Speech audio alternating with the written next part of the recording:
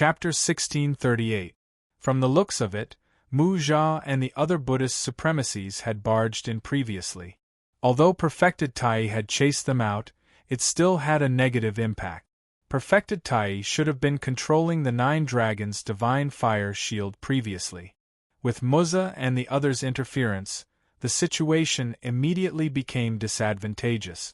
The person trapped in the 9 dragons' heavenly fire shield kept thrashing, as if he could break out at any time.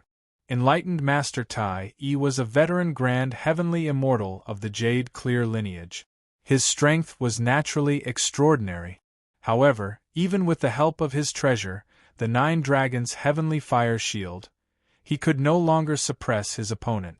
Yan Zhaoge looked at the true deity Tai and then at Mu Jia. Noticing their expressions, he couldn't help but mutter to himself. However, the situation in front of him didn't allow him to think too much. An angry roar came from below the 9 dragons' heavenly fire shield. Then, the milky white raging fire inside began to be suppressed by the majestic power and began to disperse. The flames receded, and the silhouette within it gradually became clear. He wore the heaven and earth ring on his head, held the fire-tipped spear in his hand, stepped on the wind fire wheels, and wrapped his arms with the heavenly silk ribbon.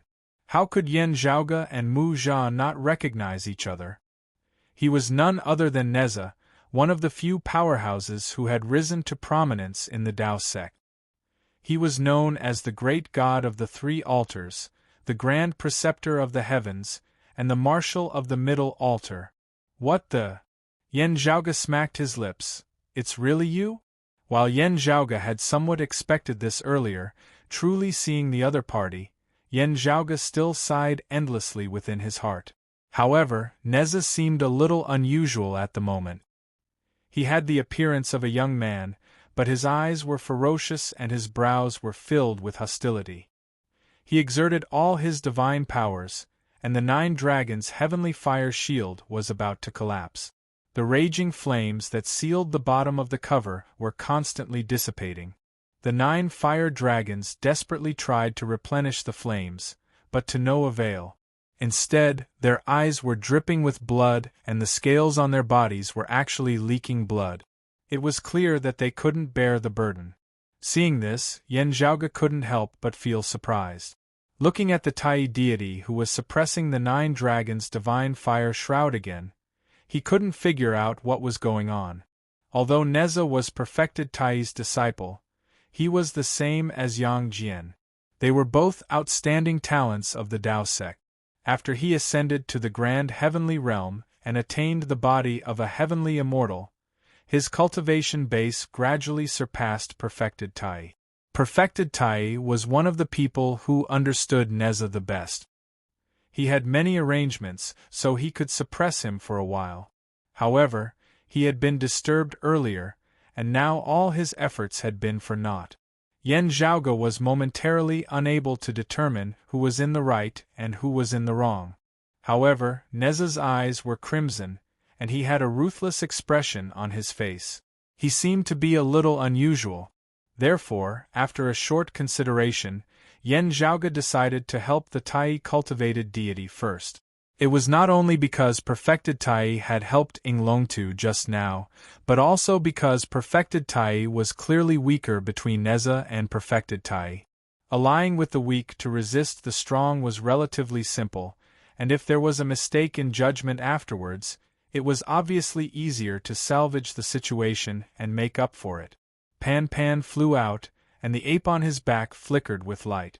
As the golden light shone, it instantly transformed into a heaven-supporting violent ape, incomparably huge, its demonic chi billowing to the heavens. Under Perfected Tai's surprised gaze, the huge demon monkey tilted its head and took out the Rui Jingu Bang from its ear. The Rui Jingu Bang expanded in the wind, instantly turning into a divine metal treasure that could hold up the sky and the sea. The monkey pressed the metal onto the 9 dragons' heavenly fire barrier, and the barrier became much more stable. Although the Rui Jingu Bang was currently a peerless weapon, its original purpose was to measure and suppress the heavenly river. Instead of harming others, It had a miraculous effect when used to suppress others. Neza, who was within the barrier, let out an unwilling roar. However, the milky white flame surrounding him became even more intense, and gradually engulfed his figure. The flames sealed beneath the 9 dragons' heavenly fire barrier became more vigorous, and the seal became stable again. Upon seeing this, Yan Zhaoge let out a sigh of relief. Even if the young master inside wasn't as strong as Yang Jian, he definitely couldn't be underestimated. An ordinary grand heavenly realm expert couldn't contend against him. In the past, Yan Zhaoge was the pavilion spirit of the Heavenly Court's Divine Palace's martial repository. Although his status was slightly inferior, Neza, who had ascended to the grand heavenly realm, was definitely one of the top few in the Heavenly Court's Divine Palace in terms of strength. Yang Jian didn't listen to orders, and he wasn't in the Heavenly Court's Divine Palace all year round. Neza was the vanguard of the Heavenly Court's external war. If the great sage equaling heavens was here, Neza naturally wouldn't be able to withstand the Rui Jingu Bang. However, even with the Rui Jingu Bang, a grand virtual-level golden body of the great sage wouldn't stand a chance against the 3 altars of the sea-meeting deity.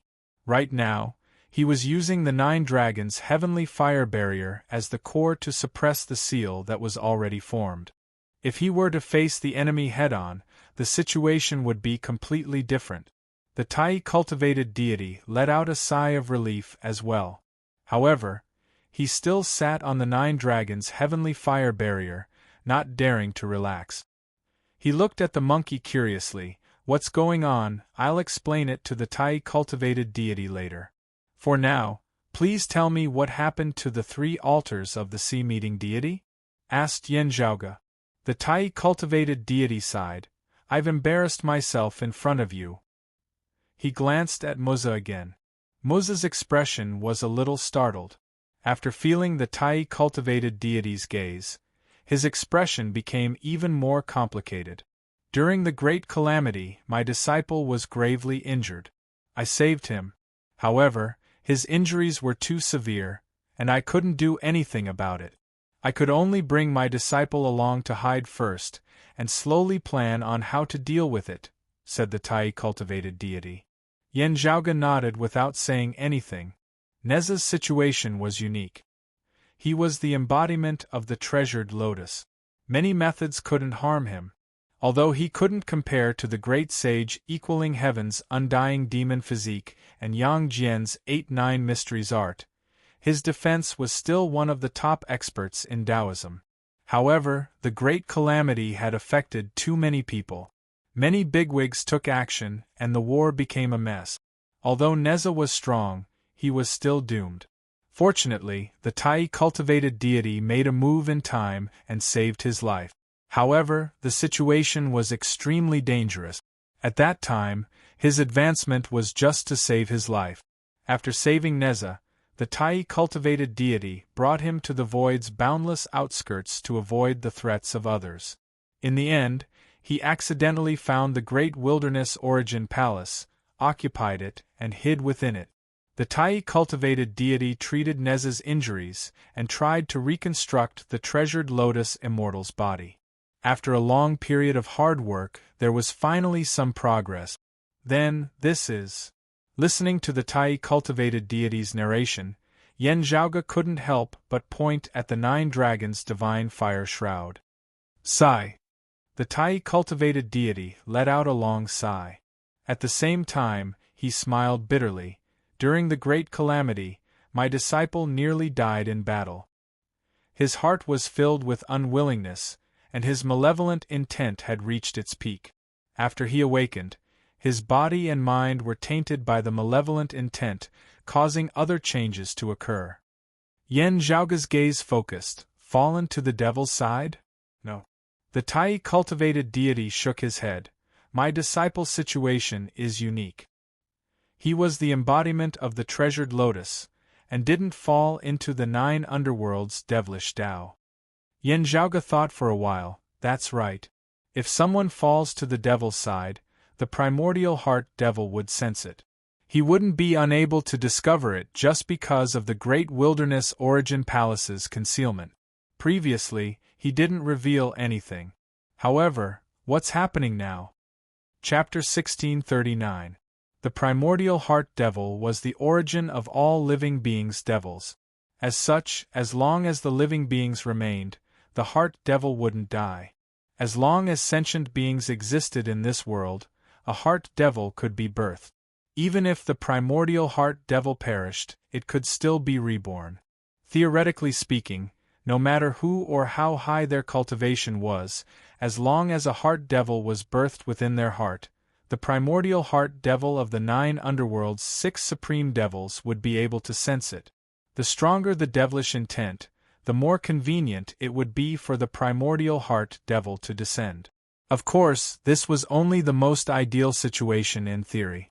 In reality, due to the interference of other bigwig experts, the primordial heart devil couldn't be that domineering. In the past, traveling monk Sun's inner devil manifested and transformed into the 6-eared macaque, which involved many parties. For bigwig experts like traveling monk Sun or even Neza, even if a heart devil birthed within their heart, they or their peers would be able to conceal it, preventing the primordial heart devil from doing anything. Most of the time, it would be hard for the primordial heart devil to notice it. However, if the obsession transformed into a devilish intent that was strong enough to cause one to fall, it would be impossible to hide it from the primordial heart devil. Yen Zhaoge had interacted with the primordial heart devil more than once or twice. He knew that this old devil was hiding his strength. Otherwise, the orthodox Taoism wouldn't have suffered such a loss due to the devil of aged metal. However, that was only under the cover of the water devil and the earth devil's incident. It was a feint to divert the enemy's attention. As for Neza or the other Taoism bigwigs, the 9 underworld's devilish Tao didn't reveal any information. Although the 3 altars sea deity didn't seem to be in a bad state, he didn't seem like a fallen devil. Yen Zhaoge felt that it wasn't impossible for the Tai cultivated deity to mention Neza's treasured lotus celestial body not falling to the devilish Tao. According to the rumors regarding Neza, the treasured lotus celestial body's most prominent defensive trait was its immunity against various evil art. To a certain extent, avoiding the invasion of the demonic Tao could also be considered a wondrous inheritance. However, it was precisely because of this that my disciple underwent other transformations. The Tai cultivated deity smiled bitterly and said, "As the saying goes, it's better to let it go. My disciple's treasured lotus celestial body isn't something innate." Yen Zhaoge nodded in understanding. This means that there's a formless gap. Misfortune and fortune depend on each other, and fortune lurks in misfortune. He looked down at the 9 dragons' heavenly fire shield thoughtfully and said, "The gods of the 3 altars of the sea meeting have long reached the realm of zenith heaven, so it is not difficult for them to control their own minds. However, the lotus fairy body is neither righteous nor evil. After being contaminated by evil thoughts, it turned into an evil body and affected the gods of the 3 altars of the sea meeting. Because of the lotus immortal body, Neza gained a lot of benefit. But now, it was precisely because of this reason that he had to suffer such a calamity." Perfected Tai sighed. "It's also because I had a narrow escape from death that I had to reforge my soul again and return to Yang from the realm of death. At that moment my thoughts were the purest. Once I made a mistake, it would be difficult to return." Neza was reborn and did not fall into the devil's path.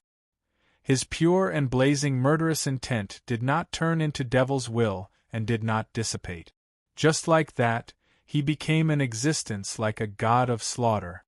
Rather than saying that he was still a Taoism grand heavenly realm, it was more appropriate to say that he had transformed into a bloodthirsty and violent lotus great demon because of the lotus immortal body. Moreover, he was even more ferocious and violent than the golden-winged roc, the 9-headed bug and the other demons. He was not as evil as the violent demons in the 9 underworlds, but his killing intent was purer. It was like the Sword King Buddha's 6 paths of reincarnation had transformed into the Hell Tao. And his strength was much stronger than the Sword King Buddha's. During the process of treating him, Perfected Tai vaguely felt that something was amiss. He could not bear to see his disciple lose his life. He was careful and tried his best to solve the problem of Neza. However, he did not succeed in the end. Neza woke up. After being confused at first, he regained his senses like a god of slaughter. Perfected Tai, who was in front of him, was the first person to suffer. Perfected Tai had no choice but to use a backup method to seal Neza there. He was Neza's master. Previously, he had treated Neza, who was seriously injured and on the verge of death. Under the condition that he was prepared, he used the layers of arrangements to form a huge seal. He did not give Neza a chance to unleash his strength and suppressed Neza in the 9 dragons' divine fire barrier. However, the great god of the 3 altars was ferocious after all. He surpassed his master and was stronger than his master, Perfected Tai. It was difficult for Perfected Tai to suppress him. Previously, he helped Yinglong to get rid of Mu Jia and the others. After being distracted, he could not continue suppressing Neza. Thanks to Yan Zhaoge's arrival, the seal was temporarily stabilized. However, even so, isn't it a little too exaggerated to be tainted by a grand heavenly immortal's malevolent intent? Yan Zhaoge looked at the 9 dragons' divine fire barrier and muttered, "If I didn't see it with my own eyes, I wouldn't have imagined it." After a person died, an ordinary soul might turn into a malicious spirit due to the malevolent intent. However, the great god of the 3 altars was not ordinary at all. According to the legends, this bigwig's temperament had always been unstable. He always maintained his youthful spirit and arrogance.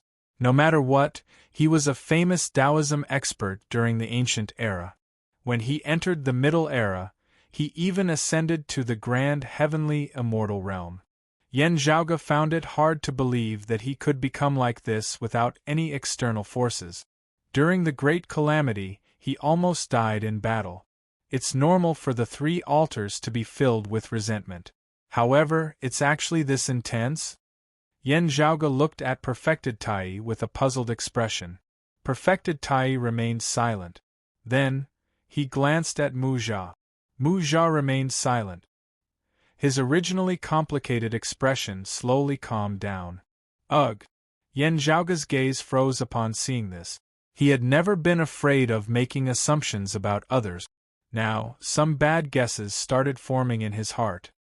From what I know, during the Great Calamity, even the Buddhist traveling monk Huiyan didn't participate in making things difficult for my Taoism's successors.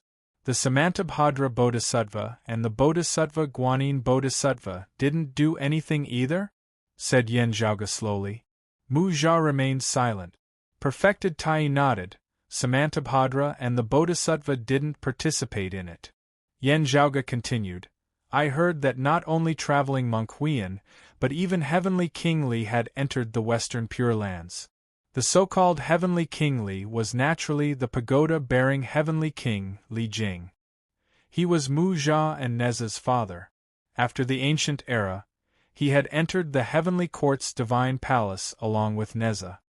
Although Heavenly King Li is a member of the Heavenly Court's divine palace, as a disciple of the ancient Dipankara Buddha, it's not surprising for him to make such a choice. However, Yan Zhaoge's gaze shifted between Perfected Tai and Mu Jia with a strange expression. During the Great Calamity, Heavenly King Li wouldn't go against us, right? Chapter 1640. The Great Calamity had originated from the internal strife of the Heavenly Court's divine palace. It was very likely that it had revolved around the birth of the immeasurable Heavenly Lord. After that, the chaos affected the entire Heavenly Court's divine palace and even the universe. Some of them decided to act together, and some of them took advantage of the situation because of personal grudges. In short, more and more people joined in, and in the end, it became a huge catastrophe that swept through the entire creation. On the other hand, the Heavenly Court's divine palace and the 3 clear lineage, as well as the various Taoist sects and branches that were spread throughout the world, had undoubtedly suffered the greatest losses. Countless powerhouses perished, and the flourishing era of martial arts also declined. Among them, the future Buddha was not the only one who made the first move. The figures of the other Tao realm experts were also faintly discernible. The Western Pure Lands, the demon race, and even the 9 underworlds had no lack of participants. However, as far as Yen Zhaoge knew, the compassionate cultivated deity and the Samantabhadra cultivated deity who had betrayed Taoism in the past, namely the Bodhisattva Avalokitesvara and the Samantabhadra Bodhisattva, had not acted against the direct lineage of Taoism.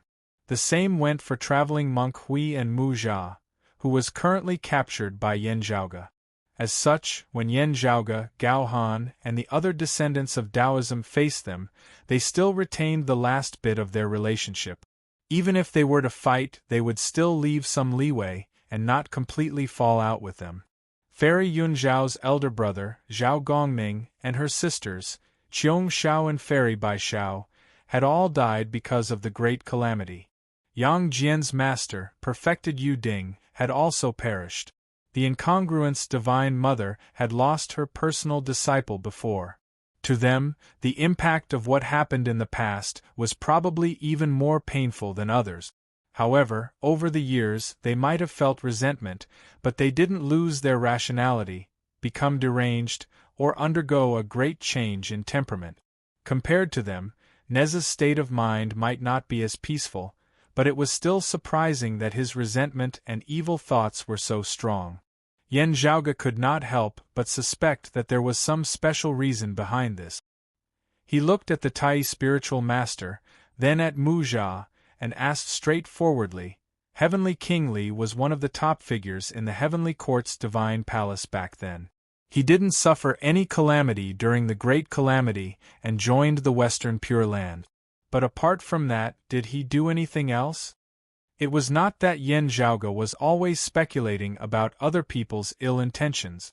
Instead, it was because the father of the pagoda-bearing Heavenly King, Li Jing, had a criminal record. Like Sun Wukong and Yang Jian, Yen Zhaoge had also heard of the legend of Neza wreaking havoc in the seas quite a bit. Some of the versions are different. In some stories, Neza wreaked havoc in the sea because he was a naughty child. In some stories, he saw injustice on the road and helped to save people. Let's not talk about that first. After Neza injured the Dragon King, the Fong family's elder Dragon King came looking for trouble. In some versions of the story, in order not to implicate his family and the local people in the secular world, Neza sacrificed himself and severed ties with his family.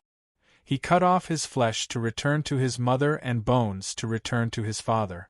At the same time, he said that he would take responsibility for what he had done, and at the same time, he gave the dragon race an explanation. In some versions of the story, his father, Li Jing, wanted to kill him in order to avoid trouble. Therefore, Neza cut his flesh and bones to show that the two of them had severed their blood ties. Whether it should be said to be fortunate or unfortunate, as Yen Zhaoge knew, in this world, the relationship between the Li father and son was the latter. This was the first time Neza had been killed. Later on, he used the treasure lotus immortal body to resurrect and obtained a great opportunity. However, during the revival process, he was obstructed by Li Jing many times. After Neza resurrected, he wanted to take revenge on Li Jing, causing Li Jing to flee everywhere. Even his eldest son, Jinzhao, and his son, Muza, couldn't stop him. Later on, Li Jing became a disciple of the Dipankara ancient Buddha, who was still a Dipankara Taoist.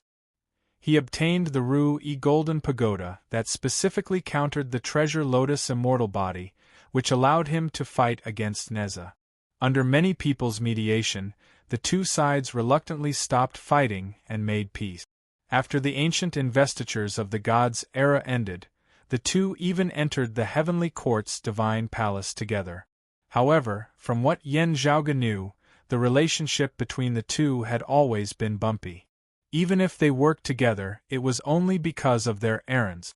With this in mind, Yan Zhaoge wasn't afraid of using the worst of intentions to analyze the situation of the Heavenly Court's divine palace collapsing and Taoism collapsing during the Great Calamity. That Heavenly King Li probably didn't just leave and join the Western Pure Lands. According to his previous conversation with Yang Jian and the others, Yan Zhaoge already knew that the Western Pure Lands played a significant role during the Great Calamity. This made Yan Zhaoge's imagination run wild about Li Jing and Neza's matters. Moreover, from Yan Zhaoge's current knowledge, Neza's fortuitous encounter with the Lotus Incarnation and Li Jing becoming a disciple of the Dipankara ancient Buddha and obtaining the Ru-E Golden Pagoda weren't as simple as they seemed. After all, there were rumors that Neza's roots were actually in the Nvaiwa Palace. The Li family he was born into was already special. When he was just born, he was almost killed by Li Jing. Yan Zhaoge couldn't help but think about the intricacies within. However, to the youthful and straightforward Neza, what was more important was what Li Jing did. To a certain extent, he's similar to the great sage. Yan Zhaoge sighed in his heart. My disciple's tribulation was all thanks to Taoist Li, said the Tai cultivated deity slowly after glancing at Muza. Yan Zhaoge smacked his lips and didn't say anything. To Li Jing, Neza was the #1 dangerous person. Without an expert stopping him and the Ru-E Golden Pagoda, he wouldn't even dare to show his face in front of Neza. There was no longer any meaning in arguing about who was right or wrong. In Li Jing's heart, the father-son relationship between him and Neza was long gone. It was hard for him to let it go. He was constantly on guard, as if there was a thorn on his back. Of course, it didn't feel good to be on guard against such a dangerous opponent. If there was a chance to remove the thorn on his back, the pagoda-bearing Heavenly King would be more than happy to do so. During the Great Calamity, Taoism had almost been annihilated. The three altars sea-meeting gods fought against the enemies and protected Taoism. In the end, a Ru-E Golden Pagoda flew over from afar and restrained his treasure lotus celestial body. As a result, he was surrounded by enemies and almost died on the spot. If the Tai cultivated deity hadn't helped him break out of the encirclement, he would have died for sure. Regardless of whether Neza's dissatisfaction towards Li Jing had faded after so many years, his old hatred was even more unforgettable now that he had a new enemy. Under the intertwining of old and new hatred, the resentment and hatred within the three altars sea-meeting gods had really broken through the horizon. Muza's expression had already calmed down completely. He said mildly, "There's no lack of parents in the world. Third brother has always been disobedient and offended father's dignity. It's fate that he met with a calamity. Father is just cleaning up the family." The Tai cultivated deity said mildly, "Don't argue with me. Why would I argue with you? I'm suppressing my disciple now for his sake, lest he sinks into the sea of blood and can't turn back. If he can retract it freely, I'll let him go now. You'll be the first to suffer. You can escape this calamity because you're not the key person." The Tai cultivated deity suddenly smiled. "However, you're a pretty good catalyst." Yan Zhaoge's heart jolted when he heard this. He recalled some rumors regarding the Tai cultivated deity. Chapter 1641. Yan Zhaoge looked at the Tai cultivated deity with an air of sage-like Taoism and thought of something else. In the Taoism's jade clear direct lineage, there were actually many vicious and merciless people. After entering Buddhism, the wise and compassionate Guanyin Bodhisattva was one of the best when she was still the Zhihong Zhenren. Heavenly Lord Guangqing was not inferior either. However, the most outstanding person was perfected Tai. Apart from being ruthless, this senior mighty figure of the Tao sect could probably be described as thick-skinned and black-bellied. Sometimes, Yan Zhaoge felt that this bigwig of Taoism was truly a role model for his generation. Hearing Taoist Tai's words, Yan Zhaoge's heart jumped. He looked at immortal Tai. "Are you going to sacrifice the pagoda-bearing Heavenly King to the three altars so that the great god of the sea will be reborn?" Mu Zha's expression changed drastically when he heard that. Perfected Tai smiled. The one who tied the bell has to solve it. The corners of Yan Zhaoge's mouth twitched slightly. Neza was infected by the resentment and hatred of Bao Lian Xian. Although he was revived, his mind was still affected. If he went on a killing spree, it might be completely out of control, and his vicious nature would become thicker and thicker. At that time, it would truly be the birth of a new god of slaughter. He would not recognize his own kin, he would not be a monster nor a demon, he would only be a bloodthirsty killer. However, there might be an exception. It was none other than Heavenly King Li, who had caused all of this back then. He would first transform into a bloodthirsty killing god, and then kill Li Jing to take revenge. The hostility would become stronger and stronger, and it might even reach a new peak. On the other hand, if the first target that Neza encountered before he sank into the sea of blood was Li Jing, the source of his resentment and hatred back then, it might be a different scene after killing him. Although it was also a slaughter that triggered the bloodthirst and ferocity, Neza might fall into a state of blankness for a short period of time. At this moment, he actually had a chance to regain his clarity. However, he had to be careful not to continue to be stained with blood before he returned to normal. The above was merely Yan Zhaoge's conjecture. He did not have complete confidence in whether or not this method would definitely work. However, based on the methods that could be thought of so far, this was the most feasible one. Yan Zhaoge believed that with the Tai cultivated deity's style, he would also make the same deduction and definitely intend to put it into practice. Of course, that was only from the perspective of solving Neza's problem. There were many difficulties. For example, how to ensure that Li Jing was Neza's first target after he escaped.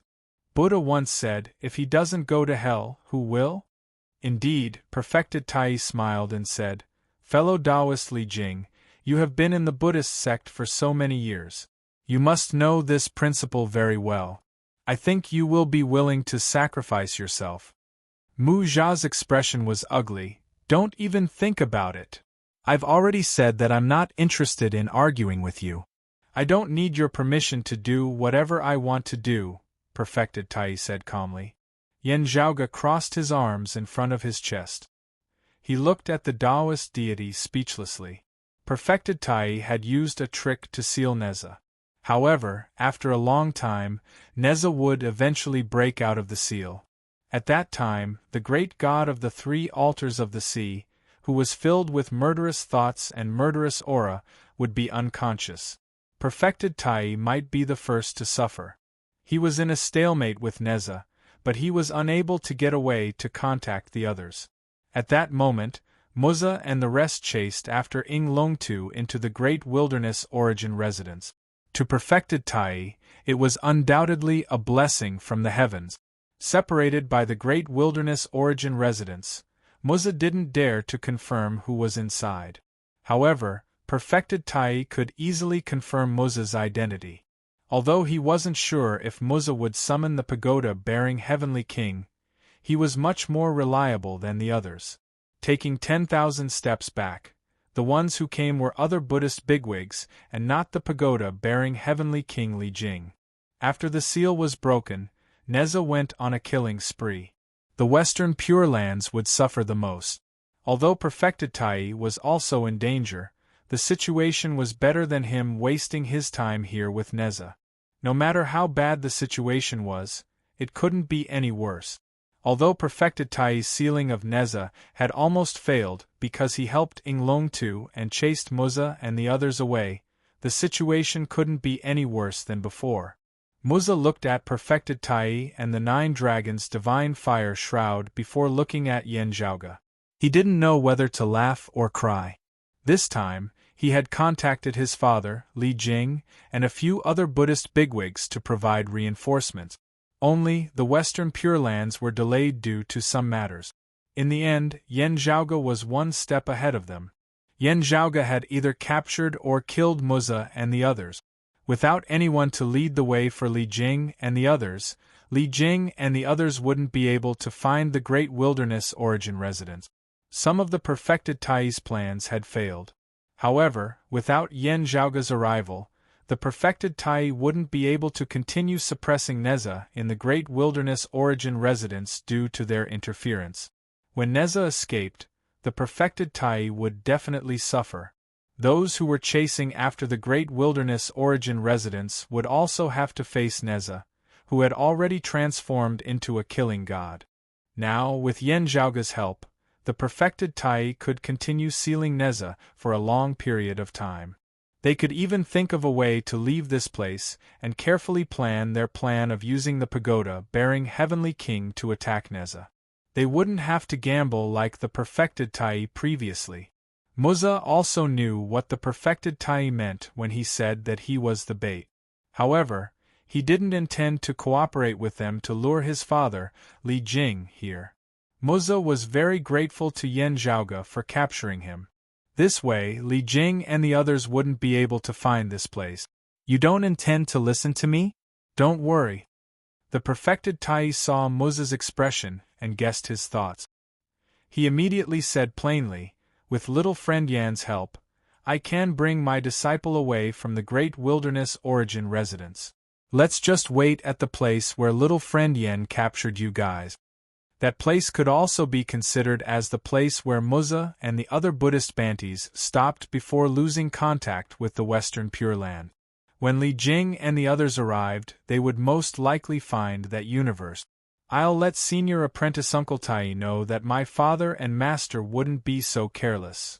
Muza replied, Senior Apprentice Uncle Tai must have learned about the immortal extermination formation and the current situation outside from little friend Ing.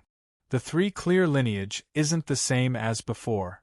Of course, my father and the others would be extremely careful. How would they step into the trap so easily? Speaking of this, Muza didn't know whether to laugh or cry. It was truly unpredictable when it came to fortune and misfortune. If they can't find me, then don't even think about finding my father. Muza snorted. The perfected Tai didn't argue with him. Instead, he looked at Yen Zhaoga. Little friend Yen, I heard from little friending that he came here with another fellow Taoist. I wonder if you can contact him? I received a message from that fellow Taoist. Only then did I know that junior apprentice brother Ing had gone missing. That's why I came here. Yen Zhaoga smiled. The other fellow Taoists will split up with me and search for junior apprentice brother Ying's whereabouts. If we spend some time, we'll be able to contact him. The perfected Tai nodded. That's for the best. Muza's heart sank as he watched the two of them conversing. Chapter 1642. After hearing the conversation between Yen Zhaoga and the Tai cultivated deity, how could Mu Jia not understand their intentions? He contacted the Dao sect cultivator who had traveled with Ing Longtu previously and used him as bait to lure Li Jing and the others. From the words of Yen Zhaoga and the others, it could be seen that the cultivation base of that Taoist martial practitioner was most likely similar to Ing Longtu's.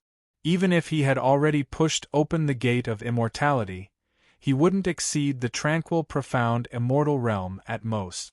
It was very likely that he would be a leakless true immortal.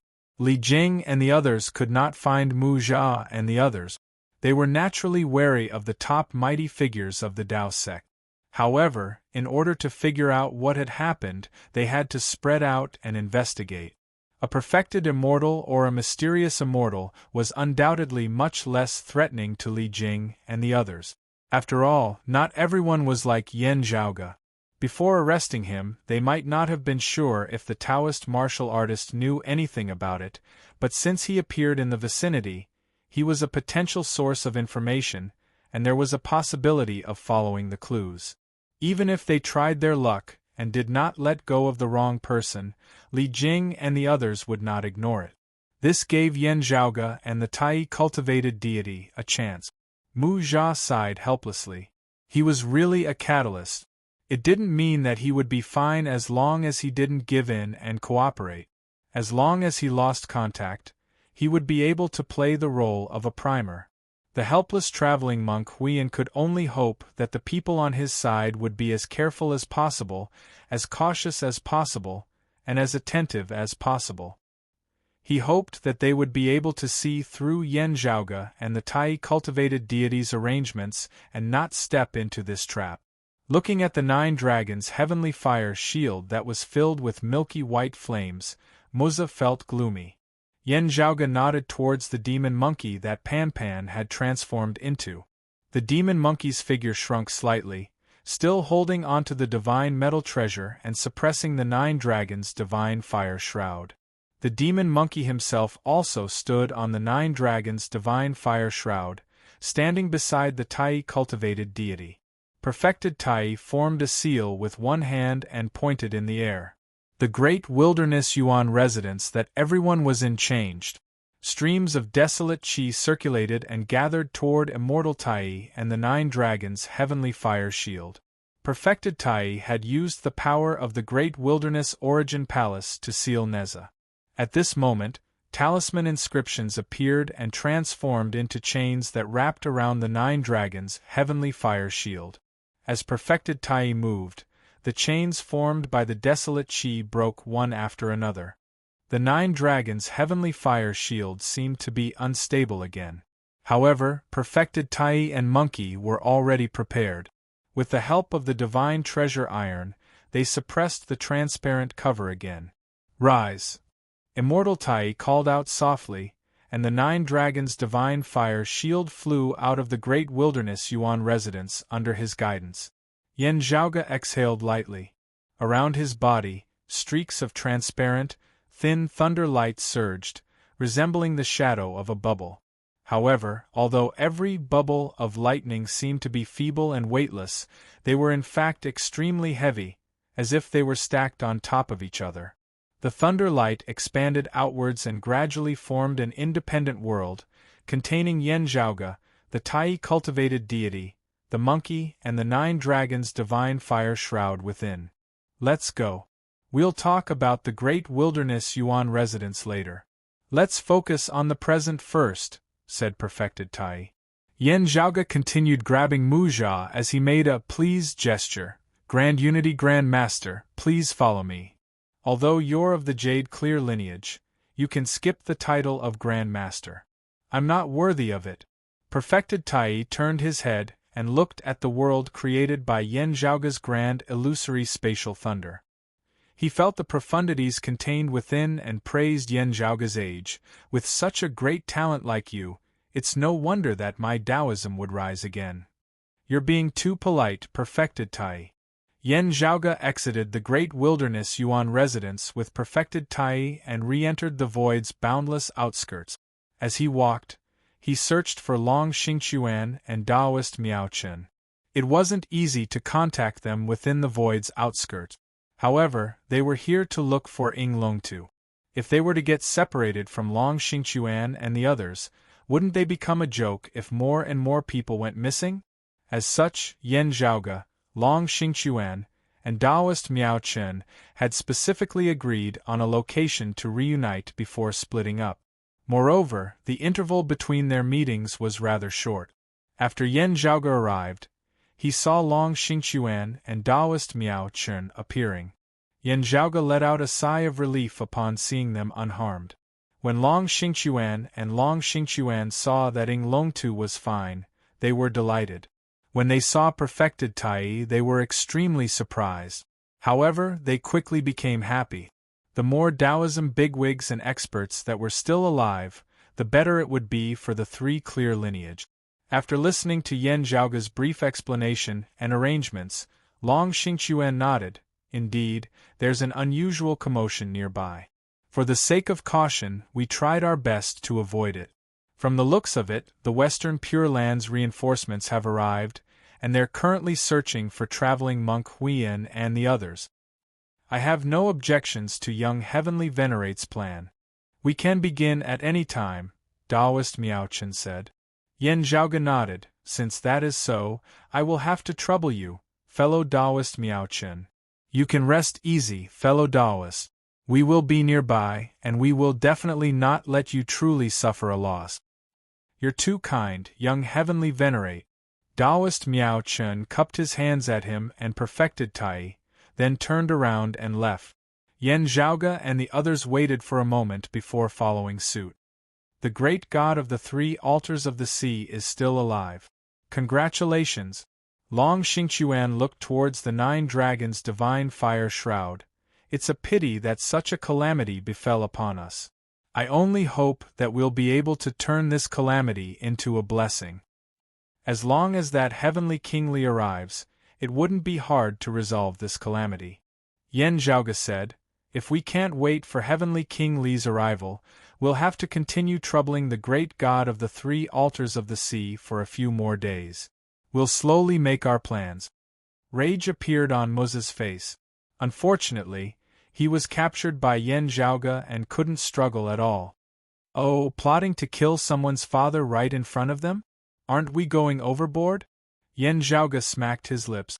Only, despite saying that, Yen Zhaoge didn't feel any psychological burden in killing the Western Pure Land's heavenly King Li and saving Neza, one of the few experts of the Taoism lineage. Even if he wanted to reflect, he would reflect on how to achieve the best result. After a short while, Yen Zhaoge and the perfected Tai's expressions changed slightly. They could feel that something had happened on Taoist Miao Chen's side.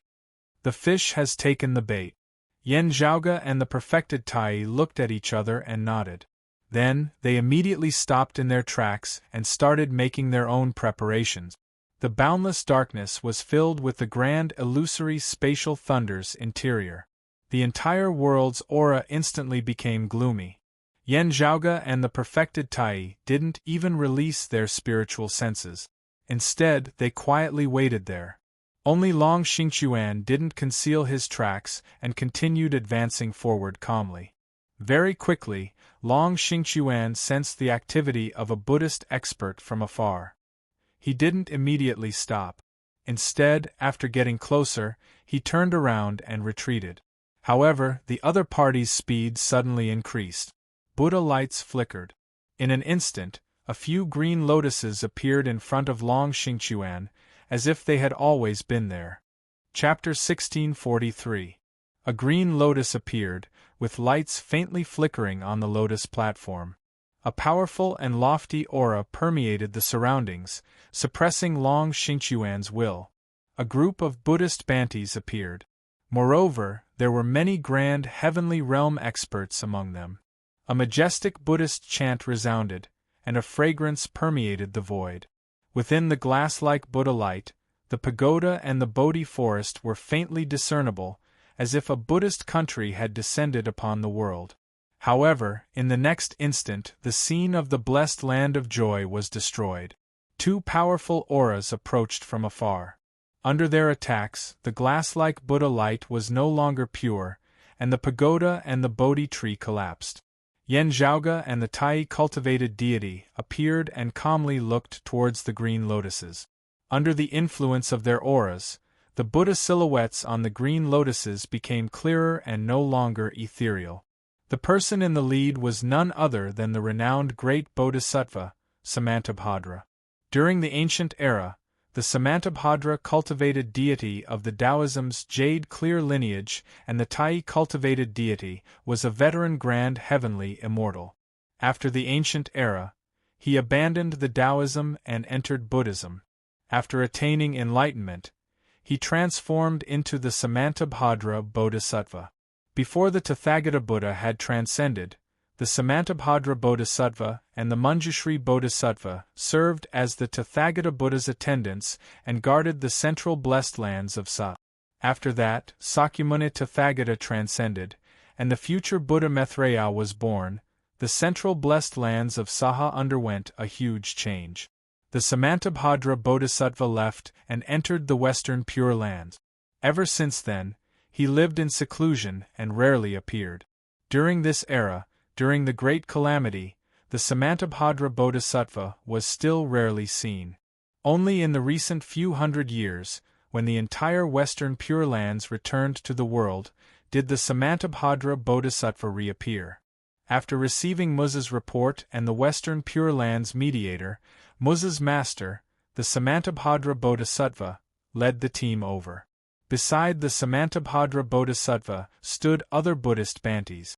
Among them, there was the Luo Yen Buddha, who had also attained enlightenment. However, the first person that attracted Yen Zhaoge, the Tai cultivated deity, and Long Xingquan's attention was a middle-aged man. Although the man's body was also surrounded by a pure Buddhist aura, he was not dressed like a monk. Instead, he was wearing armor and a golden-winged crow crown on his head. He was holding a pagoda in his left hand and a sword in his right. He had a dignified demeanor. It was the pagoda-bearing heavenly king of the heavenly court's divine palace, Li Jing. When Yen Zhaoge and the Tai cultivated deity saw him, joy appeared on their faces, and they both let out a sigh of relief. This action confused Samantabhadra, Narayan Buddha, and Li Jing. However, there was something else that attracted their attention. Perfected Tai sat on his 9 dragons' divine fire shield. The 9 dragons' divine fire shield was clearly extremely restless as it swayed. There seemed to be something suppressed beneath it. On top of the transparent cover, Yen Zhaoge's golden body of the great sage was even supporting it with the Ru-Yi golden cudgel. He was very curious about what was under the 9 dragons' heavenly fire shield. Suspicion appeared on the faces of the Buddhist experts as if they had thought of something. Back then, perfected Tai seemed to have helped that evil creature break out of the encirclement. Heavenly King Li felt his heart skip a beat. Although that evil creature is seriously injured and cannot be treated, so many years have passed. There might be other possibilities. The bewildered Heavenly King Li looked at Mu Jia, who was captured by Yen Zhaoge, and became even more anxious. Daoist Tai. Just as Samantabhadra spoke, perfected Tai smiled. Don't be in a hurry, Daoist Samantabhadra. Let's catch up later. Let's settle another matter first. As he spoke, he released the suppression of the 9 dragons' divine fire shield. The demon monkey that Pan Pan transformed into also lifted the Ru-Yi golden cudgel and leaped away. The 9 dragons' divine fire shield was almost instantly overturned. As the flowing fire spread everywhere, a silhouette rushed out from within. He seemed like an Asura that had returned from hell. His malevolent intent permeated the air, making it hard for others to look at him. Samantabhadra focused his gaze and saw that the silhouette belonged to the 3 altars sea meeting's great divinity, Neza. However, compared to before, Neza was different now. The surface of his skin that was originally as white as a lotus root was now blood-red. Even his face looked mournful, filled with resentment and malevolence. The 3 altars sea meeting's great divinity stood on the wind-fire wheels. After he appeared, his gaze immediately locked onto the pagoda-bearing heavenly king, Li Jing. Seeing that, Li Jing felt that something was amiss. Without waiting for him to speak, Neza let out a furious roar. His figure flashed and instantly appeared in front of him. He held the fire-tipped spear horizontally and stabbed it towards his chest. Samantabhadra sighed and did not directly help. That was because after perfected Tai retracted the 9 dragons' divine fire shield, he had already rushed towards him. Fellow Daoist Samantabhadra, we can catch up now, said perfected Tai with a faint smile.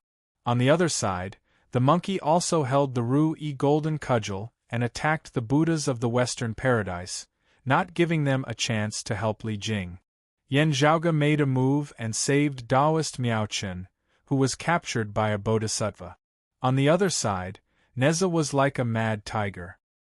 His fire-tipped spear was deadly as he pointed it at Li Jing. Li Jing hurriedly took out the Ru-Yi golden pagoda. Although this treasure was sharp and specialized in restraining Neza's treasure lotus immortal body, Neza, who had ascended to the grand heavenly realm, was different from him when he was at the grand virtual realm in ancient times. Although the Ru-Yi golden pagoda was good, it could only play a decisive role when others were fighting against Neza. When facing Neza alone in Li Jing's hands, he couldn't suppress him. He could only resist for a while. Just like how Neza was reborn in the form of a lotus after his first death tribulation, he chased after Li Jing until there was no way out. Today seemed to be another reincarnation.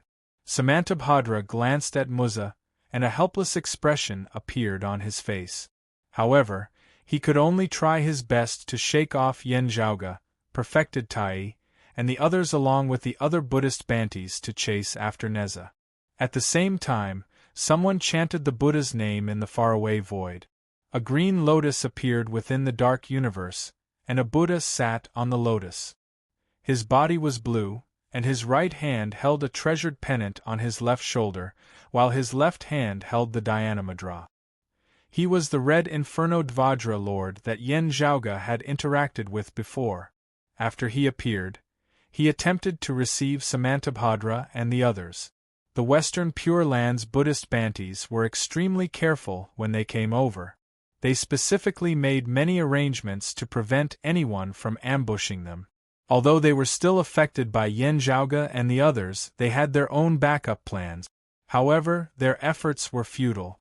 Amidst the deafening roar, a golden violent ape leaped out from another void and disrupted the Samantabhadra Bodhisattvas and the red Inferno Dvajra Lord's arrangements.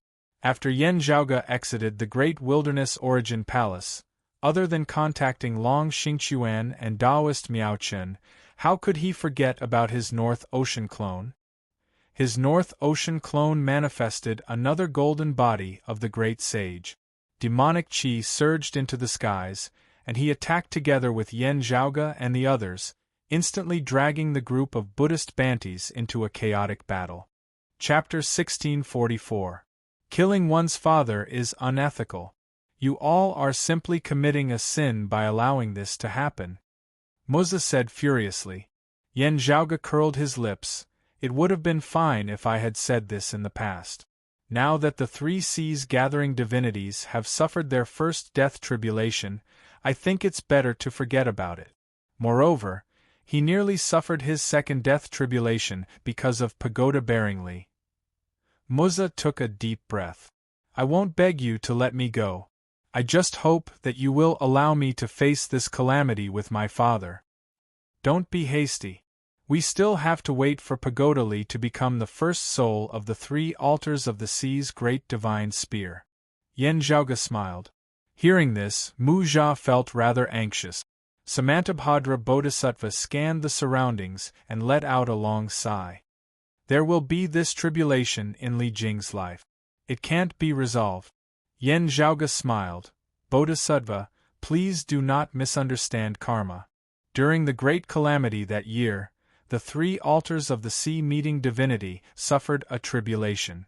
Now, Heavenly King Li is merely repaying his debt. There are many disturbances in it.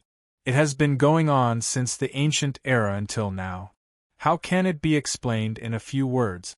Samantabhadra Bodhisattva shook his head. Yen Zhaoge nodded. These words are indeed true.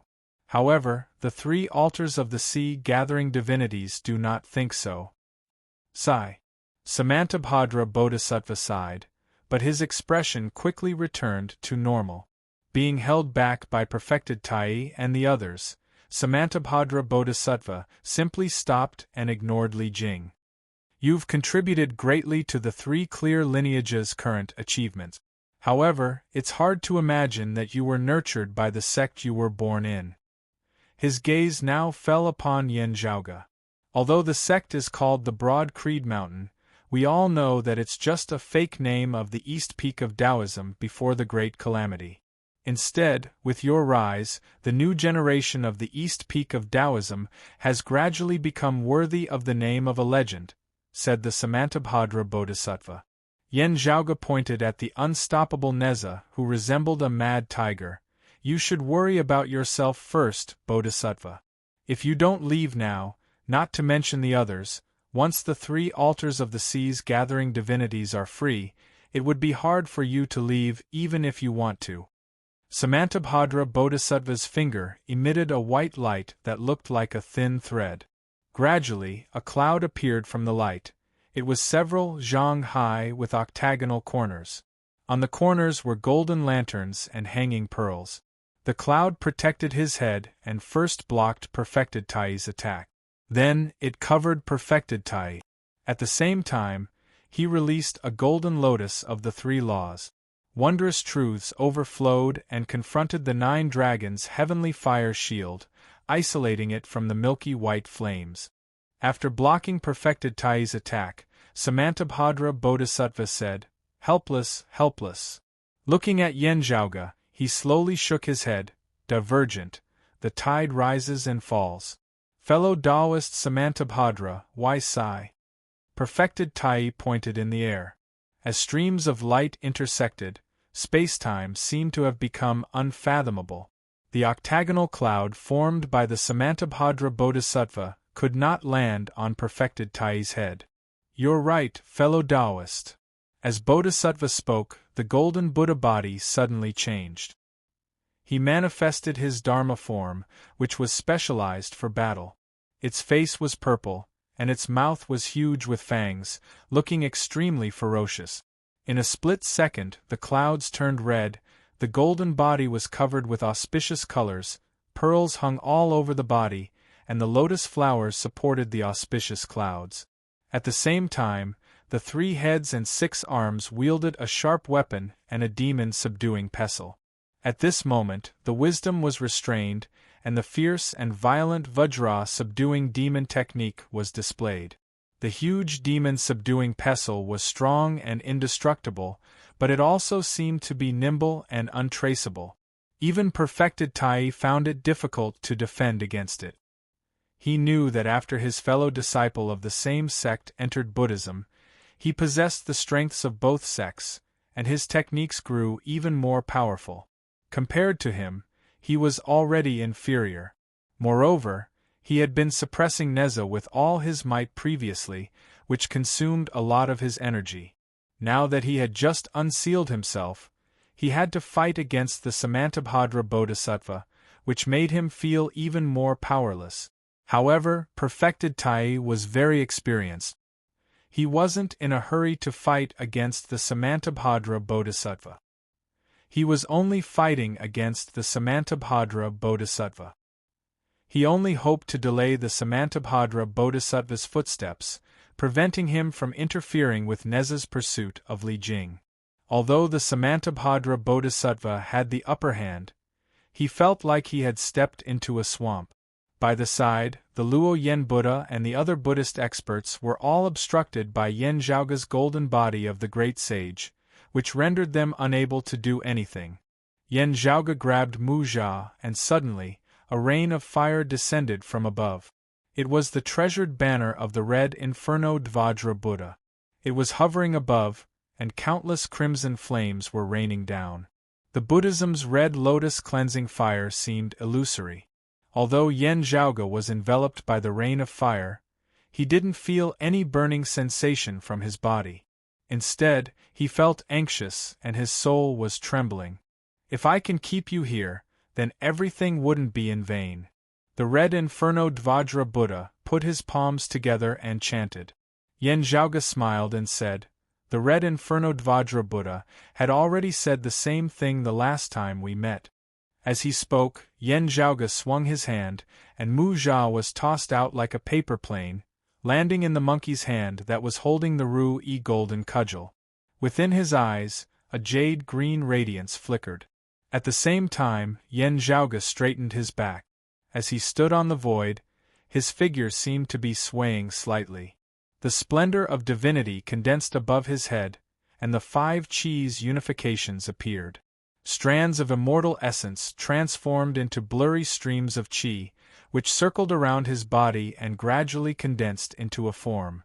At this moment, Yanzhaoge's entire body seemed to have transformed into an object that resembled an axe, yet wasn't an axe, and a banner. He raised his right hand upwards, as if he was holding up a piece of creation. As he flipped his palm, the entire world of creation seemed to be overturned, and the heavens and the earth seemed to be flipping. Facing the red Inferno Dvajra Buddha's all-encompassing red lotus cleansing fire, Yanzhaoge didn't evade it. Instead, he raised his palm and struck it head-on. Within this palm, the jade-clear primordial heavenly scriptures Origin Heavenly Scripture, Heaven Opening Scripture, and Cyclic Heavenly Scriptures Profundities were contained within. The primordial early heaven three scriptures combined into one, displaying the profundities of the primordial chaos from the very beginning of the world. Boundless profundities and peerless power were manifested at the same time. The void beneath Yen Zhaoge's palm seemed to have returned to its original state of chaos. There was no front, no back, no cold, no heat, no beginning, and no end. Then, it was split apart by the bigwig's divine ability. The chaos shattered, and the earth, water, fire, and wind surged in chaos. Then, everything stabilized once again. The two polarities circulated, and the principles of all existences manifested at the same time. The world of creation had its initial appearance, and it had the principles to deduce its trajectory.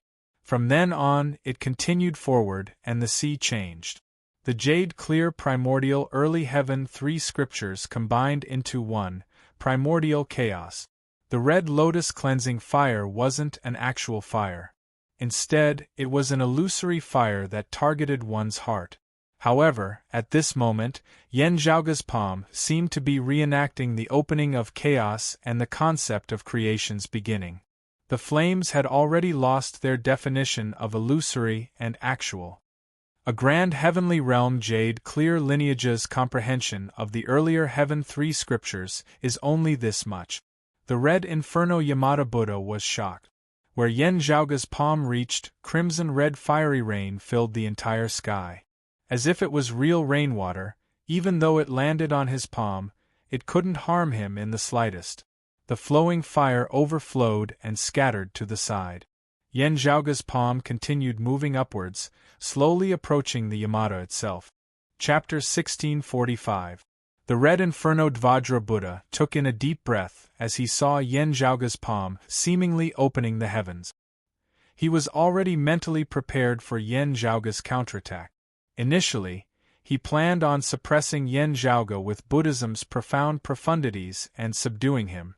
However, upon seeing Yen Zhaoge's chaos origin opening strike, the red inferno Vajra Buddha stopped his previous thoughts and switched to attacking Yen Zhaoge with Buddhism's profound profundities. He no longer had any hopes of subduing or capturing Yen Zhaoge alive. Defeating Yen Zhaoge was already enough. The profundities of Buddhism's profundities merged and transformed into a profoundness that was neither pre-heaven nor post-heaven, clashing against Yen Zhaoge's chaos origin opening strike. The red inferno Vajra Buddha didn't hold back at all. The golden lamp and sarira on top of his head shone brightly. Green lotuses accompanied by fragrance filled the void, filling up the space opened up by Yen Zhaoge's palm intent. The Buddha arrived beneath the Vajra and extended his palm towards Yen Zhaoge. When the crimson flames touched the green lotuses, they instantly started burning. No ashes could be seen as the flames burned. Instead, they transformed into true red lotuses that descended from the heavens, forming an ocean of lotuses. The blessed lands of the Red Blaze Dhamma Lord manifested as the Red Blaze Dhamma Lord Buddha descended here, wanting to bury Yen Zhaoge within. Upon seeing this, a smile appeared on the corner of Yen Zhaoge's mouth. His right hand continued moving upwards, and a treasured hammer suddenly appeared in his left hand. Chaos Origin Hammer! The red inferno Vajra Buddha's eyelids twitched, and he knew that something was amiss. That treasured hammer was the Black Cloud's Immortal's personal treasure, the Chaos Origin Hammer. The Black Cloud's Immortal had gained fame with it, and its sharpness in killing wasn't inferior to the Lord of Broad Accomplishments' cyclic heavenly seal. After the Black Cloud's Immortal's death, the Chaos Origin Hammer fell into Yen Zhaoge's hands. All these years, he had been carefully refining it. When the red inferno Vajra Buddha approached, Yen Zhaoge took out the hammer and smashed it towards the red inferno Vajra Buddha. The red inferno Vajra Buddha was caught off guard and was instantly knocked down by the hammer. Yen Zhaoge didn't show any mercy and continued smashing the Chaos Origin Hammer towards the red inferno Vajra Buddha. Namo Amitabha! Cracks appeared on the chest of the red inferno Dhamma Vajrayana golden body. He endured the pain and chanted the name of Buddha. The sarira above his head shone brightly. Numerous red lotuses gathered and surrounded the red Inferno Vajra Buddha Lord. The red lotuses bloomed one after another, blocking the primeval hammer. However, the primeval hammer still managed to break through the encirclement and continued to strike at the Buddha. The red Inferno Vajra Buddha Lord had no choice but to dodge to the side. Even so, he could not prevent the golden lamp on his head from being knocked over by the treasured hammer. Meanwhile, on the other side, Yen Zhaoge's figure rose higher and higher, his palm flipping upwards as he instantly overturned that treasured banner. With the collapse of the treasured banner, the rain of fire was immediately extinguished. The pure land of the red Inferno Vajra Buddha Lord's Buddhist kingdom also began to collapse. Yen Zhaoge grabbed the treasured banner with his right hand, wielding the chaotic origin hammer with his left as he continued smashing down towards the red Inferno Dhamma Buddha monarch, causing that Buddha to only be able to flee, evading in all directions. Not only was it difficult for immortal essence to break through immortal splendors, but it was also difficult for grand virtual immortals to injure grand heavenly immortals. Grand heavenly immortals often found it difficult to even touch grand heavenly immortals. However, even if Yen Zhaoge only had a condensed flower above his head, most virtual immortals couldn't compare to him.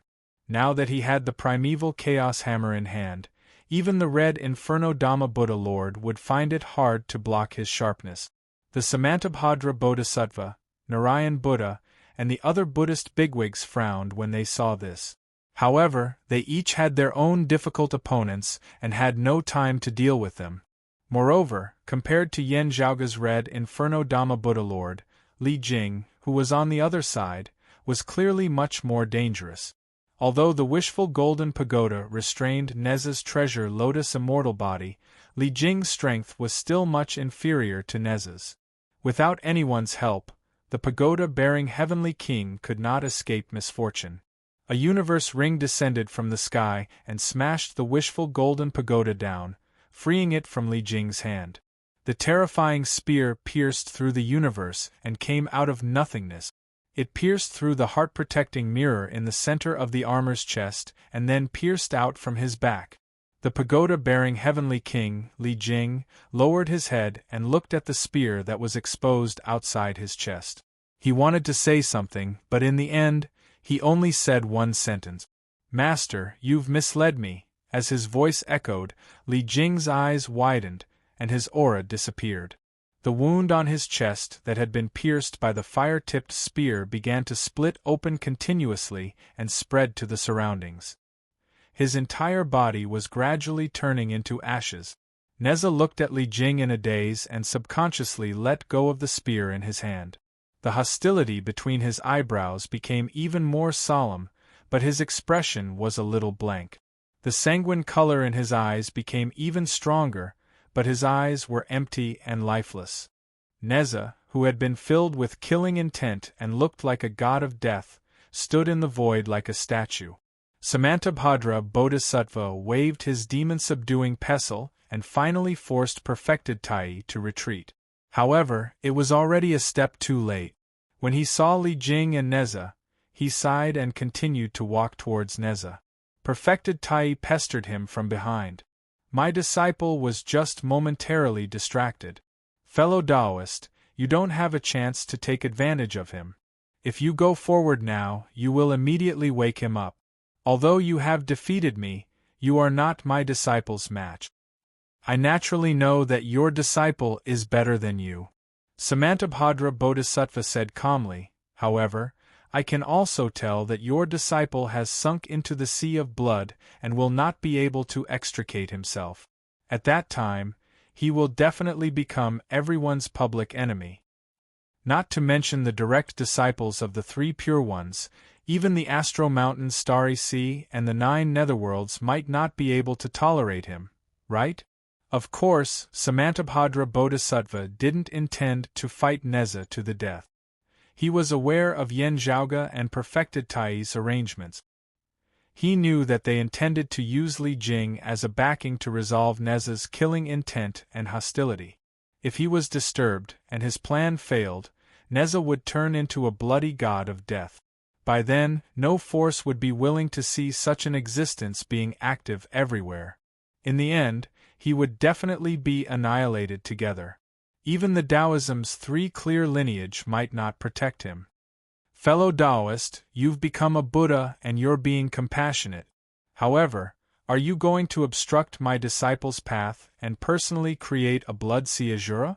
Naturally, perfected Tai wasn't willing to let Samantabhadra Bodhisattva ruin his plan.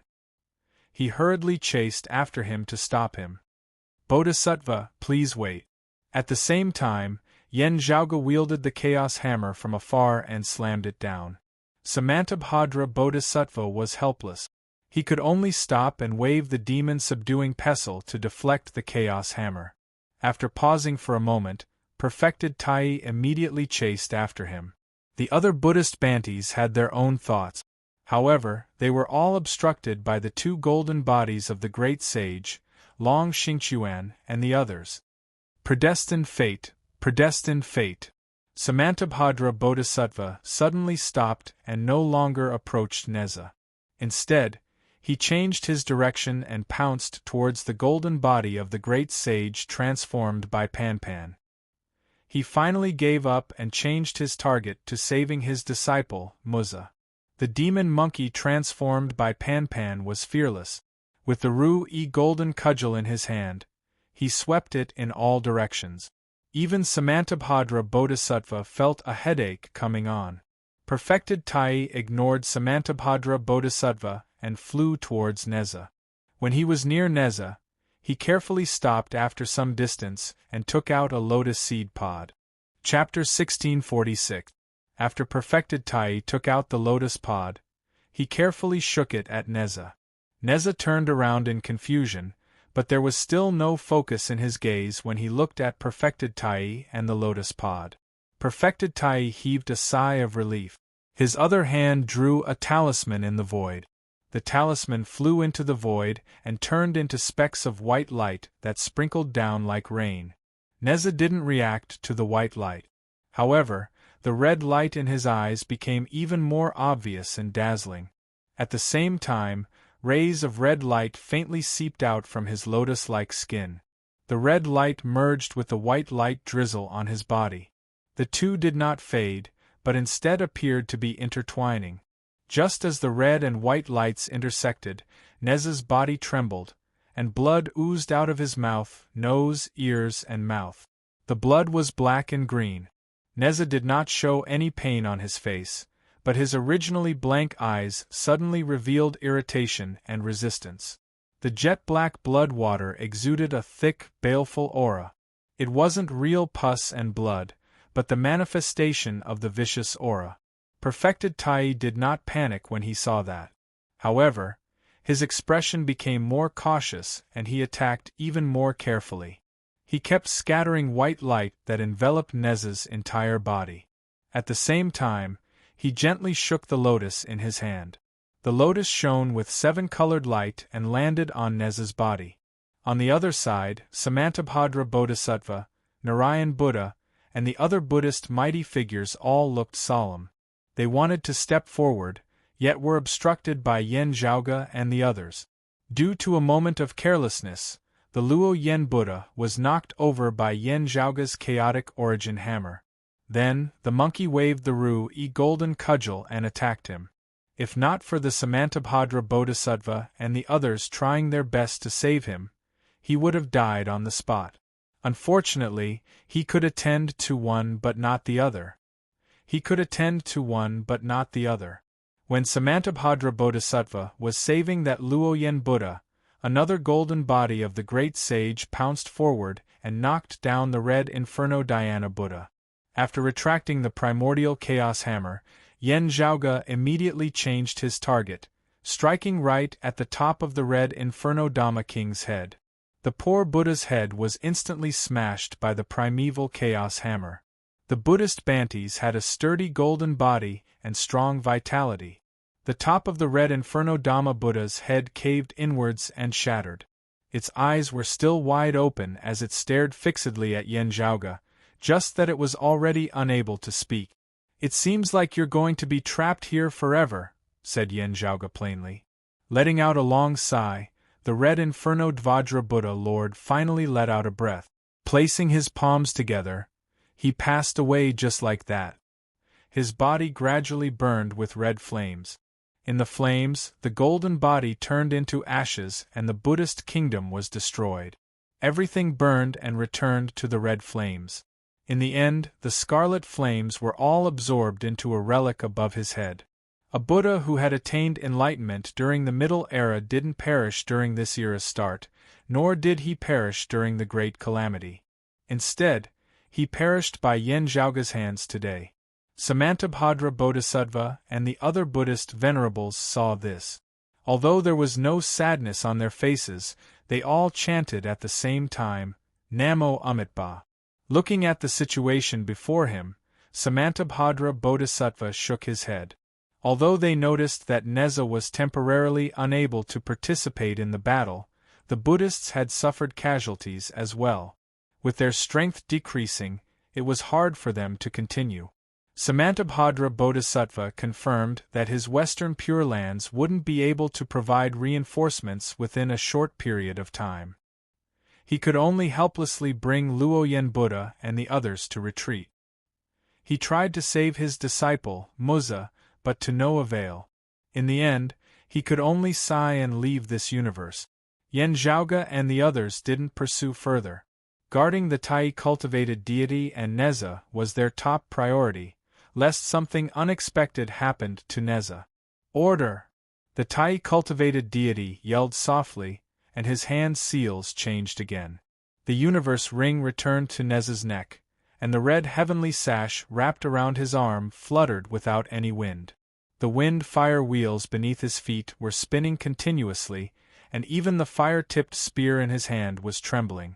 The treasures around him seemed to be alive, and they were constantly advising Neza to help the Tai cultivated deity. Most of these treasures were bestowed to Neza by the Tai cultivated deity. Yen Zhaoge nodded in his heart upon seeing this.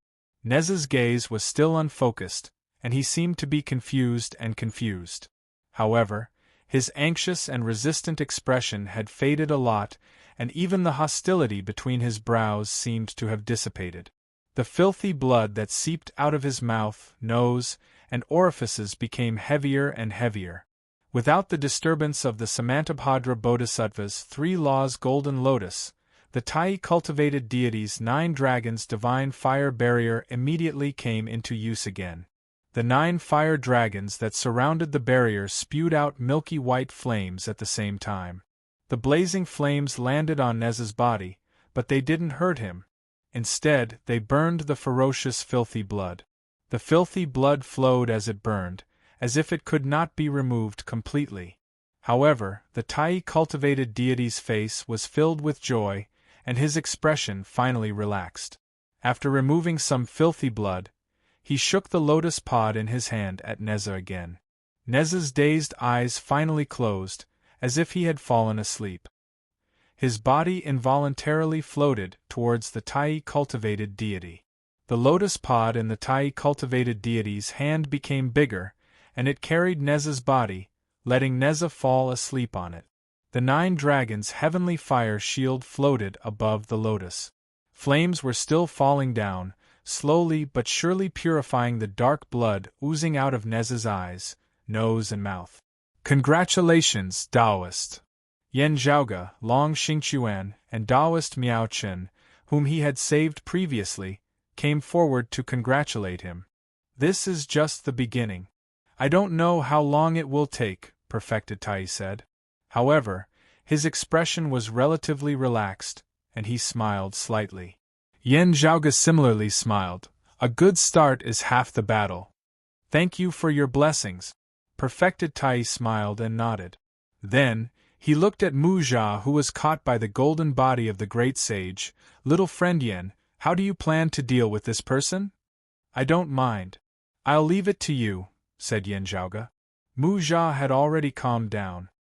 He looked expressionlessly at Yen Zhaoge and the true deity Tai, repeating his previous words.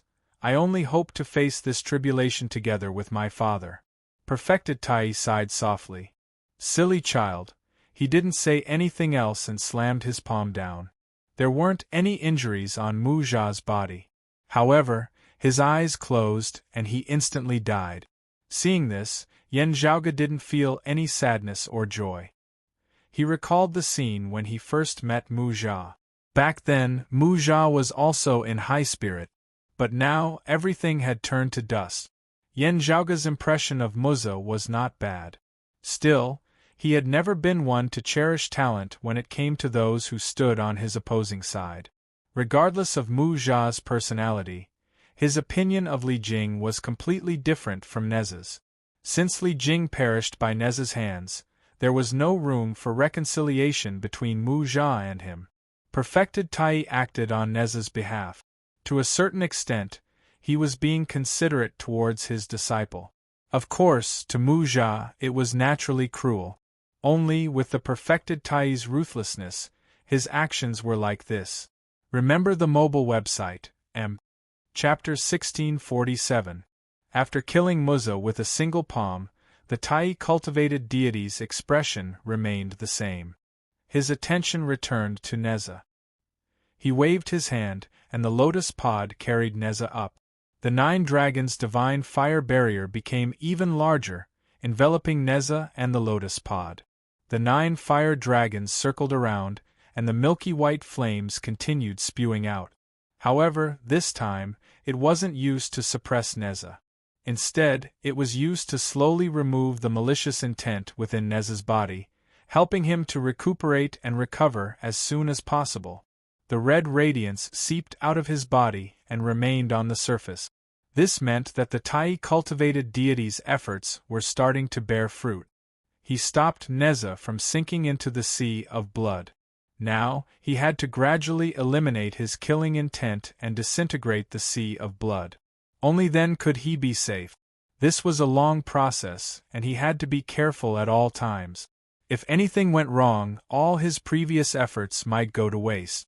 However, compared to when Neza went berserk and the Tai cultivated deity had to risk his life to suppress him, it was undoubtedly a world of difference.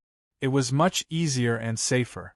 If he couldn't suppress Neza previously, the first person to face Neza would be the Tai cultivated deity. By then, Li Jing would be the role model. Previously, I heard from little friending that our orthodox Taoism has reopened the heavens, and we're starting to see it scale? Tai cultivated deity asked Yan Zhaoge and Long Xingquan. Yan Zhaoge nodded, that's right. Currently, a total of 6 heavens have been reopened. Tai cultivated deity said, my disciple's current situation is still very unstable. I might need to enter seclusion with him for a few years. Can I borrow a cave manor? There was a reason why he was being so polite.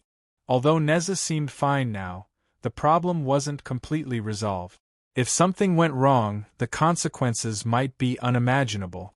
It might even bring a huge disaster to the Zhu Luo Royal Reed Heaven and other places. By then, even if he could be stopped, there might be chaos and even more destruction. If they continued to stay in the Great Wilderness Origin Palace, they would be too far away from the Taoism's 6 heavens. It would be inconvenient for the 3 clear Taoists to protect them. However, this wasn't a problem for Yan Zhaoge. Although he couldn't do it in places like the Zhu Luo Royal Reed Heaven, he could lend it to the Tai cultivated deity for the time being. He could temporarily postpone the immigration plan. While the Taoist Tai cultivated deity was thick-skinned and black-bellied, given the current situation, he wouldn't do something like taking over a magpie's nest. Therefore, Yan Zhaoge wasn't worried. You're too polite, Taoist. The return of you and the 3 altars' great divinity is a joyous occasion for our Taoism. Yan Zhaoge cupped his hands towards him. In that case, thank you, little friend, Perfected Tai said politely. Yan Zhaoge looked at the 9 dragons' divine fire shroud by the side.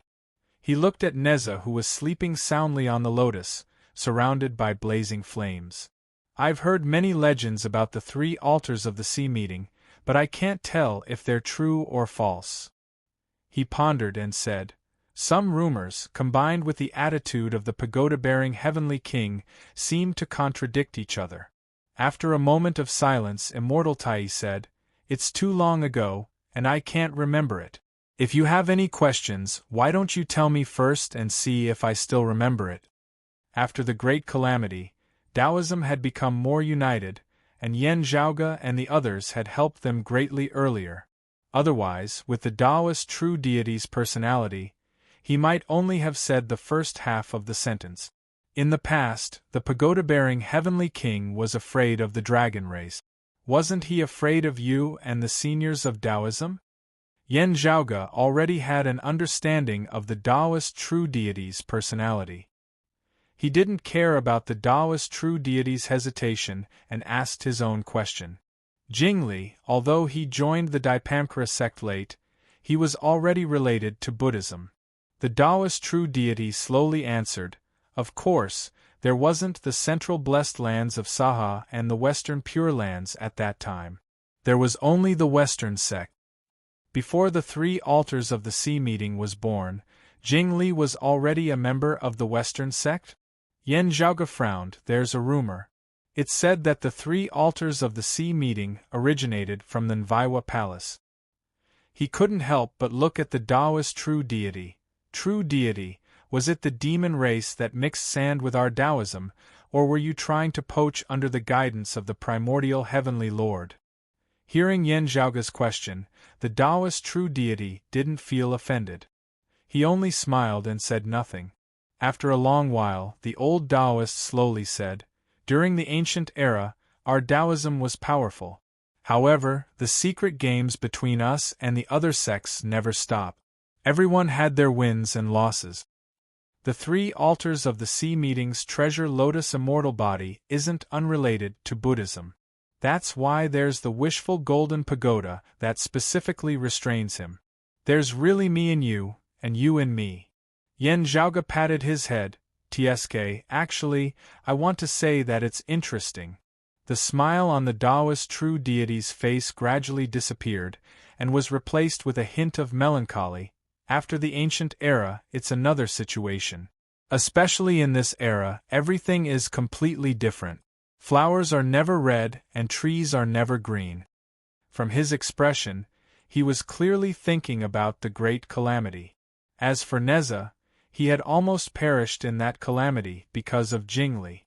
However, this melancholy came and went quickly.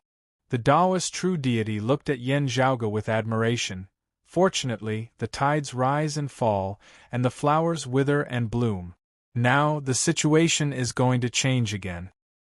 "You're right, Taoist." Yan Zhaoge nodded. He said to Yinglongtu, after a while, "Bring the Taoist and the 3 altars of the sea meeting back to our side. Tell Yunxing and junior apprentice brother Lan about the situation, and they'll know what to do." "Yes, senior apprentice brother." Yinglongtu nodded. Then, he asked curiously, "Senior apprentice brother Yen, aren't you returning to the Vermilion Bird Royal Reed Heaven with us?" The Taoist true deity and Long Xingchuan looked over as well. "I won't be returning for now." Yan Zhaoge shook his head. "I'm more interested in what the Western Pure Lands are busy with." Due to the orthodox Taoism, although the war between the Immortal Court and the Blessed Lands of the White Lotus had started, the Western Pure Lands and the demon race had restrained themselves in order to prevent the orthodox Taoism from benefiting from it. If the demon race wasn't holding them back, the Western Pure Lands' performance in dealing with the Great Wilderness Natal Palace and Neza's matter would be a little lacking. As if they were busy with other important matters, the coordinating manpower was a little tight. If not for that, Yan Zhaoge would not have arrived before the Samantabhadra Bodhisattva and the others. In the end, he would not have wiped out Mu Jia and the others and found the Great Wilderness Origin Palace, Yinglongtu, the Tai spiritual master and Neza first. After that, Neza broke out of the seal and chased after Li Jing. The Samantabhadra Bodhisattva and the other Buddhist Bantis were helpless against Yan Zhaoge and the others' obstruction. Under such circumstances, the Western Pure Lands didn't send a second wave of reinforcements. This was probably not only because they were afraid that the orthodox Taoist sects might also send reinforcement. Yen Zhaoge felt that it was more like the other side was really short on manpower, unable to sustain for a time, thus retreating. Remember the mobile URL. Chapter 1648. During the fight for the Immortal Extermination Formation, the Orthodox Taoism had won the battle and reversed the perilous situation after the Great Calamity. No matter if it was Yen Zhaoge, Yang Jian, or the others, they knew that this wasn't the time to relax. They could only be said to be on the same starting line as their opponents, no longer lagging far behind like before. However, it was still unknown who would be the first to reach the finishing line. If anything went wrong, all of their previous efforts would go down the drain. Now that the environment was more relaxed, it wasn't time for them to put their weapons away. Instead, they had to make use of this rare opportunity to accumulate as much strength as possible in order to face the upcoming, even more intense competition. "Everyone, you can return first," said Yen Zhaoge to Ing Longtu, Long Xingquan, and the Tai-E cultivated deity. Long Xingquan nodded. "Zhaoge, do as you please. I'll quickly inform the others about the abnormal situation in the Western Pure Lands. By then, someone will reinforce you. My disciple's situation is worrying, and I can't afford to relax yet. I can't leave for now," the Tai-E cultivated deity said. "The two of us have been trapped for many years, and our understanding of the current situation is limited. It wouldn't be good for us to interfere. Hence, we can only hide for now. Thank you, little friend Yen. You're too polite, cultivated deity." After saying that, Yen Zhaoge bade farewell to everyone and entered the void. As for Ing Longtu, Long Xingquan, and the others, they returned to Zhu Luo's royal reed heaven, crimson brightness, and Yang Heaven's Taoism territories. After parting ways with the others, Yen Zhaoge walked alone within the void and pondered. Of course, he couldn't just walk straight to the Western Pure Lands and ask the various Buddhas, "What's everyone busy with recently?" without mentioning whether they would tell him. If he dared to go, the Dipankara ancient Buddha and the other bigwigs of Buddhism would be more than happy to keep him in the Western Pure Lands forever. Currently, he hadn't heard any news of the Orthodox Buddhism plotting anything. The other party had concealed the news very well. If Yen Zhaoge wanted to find out more information, he would have to think about it. However, there were still clues to be found. The Western Pure Lands had invested a lot of manpower. With such a large-scale movement, it would be hard for them to not leave any traces behind. Perhaps it was because he hadn't noticed any clues earlier that he hadn't paid much attention to it. But now that he had discovered the problem, he had the heart to look for it. What he had been careless about previously was no longer ordinary. Yen Zhaoge first contacted the incongruent's Divine Mother. Previously, after she recovered from her injuries and established the Crimson Light and Yang Heaven, the goddess of Wudong replaced Fairy Yun Shao to control the immortal vanquishing array. She had been compatible with the void all year round and did not appear in the world. To a certain extent, she was also monitoring the movements of the other forces. With the immortal cultivation, the immortal divine, immortal Tao, the spirit, the immortal Xing divine formation. Of course, she and the immortal execution formation were the people that the other sects paid the most attention to. After all, they weren't staring at each other face to face. It was hard for the incongruent's Divine Mother to come to a direct conclusion. However, Yen Zhaoge could obtain a lot of first-hand information from her, which was already very valuable. Yen Zhaoge continued forward and approached the universe domain, where the immortal court and the blessed lands of the White Lotus were clashing. He did not continue to go closer. The fight over there had little to do with him. Tian Heaven. To the Yen to Tian Yen sect. Yen to he. Only if, he to Tao, he it, he to he. Tao the. And Tao and all. The immortal extermination formation posed the same threat to the other factions. However, the two heretics couldn't bear the consequences. As a result, the immortal extermination formation posed the greatest threat to them. After a long time, the void trembled slightly. Rays of clear sword lights formed a world and enveloped Yen Zhaoge. Within this world, the incongruence Divine Mother's voice resounded. Zhaoge, why did you come here? I'm here to discuss something with you, Divine Mother, answered Yen Zhaoge. Where did the joy come from, and where did the sorrow come from? Asked the incongruence Divine Mother. Yen Zhaoge told her about the good news. Our 2 Jade Clear Senior Bigwigs, the Tai Cultivated Deity and the 3 Altars Oceanic Group Divinity, have returned. Only, the 3 Altars Oceanic Group Divinity's situation is still a little inconvenient. During the ancient era, the incongruence Divine Mother wasn't on good terms with the Jade Clear lineage. She agreed with Yen Zhaoge, that's right. It's worth celebrating. Other than that, there's another matter. Yen Zhaoge told her about his suspicions regarding the Western Pure Lands. I wonder if Divine Mother has noticed any abnormal movements regarding the Orthodox Buddhism.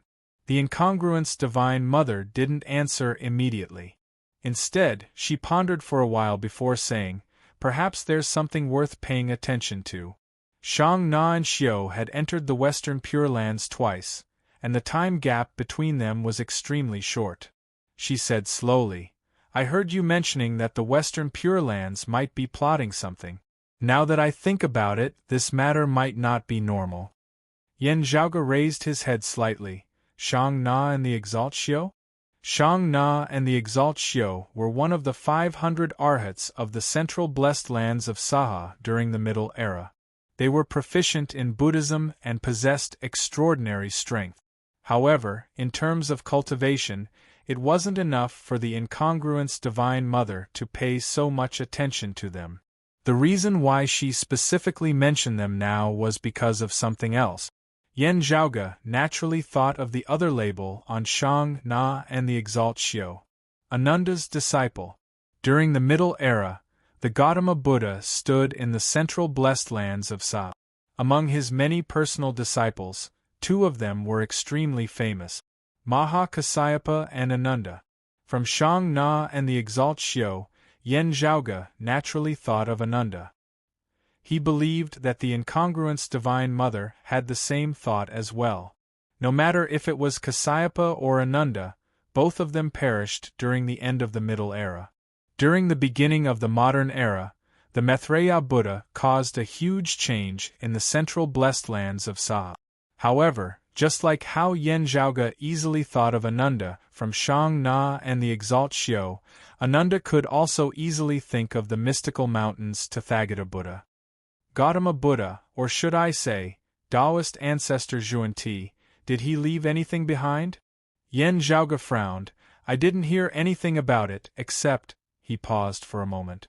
Unlike the 3 clear grandmasters who left behind treasures like the 6 soul banner, green duckweed sword, and Triratna jade scepter, the similarly transcended Taoist Zhuan-Ti didn't seem to have left behind any treasures. Not only did he not leave behind any treasures after transcending as the mystical mountains Tathagata Buddha, none of the treasures that shook the world during the ancient era were left behind. If there were things like the 7 treasures wondrous tree or the 6 purified bamboo, Yen Zhaoge believed that the Dipankara ancient Buddha and the Guanyin Bodhisattva wouldn't have missed it. They wouldn't have waited so many years to search for it. If there were any exceptions, it would be the Buddha Sariras that attracted Mahamayuri's attention. Yen Zhaoge's voice paused, and the incongruence Divine Mother's voice resounded again. Looks like you've thought of it as well. This is the most likely possibility. Chapter 1649. Similar to the incongruence Divine Mother, Yen Zhaoge had also thought of the Buddha's relic. The Western Pure Land's recent abnormal actions might be due to them searching for the relic. In reality, they had been searching for it all this while. To be precise, it wasn't just the Orthodox Buddhism. Even the Orthodox Taoism, the demon race, the blessed lands of the White Lotus, and the Immortal Court were doing their best to search for it. Even the 9 underworlds might not be an exception. Now, the Western Pure Lands seemed to have made a breakthrough, which was why they were gathering their manpower. This was something worthy of their manpower. Mahamayuri's pursuit of the Buddha's relic was no longer a secret. His opportunity to ascend to the Tao realm might very well lie in the Buddha's relic left behind by the Gautama Buddha. During the ancient era, he was defeated by Taoist Zhuangti and entered Buddhism. He cultivated the golden body with 24 heads and 18 arms, which was the standard Taoist Zhuangti's lineage. Now that he wanted to ascend to the Tao realm, it was reasonable for him to involve the relic left behind by Taoist Zhuangti. Although he didn't know if this was the only condition, or if there were any other requirements, it was undoubtedly what he desired the most. In Yan Zhaoga's words, this had created the strongest mercenary. No matter if he didn't care about the conflict or if he wanted to wait for the right price, Mahamayuri's actions during this era were all because of the Buddha's relic. On the other hand, the two attacks of this top great expert at the peak of the golden immortal realm could be said to be world-shocking. During the first time, he single-handedly defeated the numerous demon race great sages and small saints, including the Rock of 10,000 Cloudy Miles. He single-handedly reversed the Immortal Court's perilous situation, directly changing the outcome of the war. During the second time, a huge change occurred in the Orthodox Taoism's battle for the Immortal Extermination formation, which nearly caused them to fail. With the Jade Emperor's disappearance, and the great sage equaling Heaven's unique situation, Mahamayuri was practically the strongest overarching heavenly immortal.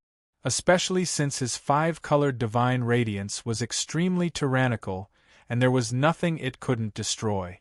Against opponents weaker than him, even if they were also grand heavenly immortals, he would be able to suppress them. As such, he posed a huge threat to others. For the current orthodox Taoism, Mahamayuri was extremely terrifying. 100 years ago, during the Immortal Extermination formation, Yan Zhaoga relied on the great sage equaling Heavens to manifest his true body and returned to his peak state to block Mahamayuri. However, that was not the real great sage equal to Heaven, Sun Wukong. The duration was limited. If he could not defeat Mahamayuri within a certain period of time, Mahamayuri would naturally emerge as the victor when the time was up. Furthermore, after that battle, the three golden bodies of the great sage were still unable to fuse together. They needed a long time to recuperate. Even if he could fuse them again, who knew how long it would be before he could refine the earthly essence stone again? It could be said that Mahamayuri would be a huge threat to the orthodox Taoism for a long time to come. During this period of time, if the old peacock wanted to make things difficult for Yan Zhaoga and the others, the great sage equaling Heavens wouldn't be able to stop him again. Of course, the Immortal Extermination array could be used, but the problem was that it was the capital of the orthodox Tao sects to balance the few Tao ancestors. The greatest significance of its existence was to a large extent, control the enemies that the Tao sect was facing at the moment to be below the Tao realm. Apart from that, before the great sage equaling Heaven could return to his peak, Yang Jian would most likely have to face Mahamayuri head-on. If he couldn't withstand it, there was nothing more to say. However, even if he could, Taoism's current pinnacle figures would be distracted. By then, the Dipankara ancient Buddha, Tao Lord Luya, and the others would inevitably unleash their might.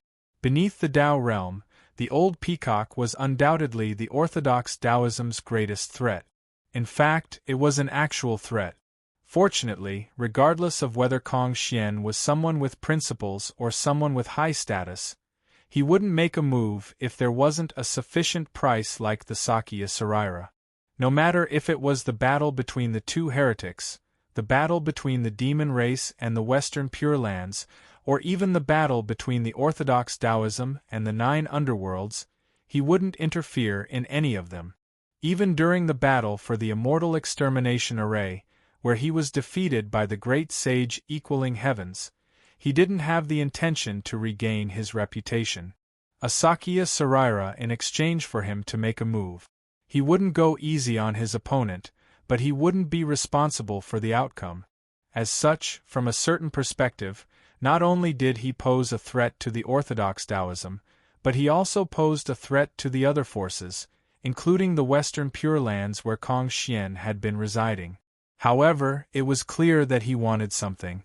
While he was using his own strength as a bargaining chip to seek for gains, he was also easily restricted by others. Thus, he did not attract the Tao ancestors to attack him. As the number of Buddha's relics in his hands increased, Mahamayuri's situation gradually became more and more difficult, because everyone had to start considering how to restrain him. However, as the strongest person below the Tao realm, Mahamayuri had the capital to play games with the help of the disputes between the other forces. The final result would depend on the means of all parties. It's a pity that the Xuandu Great Taoist isn't clear on how many Shakyamuni Sarairas there are. At the same time, he isn't sure how many Mahamayuri needs or whether he must collect all of them. Yen Zhaoge lightly rubbed his temples. Otherwise, we could have done more. The incongruous Divine Mother said, although I don't know who else has a Saraira in their hands, even if they do, they will start to be cautious when dealing with fellow Taoist Kong Xian. They won't easily give him a Saraira anymore. However, if we can find one, it'll be a huge bargaining chip, just like the immortal extermination formation in our hands. Yen Zhaoge smiled. From a certain perspective, it wasn't too much to say that Kong Xian was a mini version of the immortal extermination formation. He couldn't go against a Tao ancestor. However, to existences beneath the Tao realm, his deterrence was already very close to a Tao realm bigwig. The fact that he was feared and fought over by the various Tao ancestors meant that he was equivalent to a pseudo-Tao ancestor in a situation where the Tao ancestors kept each other in check. The Western Pure Lands most likely have another Shakyamuni Saraira's clue, said Yen Zhaoge. It might originate from Shang Na, the Exalt Xiu, and the Exalt Ananda. In the past, the central blessed lands of Saha underwent a huge change, and the Exalt Ananda perished. However, the situation back then was complicated and chaotic. Moreover, eras were changing, and some things might have been buried in the dust of history. The Buddhists never stopped searching for it. After so many years, it seemed like they had some new gains. If Mahamayuri learns of this, things will get interesting. Yen Zhaoge thought without any ill intentions. Regarding the Jade Clear's Wuji Apricot Yellow Flag, do you have any information about it? Asked the incongruous Divine Mother. Yen Zhaoge shook his head. Taoist Yang Jian and the Southern Extremity Longevity Emperor have been searching for it for the past few years. However, there hasn't been any progress. Chapter 1650. The Wuji Apricot Yellow Flag could block Mahamayuri's attack. However, it could only passively protect one side. Mahamayuri still had the upper hand. However, this treasure was still extremely important to the orthodox Taoism. After all, even without the great sage equaling heavens, they still had Yang Jian, Sua Mingzhang, Feng Yunxing, and the others. All these years, Yang Jian, the Southern Extremity Longevity Emperor, and the other Taoism bigwigs had been searching for this treasure. Feng Yunxing, the North Star Emperor, and the other Taoism bigwigs had been searching for it. Unfortunately, they hadn't found anything yet. I'm in charge of the immortal extermination formation and can't be distracted. I can only entrust the Western Pure Lands matters to you. The incongruous Divine Mother said, if the Amitabha Buddha makes a move, I'll try to deal with it.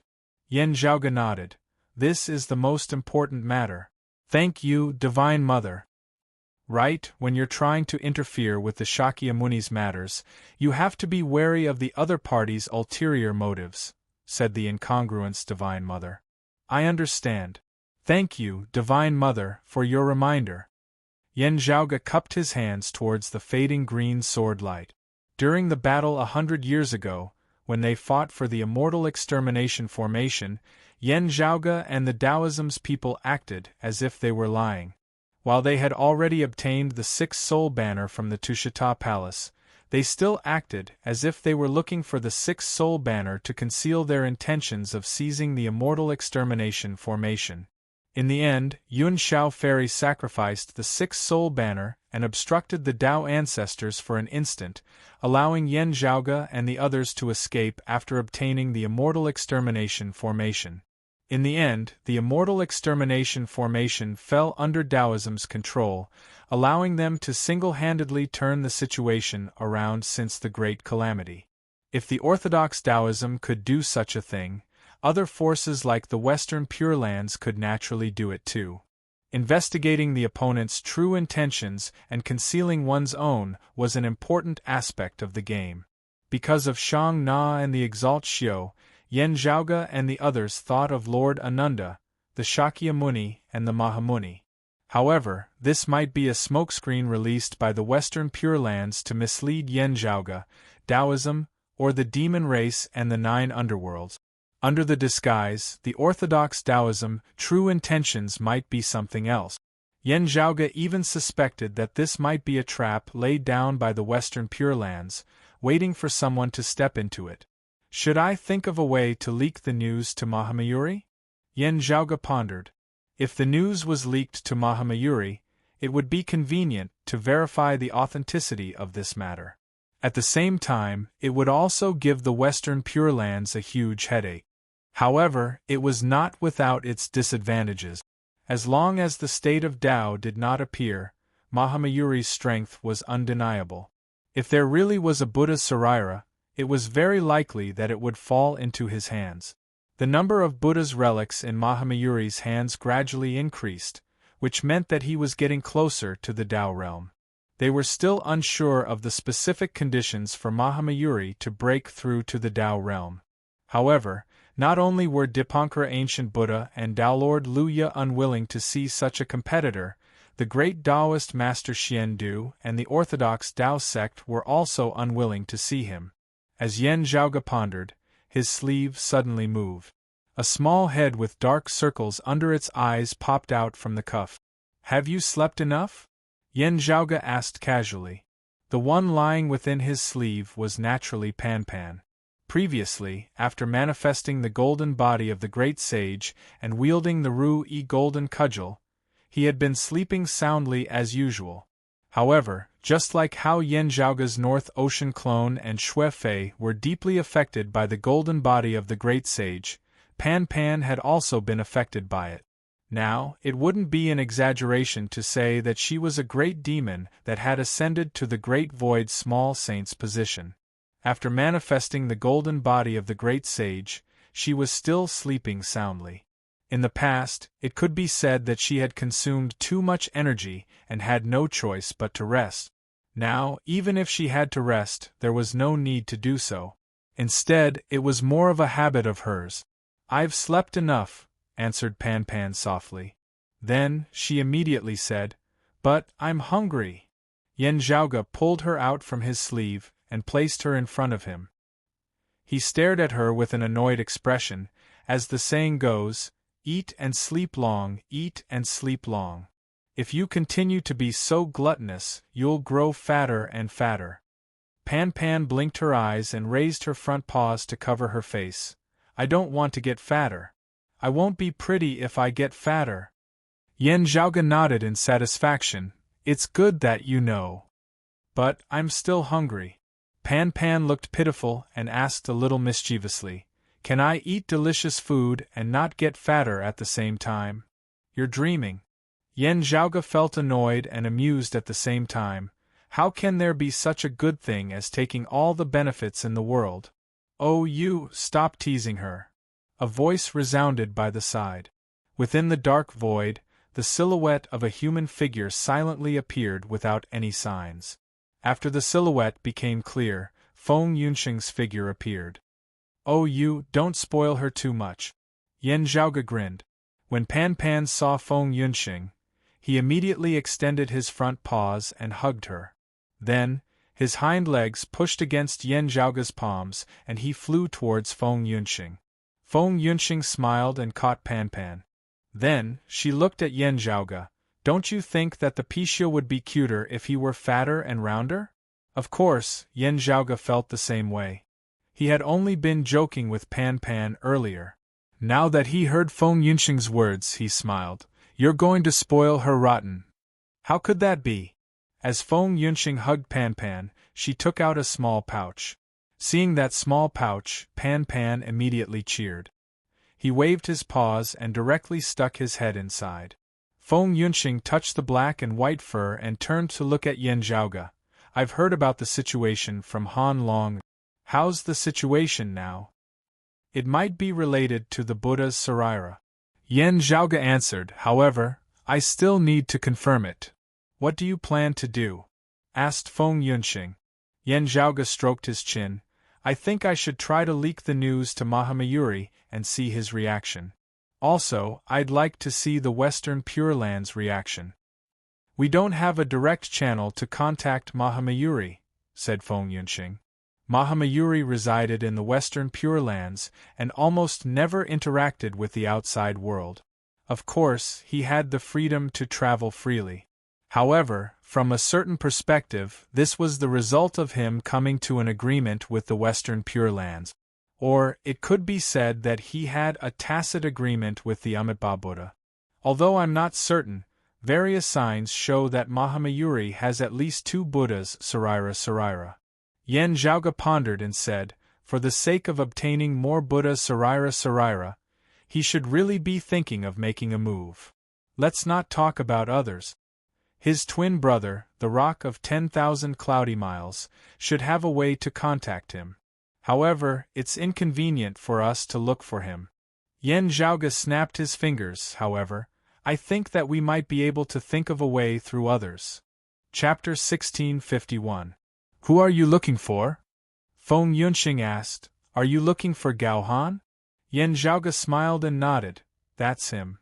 Although he wasn't sure if it was Gao Han's personal actions or the Southern Extremity Longevity Emperor's, Gao Han had long been in contact with the Western Pure Lands. In the past, Yan Zhaoge and Feng Yunxing had both discovered this. He might not be of much use, but it shouldn't be difficult for him to send a message, said Yan Zhaoge. This is equivalent to giving trouble to the Western Pure Lands. If Gao Han really has some relations with the Western Pure Lands, it would be equivalent to destroying his previous efforts. He might not be willing to do so, said Feng Yunxing. Yan Zhaoge spread his hands and smiled. If that's the case, we can test out which side this exalted solar luminary is leaning towards. During the battle for the Immortal Extermination Formation, the Southern Extremity Longevity Emperor, Gao Han, and the others had undoubtedly stood on the Taoism side, working together with the 3 clear Taoists.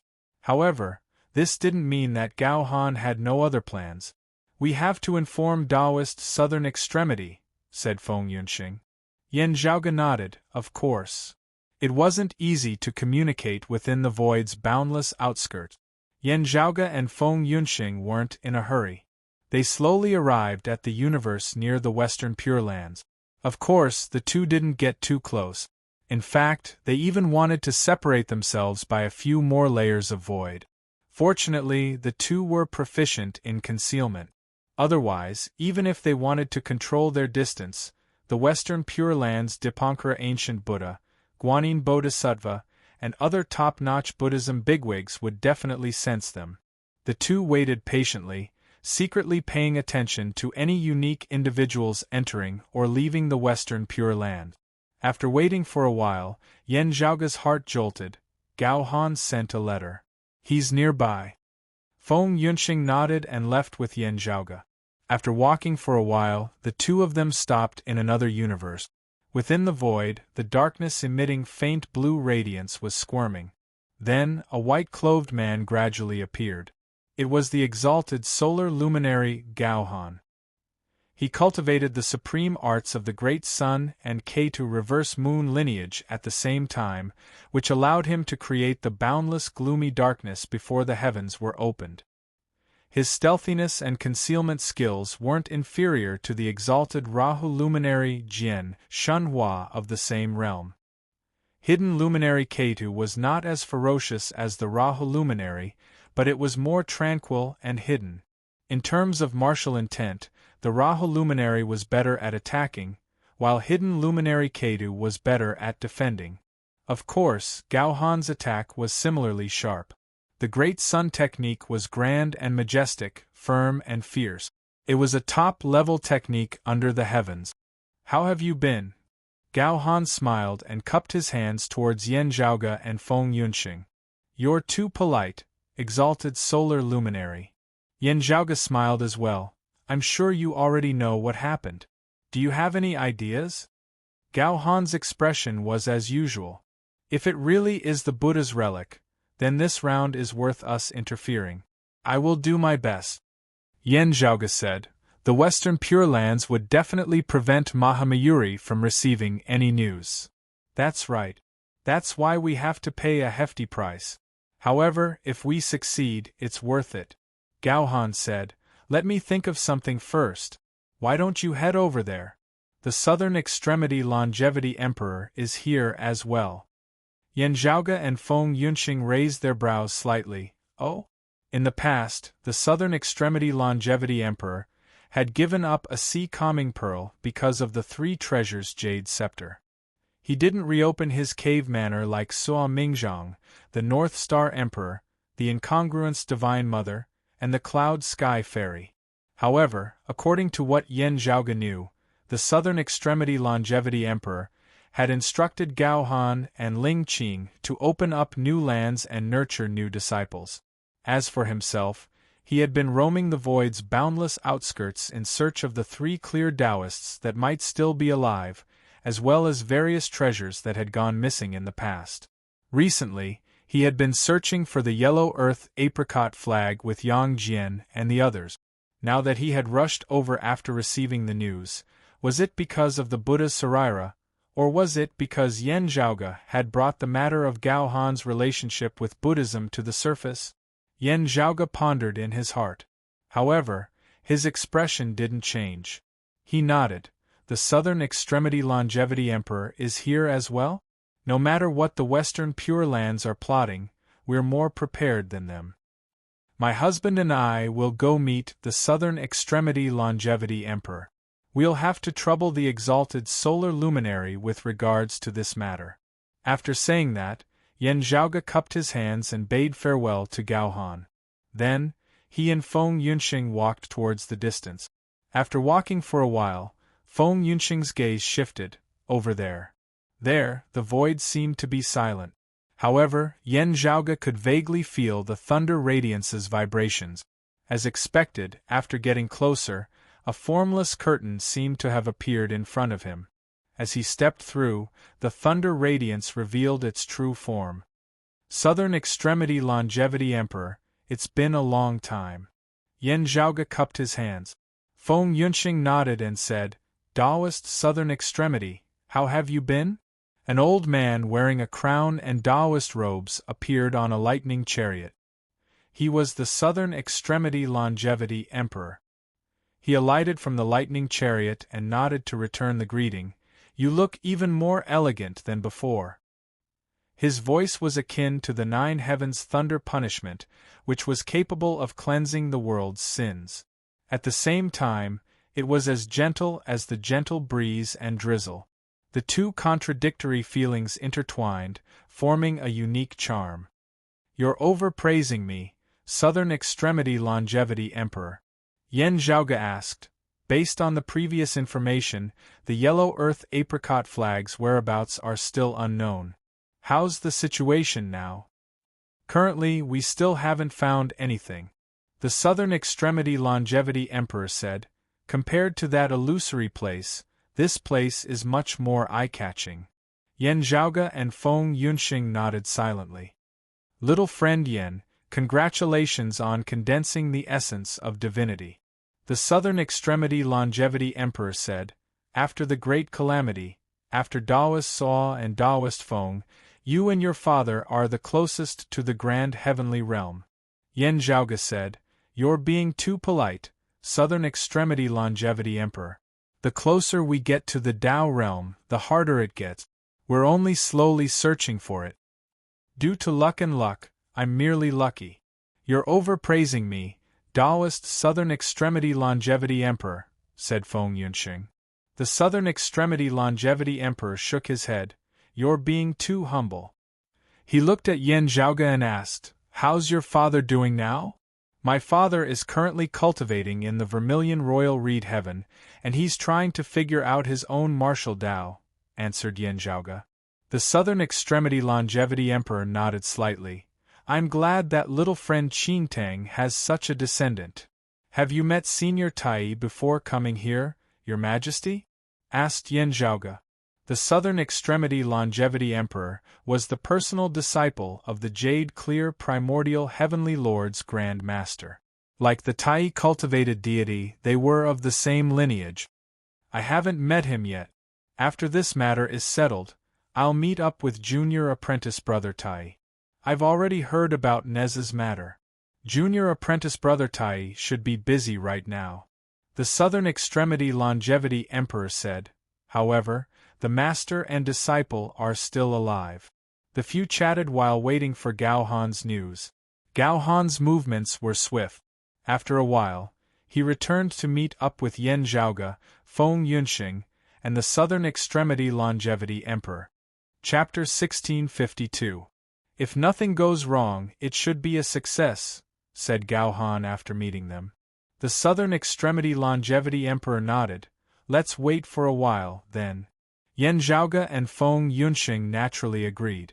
Even if they managed to leak the information to Mahamayuri, Mahamayuri might not do anything immediately.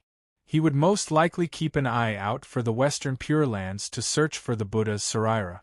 When there were definite clues, the Orthodox Buddhists would search for the Saraira. Only then would Mahamayuri make his move.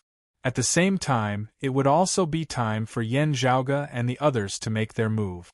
It was fine if they failed to leak the information to Mahamayuri. Only Yan Zhaoge and the others would have to take a greater risk. The group chatted with each other as they waited patiently. Compared to the Western Pure Lands, Yan Zhaoge was paying more attention to the two in front of him. Although he wasn't like the exalted lunar luminary Ling Qin, who could be considered half a disciple of the Southern Extremity Longevity Emperor, the exalted solar luminary Gao Han had always been following the Southern Extremity Longevity Emperor closely. How much did the Southern Extremity Longevity Emperor know about his secret relationship with the Orthodox Buddhism? Or was all of this the Southern Extremity Longevity Emperor's intention? If it was the latter, it would be even more thought-provoking. The Southern Extremity Longevity Emperor had a terrible relationship with the Immortal Court heretic. Long before the world beyond worlds was established, he had been in constant conflict with the Immortal Court. Otherwise, he wouldn't have lost the Triratna scepter. The Western Pure Lands had always been supporting the Immortal Court in the dark, and both sides fought against the blessed lands of the White Lotus and the demon race. Of course, it wasn't inconceivable for the Southern Extremity Longevity Emperor to have a good relationship with the Western Pure Lands and become enemies with the Immortal Court. The Western Pure Lands helped the Immortal Court while contacting the Orthodox Taoism's successors who were opposing the Immortal Court. There wasn't any conflict between them. The Orthodox Buddhism and the Immortal Court were allies, and they cooperated with each other on many matters. However, they belonged to two different factions, and each had their own plans. However, Yan Zhaoge was very interested in the various hidden schemes. Now that Taoism had been revived, its overall situation had improved greatly. The various experts who had survived the Great Calamity and lived in seclusion had all reappeared. Moreover, the rising stars after the Great Calamity had also risen. While the Orthodox Taoism's strength had greatly improved, the few heavenly immortals who supported Taoism seemed to have a lower profile. Because of the immortal extermination formation, the incongruence Divine Mother's situation was special. On the other hand, the Southern Extremity Longevity Emperor and the North Star Emperor were no longer as eye-catching as before. When the outside world mentioned the figures of the Tao sect that were worth paying attention to, they mostly talked about Yang Jian, who was leading the group, the great Taoist master Xian Du, who was breaking through to the Tao realm, the goddess Wudong and fairy Yun Shao, who were taking turns to control the immortal vanquishing array, and Suo Mingzhang and Feng Yunxing, who had surpassed their predecessors and improved by leaps and bounds. They even talked about Yen Zhaoge, who was already publicly acknowledged as the young heavenly lord. The return of perfected Tai and Neza also attracted a lot of attention. However, the Southern Extremity Longevity Emperor and the North Star Emperor were not as eye-catching as before. It was naturally an exaggeration to say that the new waves of the Yangtze River would replace the old waves, and the old waves would die on the beach, but it did give people a faint feeling that they were past their prime. However, Yen Zhaoge had actually always been paying attention to them. In fact, compared to the North Star Emperor, who had a different ideology and a hostile relationship with him, Yen Zhaoge paid more attention to the Southern Extremity Longevity Emperor, who seemed to be on the same side as him. There were all sorts of clues, as well as his own intuition. While Yen Zhaoge's expression remained the same, he was actually secretly paying attention to the Southern Extremity Longevity Emperor. Time quickly passed. Suddenly, the few who were conversing suddenly turned silent. The thunder radiance around the Southern Extremity Longevity Emperor instantly dimmed, turning into darkness. His entire being seemed to be enveloped by the night sky. Yen Zhaoge and the others similarly concealed their aura and traces, as if they had vanished into thin air within the pitch-black void. Very quickly, in a faraway land, within the western Pure Lands, green lotuses could be vaguely seen flying out and drifting far away. "Let's split up," suggested Yen Zhaoge. The Southern Extremity Longevity Emperor and Gao Han nodded in agreement. This was to prevent any traps from occurring. Due to the Western Pure Lands' lack of manpower during their search for Neza and the Tai cultivated Tai, Yen Zhaoge and the others suspected that they had other plans. After the Samantabhadra Bodhisattva and the other Buddhist Bantis returned to the Western Pure Lands and met up with the other Buddha bigwigs, they might have realized that their actions might attract the suspicion of Taoism.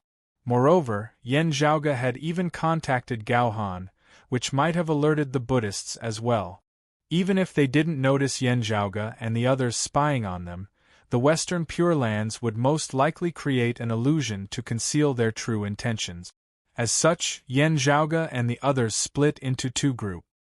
He and Feng Yunxing would take one group, while the Southern Extremity Longevity Emperor and Gao Han would take the other. On one side, they would follow the Buddhists who had left the Western Pure Land. On the other side, they would continue to observe if the Buddhists had any other plans. "Since you're suspicious of them, why don't we split up and watch over both sides?" asked Feng Yunxing after seeing the Southern Extremity Longevity Emperor and Gao Han leave with the green lotuses. "Don't worry. Even if something happens, it won't happen today," said Yen Zhaoge. "After all, the Western Pure Lands are powerful, and Mahamayuri isn't someone to be trifled with. If we want to extract the teeth from the tiger's mouth, we'll need to cooperate with them. If we discover anything here, I'll immediately inform the Southern Extremity Longevity Emperor and the others. Let's wait until we have a chance to succeed." Upon hearing this, Feng Yunxing nodded. "Let's see what the Western Pure Lands are planning." At this moment, in the peaceful and joyful Pure Land of Buddhism, the ancient Dipankara Buddha lived in his own Buddhist kingdom and was sitting on a huge lotus platform. Other Buddhist bigwig experts sat around the lotus throne. Everyone's gazes converged at the center of the lotus, where a kasaya was floating in midair. The kasaya was burning, and only half of it was left.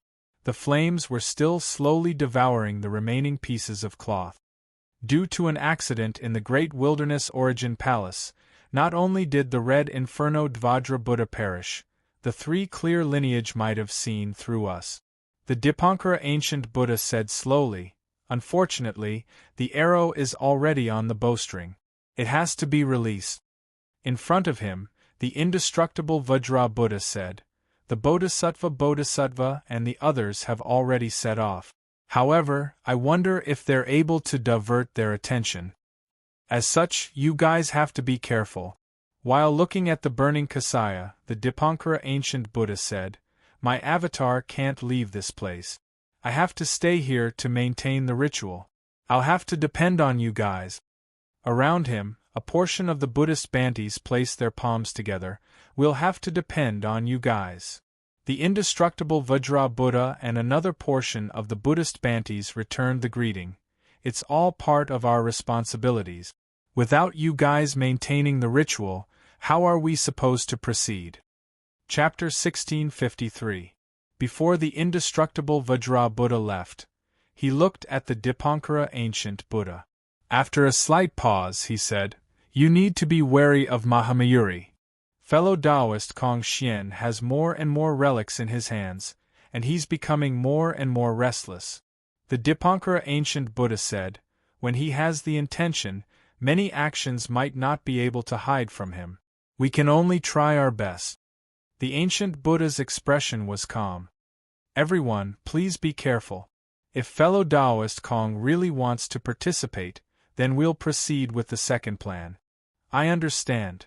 The Vajra indestructible Buddha nodded and left the pure land of the ancient Dipankara Buddha with the other Buddhist venerables.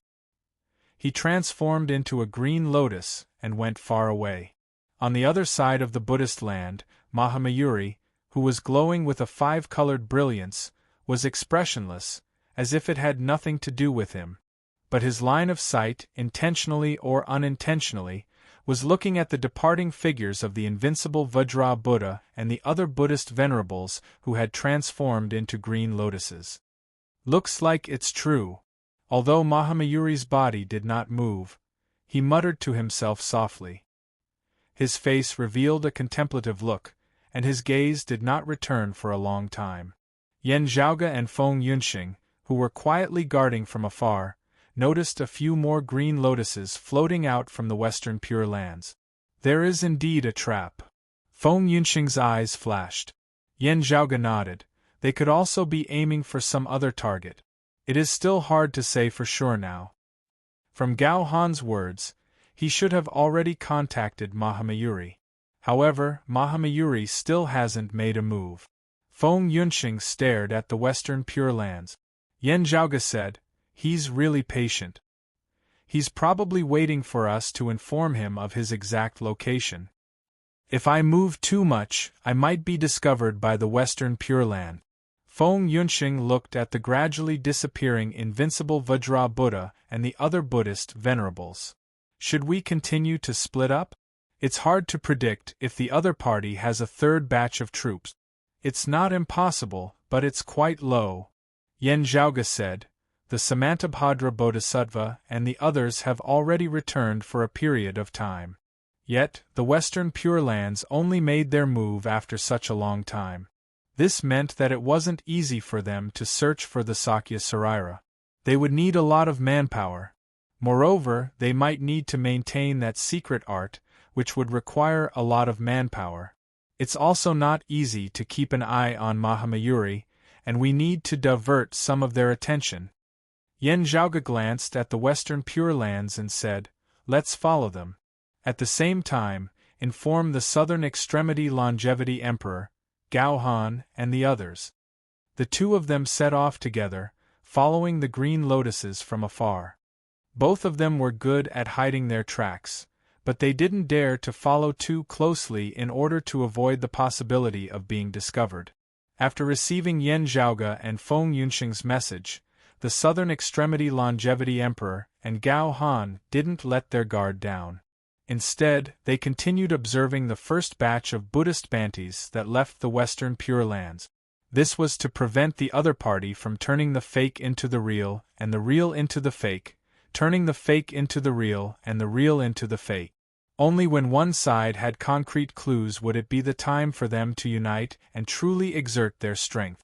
After walking for a while, Feng Yunxing frowned slightly. "Something doesn't seem right.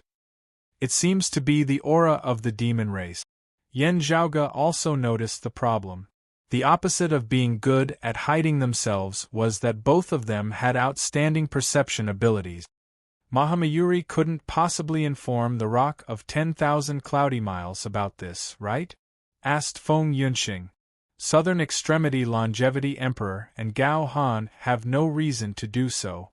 Yen Zhaoge stroked his chin. In the past, Ananda perished because of the Maitreya Buddha. Now that the Western Pure Lands, Shang Na, and the Exalt of Xiu are making their moves, the blessed lands of the White Lotus might be alerted as well. In fact, the blessed lands of the White Lotus might have made some gains before the Western Pure Lands managed to make such progress. After guessing for a while, Yan Zhaoge laughed. At this point, everyone is already paying attention to each other. It's getting harder and harder for them to make any secret moves. All sorts of harvests would have to be fought over. This seems to prove from another angle that the second batch of people from the Western Pure Lands is the correct target, said Feng Yunxing. Yeah, we can inform the Southern Extremity Longevity Emperor and the others now. Yan Zhaoge nodded. After receiving Yan Zhaoge and Feng Yunxing's communication, the Southern Extremity Longevity Emperor and Gao Han gave up on following their previous targets and came to meet up with them. At the same time, Gao Han also tried to contact Mahamayuri secretly. Within the Western Pure Lands, within Mahamayuri's Buddhist kingdom, tranquil glazed radiance shone, and 5-colored divine radiances circulated. He sat on a green lotus and finally made a move. The green lotus flew up and carried Mahamayuri out of the Western Pure Land. His actions were open and aboveboard. No one obstructed him. Only the Samantabhadra Bodhisattva appeared once again. "Are you trying to stop me, Taoist?" asked Mahamayuri plainly. "That's not the case. I'm on the same path as Mahamayuri." The Samantabhadra Bodhisattva shook his head and answered. Mahamayuri didn't mind. He only nodded. All right. The two Buddhas left. Within the Western Pure Lands, the Dipankara ancient Buddha looked at their departing silhouette. His expression remained calm, and he remained silent. In the end, Mahamayuri was still alerted. Beside the Dipankara ancient Buddha, the white Xiong paragon let out a sigh. "It's fine. There are gains and losses," the Dipankara ancient Buddha said. "This is a price we have to pay for taking such a risk. Fortunately, we can make use of the situation to our advantage." The white Xiong paragon said, "This disciple will contact the Bodhisattva of Guanyin and the others. Go." The Dipankara ancient Buddha closed his eyes. While Yan Zhaoge and Feng Yunxing were waiting for their comrades to arrive, the green lotuses in front of them gradually slowed down. Everyone was slowly approaching a concealed stellar vortex. After being illuminated by the radiance of the Buddhist Bhantis, the concealed stellar vortex was completely exposed. The stardust turned into countless streaks of light that scattered in all directions. At the center of the vortex, a wasteland slowly appeared. The barren yet thick land was currently hovering within the dark void. Ice had already formed on the surface of the soil, and it seemed to be dead silent. The indestructible Vajra Buddha and the other Buddhist Bhantis looked at the soil with different expressions. Some of the latecomers didn't feel anything. Most of them were curious and yearning. As for the indestructible Vajra Buddha and the other Buddhist bigwigs, their gazes were filled with complex emotions. "Master, is this the place where Ananda Bhanti resided?" Someone beside the indestructible Vajra Buddha asked. "Yes and no." The indestructible Vajra Buddha said slowly, "This place used to be a part of the central blessed lands of Sa. At the beginning of the ancient era, during the Great Tribulation of Buddhism, this scene was created." For a moment all the Buddhists present were silent. "I didn't expect this place to be preserved until now, even though it's already in a declining state." The indestructible Vajra Buddha shook his head. His expression returned to normal, and he walked into the ruins. Chapter 1654. The unbreakable Vajra Buddha and the others stepped into the ruins, and the ruins' scenery changed again. Rumbling stardust engulfed the surroundings once again, encircling the ruins once more. Moreover, compared to before, the stellar vortex that had reappeared in the void had expanded even further, becoming even vaster. Yan Zhaoge and Feng Yunxing looked at each other and frowned. From the looks of it, this place used to be a part of the central blessed lands of Saha.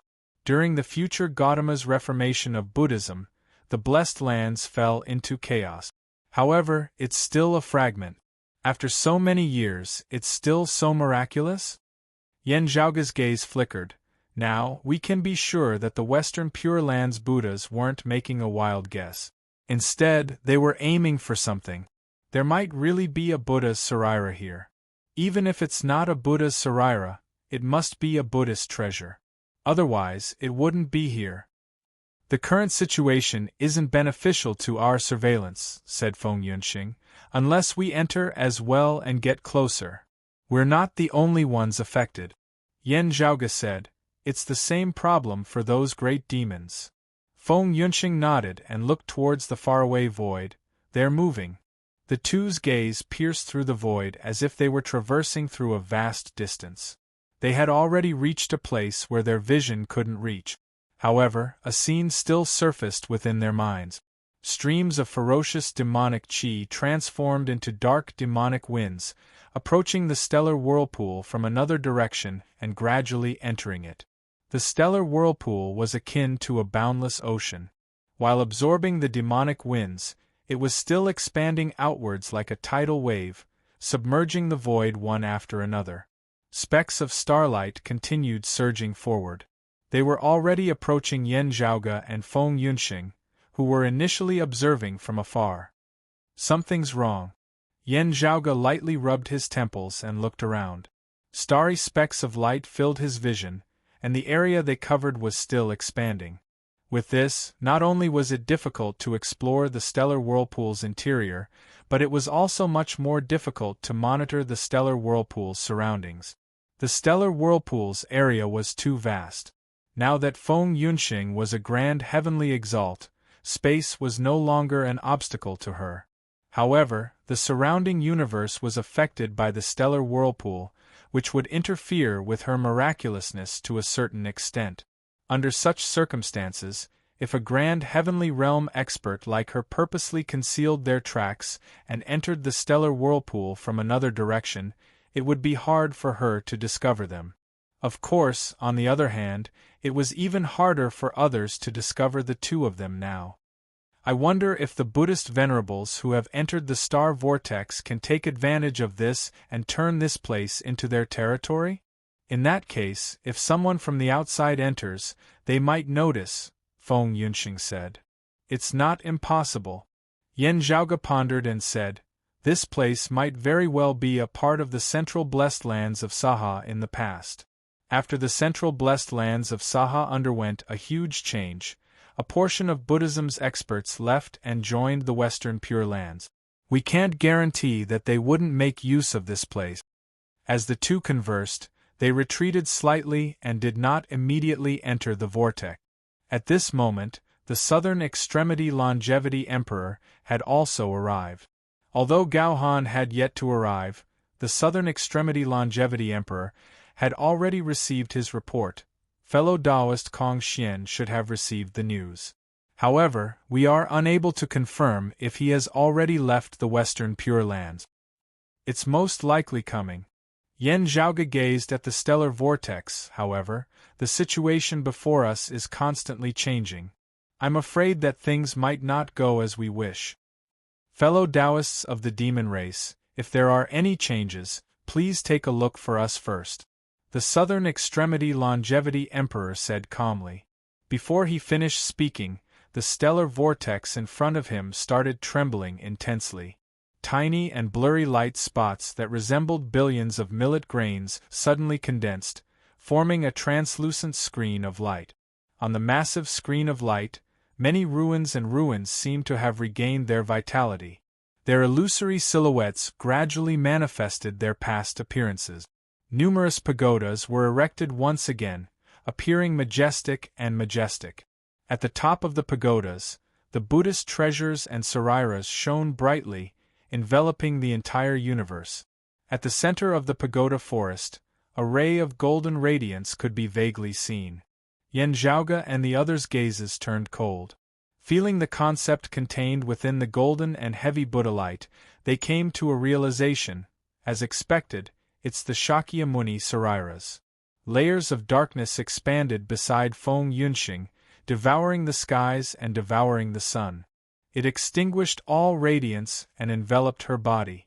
The southern extremity longevity monarch was well versed in all kinds of lightning arts in the world. At this moment, he had unleashed the grand void spatial thunder and the thunder of eternal night together, creating a world of complete darkness. It was similar to Feng Yunxing's protective darkness. Yan Zhaoge was also proficient in the grand illusory spatial thunder and the thunder of eternal night. However, his current cultivation had yet to reach the grand heavenly realm. If he wanted to achieve the same effect as the southern extremity longevity emperor, he still needed to complement other arts. The profundities of the origin heavenly scripture and the Tai fist were manifested at this moment. In fact, the immortal exterminating sword manual even had its own aura. The various supreme martial arts didn't appear chaotic or conflicted. Instead, they fused together, displaying their profundities. However, as the jade-green radiance flickered within Yan Zhaoge's eyes, he suddenly froze. He looked at the southern extremity longevity emperor beside him with a pensive look. His expression didn't change, and he concealed himself within the darkness as well. While the three of them retreated, they tried their best to conceal their presence, making it hard for the brightly illuminated stupa forest to detect them. However, the demon race cultivators who had already entered the pagoda forest had nowhere to hide. They were all exposed under the radiance of the Sariras on top of the pagoda forest. The few greater demons didn't panic when they appeared, and they just roared in unison. Their roars transformed into material ripples that spread out in all directions, and they practically instantly swept down the numerous Buddha's pagodas in the surroundings like a typhoon. The indestructible Vajra Buddha and the other Buddhist Bantis also appeared and chanted Buddha's name softly. The golden radiance that was hidden beneath the pagoda forest slowly floated up. Among the group of demons, a green lion and a white bull, one roared, while the other let out a low cry. They broke through the glazed radiance and advanced forward. The former was the Qiu Shou immortal, while the latter was the great sage who pacifies heavens, the bull demon king. The experience of bending to Buddhism allowed them to move faster than the other great demons in the pagoda forest. However, the indestructible Vajra Buddha didn't panic. He raised his hand and threw out a small flag. The flag protected him and the Buddha's Sariras together. In an instant, white qi hovered in the air, and golden radiance shone brightly. The Qiu Shou immortal and the bull demon king's footsteps were obstructed. They shouted in unison, "Green lotus flag!" Almost at the same time, the void trembled. 5 colors of scarlet, white, green, yellow, and black circulated, and a Buddha covered in glazed glass descended. It was the Mahamayuri. The Mahamayuri glanced at the Buddha's Sariras expressionlessly. Then, his gaze fell upon the indestructible Vajra Buddha and the green lotus flag. The group of great demons, as well as Yan Zhaoge and the others who were at the periphery, focused their attention elsewhere. There was the figure of the Samantabhadra Bodhisattva. He had obviously come with the Mahamayuri. Chapter 1655. Seeing Mahamayuri appearing as they had expected, Yan Zhaoge and the others were naturally happy. But when he saw that Samantabhadra Bodhisattva had come with Mahamayuri, the situation was not so optimistic. The Samantabhadra Bodhisattva would most likely stand on the side of the Western Pure Lands as a whole. He would not help Mahamayuri out of personal friendship.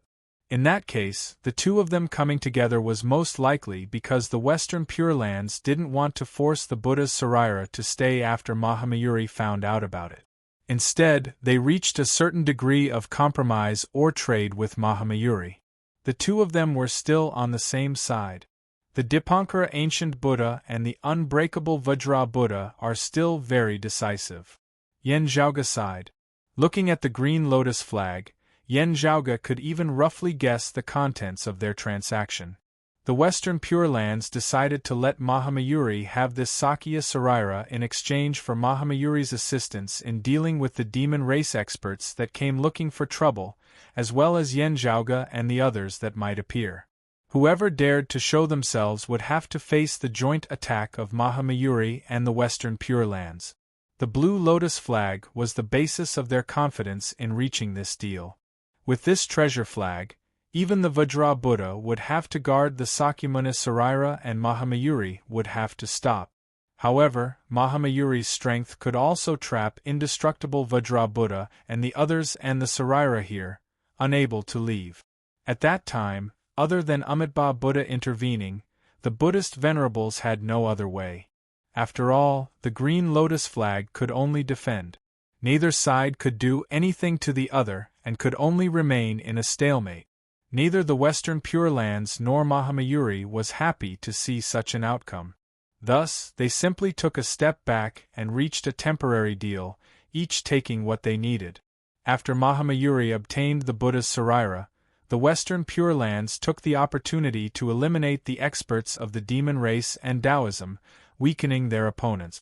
Now that Yen Zhaoge and the others had concealed their tracks and didn't show themselves immediately, the group of great demons had suffered a calamity. They had to face Mahamayuri, the Samantabhadra Bodhisattva, and the unbreakable Vajra Buddha. Yen Zhaoge, Feng Yunxing, and the Southern Extremity Longevity Emperor looked at each other. The current situation was equivalent to them tricking the demons. Regardless of whether it was the demon race or the Western Pure Lands themselves, they didn't intend to involve Mahamayuri in this matter.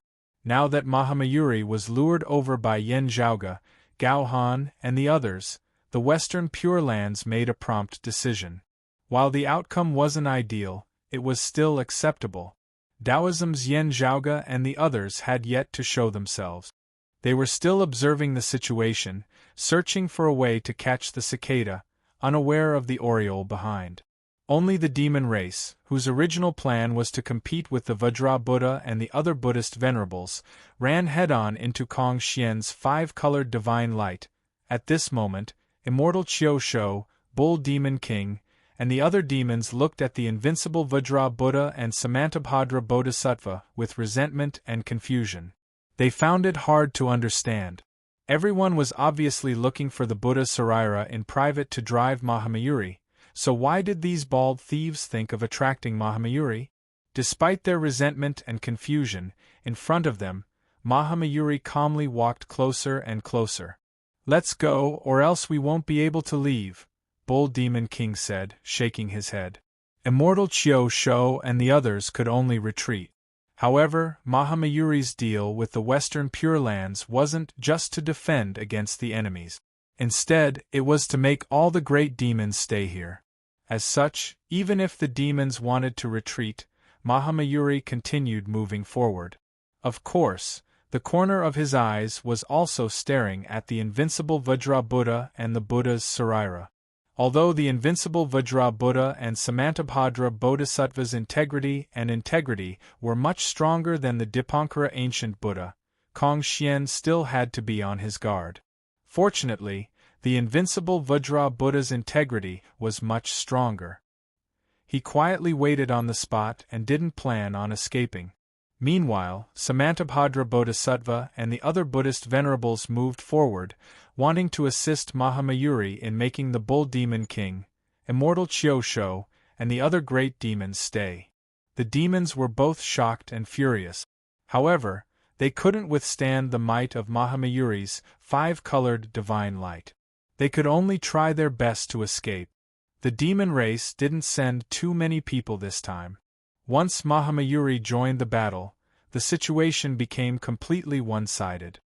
Yen Zhaoge sent a sound transmission to Feng Yunxing and the Southern Extremity Longevity Emperor. Even if the demon race didn't talk about Mahamayuri's arrival, they should have thought about the Green Lotus flag, right? Feng Yunxing frowned and said, even without Mahamayuri, if they couldn't destroy the Green Lotus flag, how are they going to fight for the Buddha's Saraira against the Western Pure Lands? If they couldn't destroy the Green Lotus flag, the situation would most likely be in a stalemate.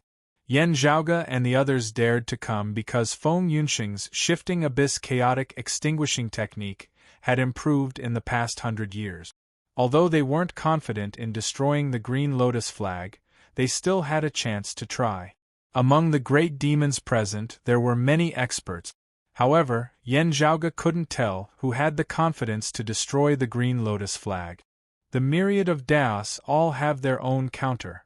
The Southern Extremity Longevity Emperor said, "The Green Lotus flag or the Yin-Yang Apricot Yellow flag isn't completely unbreakable." Yen Zhaoge's gaze flickered. "You're talking about the 9 underworlds?" Before he finished his sentence, a crack suddenly appeared in the void far away. From the crack, gloomy darkness overflowed and permeated the void. The originally pitch-black void was tainted by the darkness, causing it to lose all its luster. In fact, it even gave off the feeling of being greasy. A black fog appeared from the darkness and continuously expanded, devouring the surrounding void. Within the black fog, blood-colored lightning could be seen jumping around. It was obvious that the 9 underworld's great devils had descended. If not for the Buddhists and demon races' top-notch bigwigs gathering here, just the great devils alone would be sufficient to turn the entire universe into a devilish domain. The seawater of the 9 underworld's devilish seas abyss can taint the Green Lotus flag, the Yin-Yang Apricot Yellow flag, the White Cloud Boundary flag, and the Floating Flame flag, resulting in a counter-effect, said the Southern Extremity Longevity Emperor. The demon race wasn't unprepared for this trip. Although the 9 underworlds was their public enemy, it didn't stop them from trading with others. This time, the demon race had contacted the 9 underworlds and borrowed the devilish sea's seawater to destroy the Western Pure Land's Green Lotus flag. Currently, Yen Zhaoge and Feng Yunxing's attention wasn't on the Green Lotus flag, the Buddha's Saraira, or even Mahamayuri. Their gazes were all focused on the silhouette that first appeared from the boundless darkness. Unlike the other great devils, this silhouette wasn't emitting surging devilish qi. Instead, it was calm. Unlike the other great devils, whose pupils were flickering with blood-colored radiances, his eyes were flickering with dark golden radiances. Chapter 1656. Clad in black, he stood upright like a sword. To Yen Zhaoge and Feng Yunxing, his figure was extremely familiar. Although his hair wasn't as straight as before and was scattered behind his shoulders, his face was still the same. It had been a long time since they last met Nie Jingxian. After not seeing him for 200 years, his demeanor remained the same. Unfortunately, he was no longer the same person. Yen Zhaoge and Feng Yunxing remained silent. Now that they met again, Nie Jingxian was no longer the same as before. He had ascended to the grand heavenly realm, and his foundations were sturdy. Evidently, he didn't just break through recently. While he seemed calm, his sword intent that could destroy the heavens and extinguish the earth was hidden within. It was extremely vicious and ominous, and it didn't let the prime clear numinous treasure 4 swords take the lead. In the past, Yen Xintong was a genius. However, he died young and perished before the 5 Qis unification. Now, a supreme sword intent that could rival the numinous treasure 4 swords had appeared before everyone's eyes. Currently, Nie Jingxian's ascension to the grand heavenly immortal realm allowed his sword Dao to gradually become complete, allowing it to release its full brilliance. Even without revealing its sharpness, it was already enough to cause others to be in awe. However, Yen Zhaoge and Feng Yunxing were filled with sorrow. Nie Jingxian's sword Dao was the result of his own comprehension. However, the increase in his cultivation wasn't the same. There was only one possibility for his cultivation to advance by leaps and bounds in such a short period of time. The Fiend God empowerment. Now, the one who appeared before everyone wasn't Taoism's successor, Nie Jingxian. Instead, it was one of the 9 underworld's 12 devilish gods. The devil of aged metal sword devil Nie Jingxian. Nie Jingxian's expression remained calm as he appeared from the darkness. His gaze flickered with dark golden radiance as he scanned his surroundings. Finally, his gaze landed on the Buddha's Saraira, which was concealed by the unbreakable Vajra and the Green Lotus flag. Behind him, other ferocious devils walked out one after another and arrived by his side.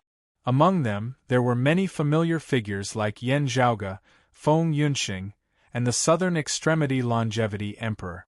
In the past, when the Water Devil and the Earth Devil were rampaging, the 9 underworlds experts mobilized and fought against Taoism. Among the devils, there were many grand heavenly realm devil lord experts. Although they were inferior to top-notch devil experts like the Primordial Heart Devil and the Shadow Devil, they were still reputable devils. If it wasn't for the fact that the 9 underworlds was being suppressed as a whole, any one of these great demons would be able to cause a catastrophe in the human world. But now, they were all standing beside Nie Jingshan and were slightly behind him. Without a doubt, Nie Jingshan was the leader. Nie Jingshan did not say much after he appeared. He only nodded slightly at Bull Demon King, Chiu Shou Immortal, and the other great demons, and then waved his hand gently. Beside him, a great demon emerged from the crowd and headed towards the invincible Vajra Buddha and the green lotus flag. This grand heavenly realm fiend lord had a peculiar appearance. He did not look like a human. He had no eyes on his head, but he had a huge mouth. The great demon opened his mouth and a pitch-black wave surged out. It was like an ocean wave that rushed towards the unbreakable Vajra Buddha and the green lotus flag. The seawater wasn't smelly or dirty. Although it was as black as ink, it looked clear and clean, shining with light without any impurities. However, as soon as they were dyed by the pitch-black seawater, the golden light and white gas emitted by the azure lotus flag dimmed and dispersed, and they began to wither and fade away. Everything had its vanquisher. The green lotus flag, which could even resist the 5-colored divine light of Mahamayuri, was quickly disintegrated in the face of the pitch-black seawater. When the other Buddhist venerables saw this, they were unwilling to let it go. Some of them stepped forward to try and stop them, but the other great demons had already come forward to confront the Buddhist experts. After being dyed by the seawater of the 9 underworlds, the green lotus flag immediately lost its previous shielding function. The invincible Vajra Buddha and the Buddha's Saraira were directly exposed in front of the great demons and demons.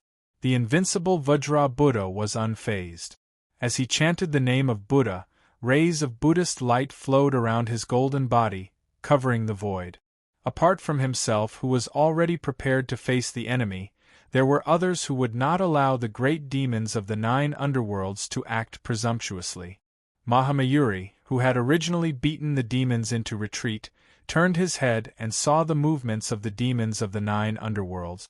He could not help but frown. He directly abandoned the Bull Demon King, Chiu Shou Immortal, and the other great demons and quickly turned back. The green lotus flag was stained. Not only could it not stop the demons of the 9 underworlds, it also could not stop the old peacock.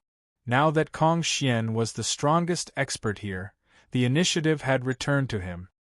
He did not even need to abide by the agreement and deal with the Buddhas of the Western Pure Lands anymore. He could just take the Buddha's Saraira and leave, while the others could do whatever they wanted. I didn't expect Mahamayuri to be here as well. A great demon beside Nie Jingshan laughed weirdly and said, "Fortunately, I made some preparations." As he spoke, the great demon suddenly raised his hand, and a small flag appeared in his hand. The flag fluttered in the wind, causing mist to fill the entire area. In an instant, a strange fragrance enveloped the entire area, enveloping the gradually crumbling pagoda forest. Under the sweep of Mahamayuri's 5-colored divine light, the fragrance released by the flag couldn't be dispelled. Other than the group of 9 underworlds devils, even the great demons who could be considered as their allies were shocked. White cloud boundary flag? Yen Zhaoga and the others who were hiding their tracks and watching from afar were also greatly surprised. This treasure is actually in the 9 underworlds? The white cloud boundary flag, also known as the Immortal Assembling Flag, was the treasure of the Western Queen Mother's Jade Pool. It was known alongside the Earth Apricot Yellow Flag, the Green Lotus Flag, and the Floating Flame Flag. It was one of the few supreme defensive treasures under the heavens. Even Mahamayuri's 5-colored divine light couldn't break through it. It was just that after the great calamity, The Western Queen Mother had disappeared and the jade pool had fallen. There was no news of this treasure. No one would have thought that this treasure would actually reappear in the hands of the 9 underworld. Previously, no news of it had leaked out. Everyone present was stunned when they saw it. If they had this treasure, why didn't they use it previously? Yan Zhaoge frowned.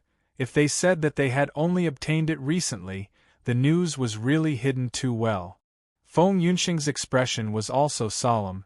When I entered the 9 underworlds previously, I also didn't hear any news regarding this white cloud boundary flag. The 9 underworlds mostly hibernates and rarely makes any movement.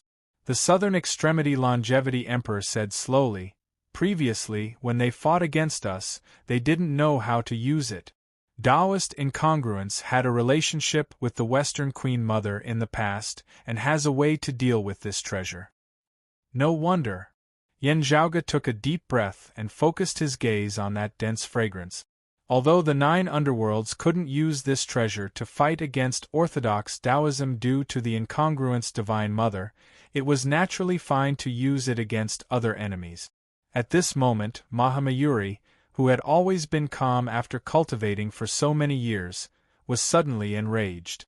Previously, he had been obstructed by the green lotus flag. Now that the 9 underworlds had broken through the green lotus flag, who would have thought that they would take out a white cloud boundary flag of their own? Kong Xian was still obstructed outside the door. Nie Jingshan's expression was indifferent as he walked towards the Vajra indestructible Buddha and the Sakya Sarira. Chapter 1657. The Buddhist Bantis of the Western Pure Lands were also shocked that the white cloud-bound flag had fallen into the hands of the 9 underworld. Their green lotus flag was tainted by the seawater of the 9 underworlds, yet the other party took out the white cloud-bound flag that was on par with the green lotus flag.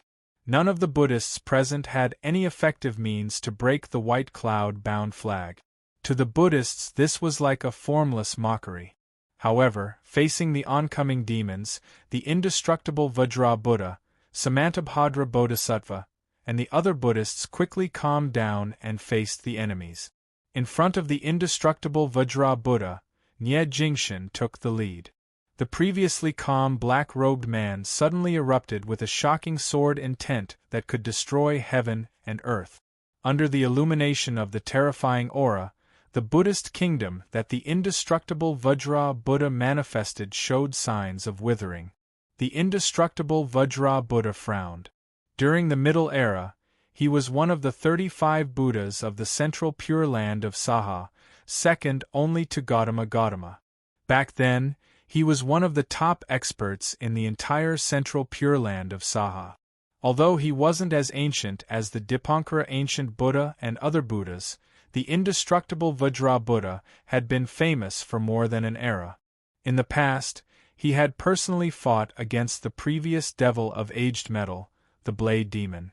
However, the indestructible Vajra Buddha was absolutely sure that the new devil of aged metal, Nie Jingshan, was even stronger than the Blade Demon of the past. As far as the indestructible Vajra Buddha knew, only the first devil of aged metal, who was born with the heavens, could be mentioned in the same breath as him. What was even more terrifying was that the person before him seemed to have even greater potential and was ready to make a move. The God-fiend empowerment can't surpass the limits of the previous generations, but this person seems to be able to continue advancing. I'm afraid he will be the strongest devil of aged metal in history, unprecedented. The indestructible Vajra Buddha calmed his state of mind and faced the young opponent in front of him in his best state. Not only did the Buddha transform into a Vajra, but the Buddhist kingdom around him also changed from a glazed color to a pure gold color. A clear and transparent Buddhist light appeared. Although it seemed fragile, it was actually extremely firm. It displayed the indestructible power of the Buddhist sect, the concept of impermanence of life and death, to the peak of the current realm. Disregarding other magical powers and only considering the sturdiness of the golden body of Buddhism, the Vajra unbreakable Buddha had always had the reputation of being the #1 Buddha. It was even better than Mahamayuri, Dipankara ancient Buddha, and Guanyin Bodhisattva. Once the immeasurable golden body and Vajra Buddhist country appeared, even Nie Jingshan's murderous sword intent found it hard to penetrate them. The invincible Vajra Buddha had never been a person who would blindly defend himself. An extremely powerful defense actually meant a powerful frontal assault ability. Every punch and kick was like a divine mountain collapsing or a heavenly river flowing in reverse. It was forceful, heavy, and unstoppable. The Buddha raised his palm and attacked Nie Jingshan. Nie Jingshan looked coldly at the indestructible Vajra Buddha. Boundless hostility condensed in his hand, turning into a cold, dark gold longsword. As the sword light flickered, it actually seemed to be even faster than the prime clear bigwig incongruence Divine Mother executing the immortal trapping sword manual. The indestructible Vajra Buddha had just raised his hand when Nie Jingshan's sword was already in front of him. The sharp sword light retracted and seemed to have instantly shrunk into a single point. The dark gold luster disappeared, and so did the dazzling radiance. At this moment, the concept of time, life, death, yin and yang seemed to have disappeared. Everything returned to the primordial chaos before the heavens were split open. There was no front, no back, no left, no right, no beginning, no end, no cold, no heat, no space-time had not been formed, and no living beings had appeared. There was only a single point left. It seemed so small that it was hard to describe, yet it also seemed so big that it could not be any bigger. As Nie Jingshan's sword stabbed onto the Vajra Buddhist country, the indestructible Vajra Buddha immediately felt as if everything he had learned had vanished into thin air. Fortunately, his strength was outstanding, and his foundation was deep. Facing Nie Jingshan's bizarre and domineering sword art, he was barely able to withstand it. The indestructible Vajra Buddha truly lived up to the reputation of being the #1 grand heavenly realm golden body Buddha. However, the concept of power that seemed to place the entire creation on the tip of the sword also forced the indestructible Vajra Buddha to retreat. He was completely unable to take the initiative to attack as he had previously thought, nor was he able to exchange attacks with his opponent. Instead, his opponent's sword intent was pressuring him first, making it hard for him to resist. It was as if the indestructible Vajra Buddhist country was moving backwards in the void, crushing a piece of space-time. Even with the indestructible Vajra Buddhist country, facing Nie Jingshan, he could only try his best to defend, with little ability to counterattack. Meanwhile, cracks had vaguely appeared on the Vajra Buddhist country itself, from which a withering aura leaked out. "My Buddha is merciful." The indestructible Vajra Buddha's expression was emotionless as he formed a Dharma seal with both hands. Seeing through the illusions of the morning dew, life and death were unpredictable. With great wisdom, the indestructible Vajra was unbreakable. The resolute came from within and not from outside.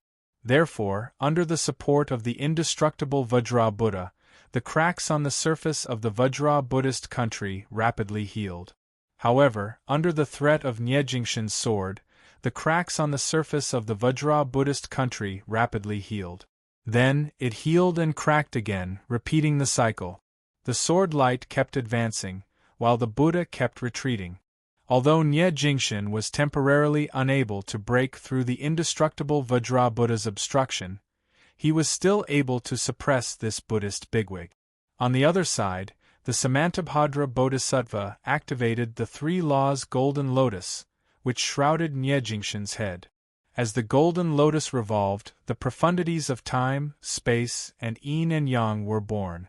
They originated from the Taoism's jade-clear lineage, as well as the Buddhism's samsara, vacuum, and impermanence. Facing such a threat, Nie Jingshan had no choice but to turn around and attack the 3 laws golden lotus. His sword light seemed to have shrunk into a single point, wanting to absorb the 3 laws golden lotus. The profundities of the 3 laws golden lotus manifested. As it revolved, rays of brilliance gushed out in all directions, blocking the changes in spacetime, preventing Nie Jingshan's sword light from continuing to shrink. However, the moment the sword light was released, it was grand and extraordinary. A power that could topple mountains and overturn seas exploded, directly sending the 3 laws golden lotus flying. Cracks even appeared on the petals of the golden lotus, and the cracks continued to expand. The Samantabhadra Bodhisattva hurriedly retracted the 3 laws golden lotus. After Nyejingshun's attack, it was as if there was no obstruction at all, as he continued to suppress the indestructible Vajra Buddha. However, with the assistance of the Samantabhadra Bodhisattva, the indestructible Vajra Buddha's Vajra Buddhist country instantly became sturdy again. The golden body of the Buddha became incomparably huge, and counterattacked Nyejingshun. However, each of Nyejingshun's attacks was faster than the previous one. The dark golden sword light flew left and right, and the scenes of chaos appeared and disappeared. It seemed as if he was getting stronger as the battle went on. The Samantabhadra Bodhisattva wanted to advance, but there were other bigwigs of the Devil Tao obstructing him. Meanwhile, the other great devils of the 9 underworlds also attacked the remaining Buddhist Bantis. The Devil Lord who had defiled the green lotus flag took the opportunity to leap up, arrived beside the Buddha's Sarira, and kept it. Seeing this, Nyejingshun did not continue fighting. With a sweep of his sword light, he forcefully repelled the indestructible Vajra Buddha. Then, he commanded the group of devils to retreat while fighting. Chapter 1658. The great demon wielding the white cloud-bound flag unleashed layers of dense fragrance to protect Nyejingshun and the rest who had obtained the Sarira and obstruct Mahamayuri. Nyejingshun led the way while the bull demon king, Chiosho Immortal, and the other great demons rushed out. The Buddhas of the Western Pure Lands and Mahamayuri naturally did not allow them to leave. Both sides were entangled in a chaotic battle. Mahamayuri and the Buddhist Bantis could not break through the obstruction of the white cloud-bound flag, but it was not easy for Nyejingshun and the rest to leave either. At this moment, green lotuses suddenly appeared in the void.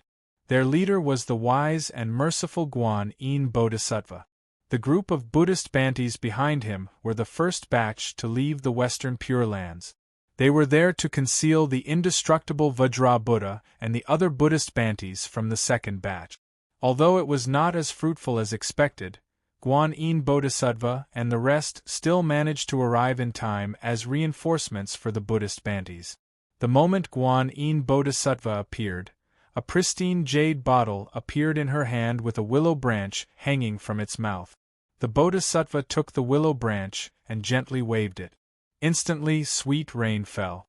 Wherever the sweet rain passed, the others were revitalized. However, the demons felt as if they were splashed with oil. Smoke billowed from their bodies as they let out pained roars. Even Nyejingshun let out a groan when the sweet rain fell on him. The sword light in his hand flickered and instantly turned into a chaotic point that affected the surrounding space. The sweet pouring raindrops were all absorbed by Nyejingshun's sword light and gathered into a single point before vanishing. Guan Yin Bodhisattva held the willow branch in one hand and the pristine jade bottle in the other. She tilted the bottle toward Nyejingshun. A huge suction force came from the bottle's mouth, intending to suck Nyejingshun within. Nyejingshun's sword light retracted and released. It was as if chaos had exploded and the primordial world had opened up. The pristine jade bottle was instantly shaken away. Then, he wielded his sword as if it was flying and immediately slashed out. Once again, it clashed head-on with the indestructible Vajra Buddha's furious eyes and demon-subduing technique. The experts from both sides fought endlessly, neither giving way to the other. But at this moment, the void suddenly split open as a golden-winged rock flapped its wings and arrived in an instant. In the blink of an eye, thousands of golden lights shone of them. Of the Buddhist Bantis, the rock of 10,000 cloudy miles had arrived. Mahamayuri's 5-colored divine light slashed down without a trace of politeness. The rock of 10,000 cloudy miles did not dare to take the attack head-on and hurriedly dodged. However, the demon sovereign who had obtained the Buddha's relic waved his hand and handed it over to the Rock of 10,000 Cloudy Miles. After the Rock of 10,000 Cloudy Miles received the Buddha's sarira, he immediately flew away without looking back. Mahamayuri was expressionless. As the five-colored divine light rotated, he showed no mercy to his twin brother. The Rock of 10,000 Cloudy Miles suddenly felt like he couldn't fly anymore under the effects of the five-colored divine light. Mahamayuri ignored the other demons and strode towards the Rock of 10,000 Miles. Although the Rock of 10,000 Cloudy Miles' speed was affected, it still tried its best to fly away. The two great demons, who were both birds, chased each other and disappeared into the distance in an instant. Without Mahamayuri threatening them from the side, the demons of the netherworld and the great monsters immediately felt a lot more at ease. The Western Pure Lands didn't have the confidence to keep all of them here. But at this moment there was a change in the universe. Yen Zhaoge and the others, who had been hiding by the side, finally made their move. They didn't interfere with the conflict between Mahamayuri and the Rock of 10,000 Cloudy Miles. Instead, they locked onto something else. The green lotus flag that was tainted by the 9 underworlds' devilish seas water. Looking at the southern extremity Longevity Emperor, who was surrounded by lightning and standing on the thunder chariot, the Bodhisattva Guanyin and the Samantabhadra Bodhisattva sighed, "Brother Southern Extremity, you guys really came. Can you lend us some tranquil dew?" The Southern Extremity Longevity Emperor's expression remained calm as he said to the Bodhisattva Guanyin, "Let's keep it for ourselves. Why do you have to snatch what others like?" As the Bodhisattva Guanyin spoke, she pointed towards the Southern Extremity Longevity Emperor. Their main target wasn't the tranquil dew, but the green lotus flag. The Bodhisattva Guanyin's tranquil dew could cleanse the world's filth, including the 9 underworlds' abyssal seas seawater. Only, the seawater originated from the 9 underworlds' core, the devilish sea's abyss. Even if it could be cleansed, it couldn't be done within a short period of time. Since the green lotus flag was tainted by the seawater, the Buddhists could only bring it back and slowly cleanse it. However, Yen Zhaoge and the others had their eyes on this treasure as well. The indestructible Vajra Buddha, who was the closest to the flag, couldn't care less about the pitch-black seawater on its surface. He hurriedly kept the flag. However, before he could make his next move, a saber suddenly slashed down from the dark void. The horrifying power of the submerging primordial chaos annihilation descended, destroying everything in its path. Even the indestructible Vajra Buddha, who possessed the Pure Land's golden body as one and possessed astonishing defensive prowess, was still unable to withstand Feng Yunxing's sneak attack. The Vajra Buddhist kingdom was instantly slashed apart. Fortunately, the indestructible Vajra Buddha's defensive prowess was extremely high. Moreover, he had been fighting against a powerful foe like Nie Jingxian, which allowed him to fight with his full strength. That was why he wasn't slain by Feng Yunxing's saber. The Buddhist kingdom's Pure Land was broken apart. However, his golden body seemed illusory and solid at the same time. As the Vajra radiance flickered, he barely evaded Feng Yunxing's saber. However, when the soul-absorbing bell in Feng Yunxing's hand rang, the indestructible Vajra Buddha's movements slowed down. The golden body of the great sage formed by Pan swung the Ru-E golden cudgel and struck the green lotus flag away from the indestructible Vajra Buddha's hand. Yen Zhaoge grabbed the flag with his hand. The Bodhisattva Avalokitesvara, Samantabhadra Bodhisattva, and the other Buddhist Bantis wanted to stop him. However, Feng Yunxing, Pan, and the Southern Extremity Longevity Emperor wouldn't let them have their way. The Bull Demon King, Qiu Shou Immortal, and the other great demons, as well as a few devil lords, surrounded them with hostile expressions.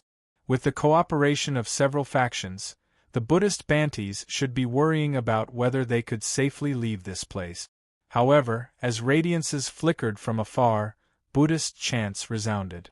The Buddhist Bantis who stayed behind to search for the Buddha's Sarira along with the Dipankara ancient Buddha had also rushed over, forming another batch of reinforcements. Looking at the green lotus flag that had already fallen into Yen Zhaoge's hands, the Buddhist bigwigs were all silent. They attempted to snatch the flag back. However, with Feng Yunxing and the others obstructing them, they couldn't do so. Although their own reinforcements had arrived, the demon race, Taoism, and the 9 underworlds might also have reinforcements. Mahamayuri chased after the Buddha's Sarira and left. If they continued fighting, it would be hard for them to gain the upper hand. As time passed, it would only become more and more difficult. As they sighed, the Buddhas of the Blessed Lands cut off their reluctance and stubbornness, and started to retreat. Yen Zhaoge's gaze fell upon Nie Jingshan.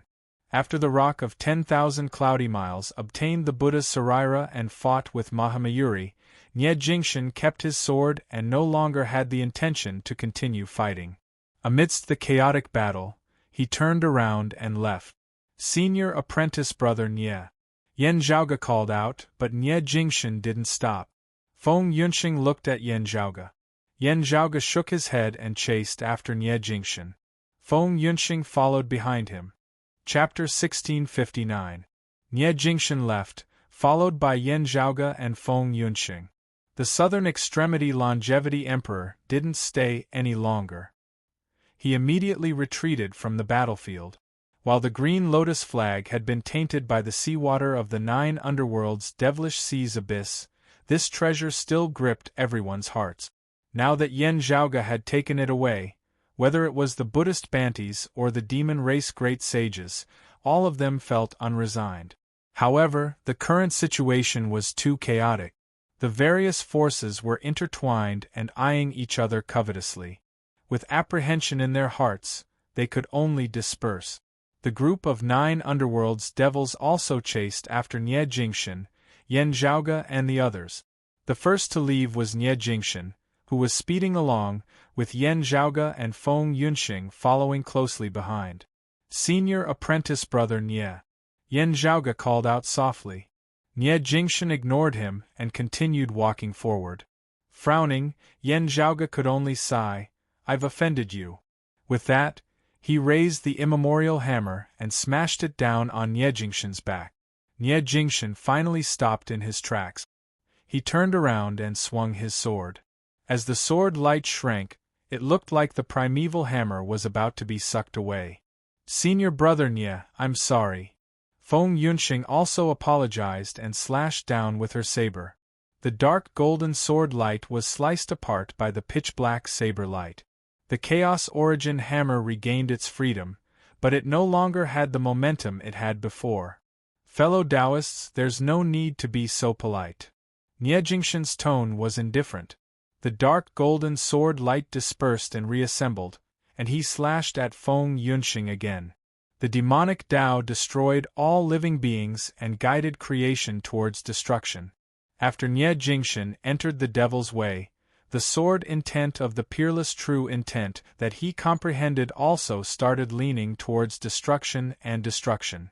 The jade illusory peerless sword transformed into the peerless sword of destruction, which was very similar to the prime clear primordial chaos extinguishing and Feng Yunxing's grand abyss chaos extinguishing.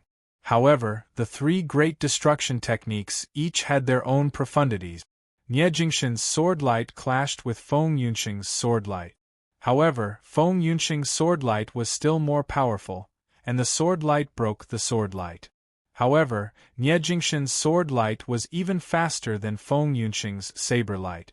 In an instant, he had already arrived in front of Feng Yunxing.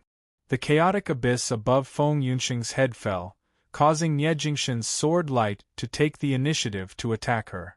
Nie Jingshan's sword light was a step ahead and changed again. It was not trapped by the chaotic abyss and continued to attack Feng Yunxing. Both sides exchanged blows and for a moment, neither side could do anything to the other. Yen Zhaoge kept the chaotic origin hammer, his expression grave as he looked at Nie Jingshan. Behind him, the other great demons had also arrived. At the same time, a crack appeared in the void of this part of the universe, and demonic chi surged out from it. More demonic path experts appeared. They did not seem to have come purely to receive Nie Jingxian and the others. Instead, they spread out, vaguely surrounding Yan Zhaoge and Feng Yunxing. A figure that looked like an old man appeared last. It was the primordial heart devil. In fact, Nine Nether had never given up on the idea of bringing Feng Yunxing back. However, as the void on the other side shook, the southern extremity longevity emperor's figure could be vaguely seen. Apart from that, Fairy Yun Xiao seemed to be faintly discernible. Reinforcements from the orthodox Taoism were also rushing over. Experts from both sides appeared, and they had a large number of people. They stood in a stalemate, and for a moment, neither side could do anything to the other. Regardless of whether it was the demons of the netherworld or the people of the Taoist sects, none of them had the intention to start a war immediately. The Western Pure Lands and the demon race could interfere at any time. In the end, they could only let it go. Yan Zhaoge shook his head and said to Nie Jingxian, "Senior apprentice sister Yu's life isn't in danger, but she has yet to awaken." Feng Yunxing retracted her saber and retreated. Nie Jingxian's expression remained unchanged, and he dispersed the dark golden swordlight in his hand. "Everything will return to nothingness, no matter if it's you, me, or her." The devil's devilish chi was rampant, and it corroded the void, transforming into a devilish domain. The Taoist sects were automatically separated by the devilish chi. This part of the universe turned into two separate worlds, and they stood in a stalemate. The group of devils disappeared together with the devilish domain. Yan Zhaoge and the others watched as they left. They remained silent for a long time. "Little friend Yin, calm down." After a long time, the southern extremity longevity emperor said. Fairy Yun Zhao's gaze also landed on Yan Zhaoge and Feng Yunxing. Yan Zhaoge retracted his gaze and shook his head lightly. "Southern extremity longevity emperor and Fairy Yun Xiao, don't worry. I'm fine. Today's situation was within my expectations. Only, it really happened right in front of my eyes. I can't help but feel disappointed. However, it won't affect my judgment." Yan Zhaoge let out a soft sigh. The southern extremity longevity emperor said slowly, "When junior apprentice brother Yellow Dragon made a mistake and entered the Devil's Tao, we were the ones who helped him end it. What he said was a legend before the great calamity. To Taoism's jade clear lineage, it was a scandal. After the Middle Era ended, and they entered the current era, one of Taoism's jade clear lineage's enlightened Yellow Dragon, one of the 12 illusory jade immortals, entered the Devil's Tao and entered the 9 underworlds, becoming the Yellow Dragon Devil Lord. After that, it caused a conflict between Taoism and the 9 underworlds, which caused many years of trouble. In the end, the Yellow Dragon Devil Lord was annihilated by the Southern Extremity Longevity Emperor, the Lord of Broad Accomplishment, and the others of the Jade Clear lineage. Not only did the Yellow Dragon Devil Lord perish, but even the Jade Clear Bigwig Yun Zhongzi, who had the greatest cultivation of the origin heavenly scripture, perished in the hands of the Primordial Heart Devil. Similarly, the Primordial Heart Devil was gravely injured and had no choice but to hibernate in the 9 underworlds for many years. It was only during the Great Calamity that he started moving again. Even in the recent few hundred years, his injuries had yet to fully recover. Within the Jade Illusory Palace, the Jade Illusory Glazed Lamp's Fire Seed Devil Spirit was coincidentally obtained by the Jade Clear Bigwigs after the Devil of Fire of that generation was annihilated. It was then stored within the lamp. Yan Zhaoge had heard about this part of history before. When the Southern Extremity Longevity Emperor mentioned it, he let out a long sigh. "Don't worry, Southern Extremity Longevity Emperor. I know what to do." "That's good." The Southern Extremity Longevity Emperor said, "The current situation is different from back then. Although the 9 underworlds is still everyone's enemy, we still have to plot against them slowly. Putting aside the blessed lands of the White Lotus and the Immortal Court, they had to consider the Western Pure Lands and the demon race. Let's quickly leave as well. The Green Lotus flag can't be used for now. If we delay any longer, something might happen. Yen Zhaoge nodded silently. The others had the same opinion as well. The southern extremity Longevity Emperor and the Cloud Sky Fairy's silhouettes slowly disappeared and entered the void. Pan Pan, who had reverted to his original form, was currently lying in Feng Yunxing's embrace. Yen Zhaoge nodded towards Feng Yunxing, and the two left together. Zhaoge. Worry appeared in Feng Yunxing's eyes, and she looked towards Yen Zhaoge. Yen Zhaoge shook his head lightly. Let's wait and see. He rubbed his temples and smiled, trying to find joy amidst the bitterness. With senior apprentice brother Nie's current strength, there's only a limited number of people who can send him to perish. Besides, he's the same as you and Senior Suo. He still has plenty of room for improvement. Feng Yunxing's gaze towards him became even more worried. Don't worry about me. I'm fine. Yen Zhaoge revealed a pondering expression. I'm thinking about what senior apprentice brother Nie mentioned previously. Chapter 1660. Everything will return to nothingness, regardless of you, me, or her. Hearing Yen Zhaoge's words, Feng Yunxing recalled Nie Jingshan's words. This sentence? Yen Zhaoge did not speak, just nodding soundlessly. Feng Yunxing also fell into deep thought. These words might not seem like much at first glance, but Yen Zhaoge could not help but think more about them. However, it was fine if he didn't think about it, but if he really diverged his thoughts and tried to decipher it, he could come up with many explanations. Everything returning to nothingness was one of the aspects of the demonic path. This might be an indication of what the 9 underworlds would do next. The top grand heavenly realm experts of Buddhism, Taoism, and the demon race were all plotting against the 9 underworlds, hoping to obtain an opportunity to break through the limits and ascend to the Tao realm. 9 Nether was well aware of this, so she naturally wouldn't sit and wait for death. Experts from all sides were competing, trading with the 9 Nether and suppressing them at the same time. The 9 Nether was also making use of this opportunity to complete their own arrangements. Who would be able to laugh in the end would depend on their own abilities. From Nie Jingshan's words, Yen Zhaoge could vaguely tell that something was wrong. If it really contained a hint and the Tao sect could see through it, then they would naturally have the upper hand. Apart from this line of thought, there were other interpretations. The you, me, and her mentioned by Nie Jingshan was undoubtedly referring to Yen Zhaoge, Nie Jingshan himself, and Yu Yi. Nie Jing called the 3 of them together not only because they were all involved, but also because they had something in common. What do they have in common? Combined with the phrase, all shall return to nothingness, Yen Zhaoge felt extremely terrified as he thought about it. If Nie Jingshan was referring to himself as the same as Yu Yi and Feng Yunxing, it would be perfectly normal.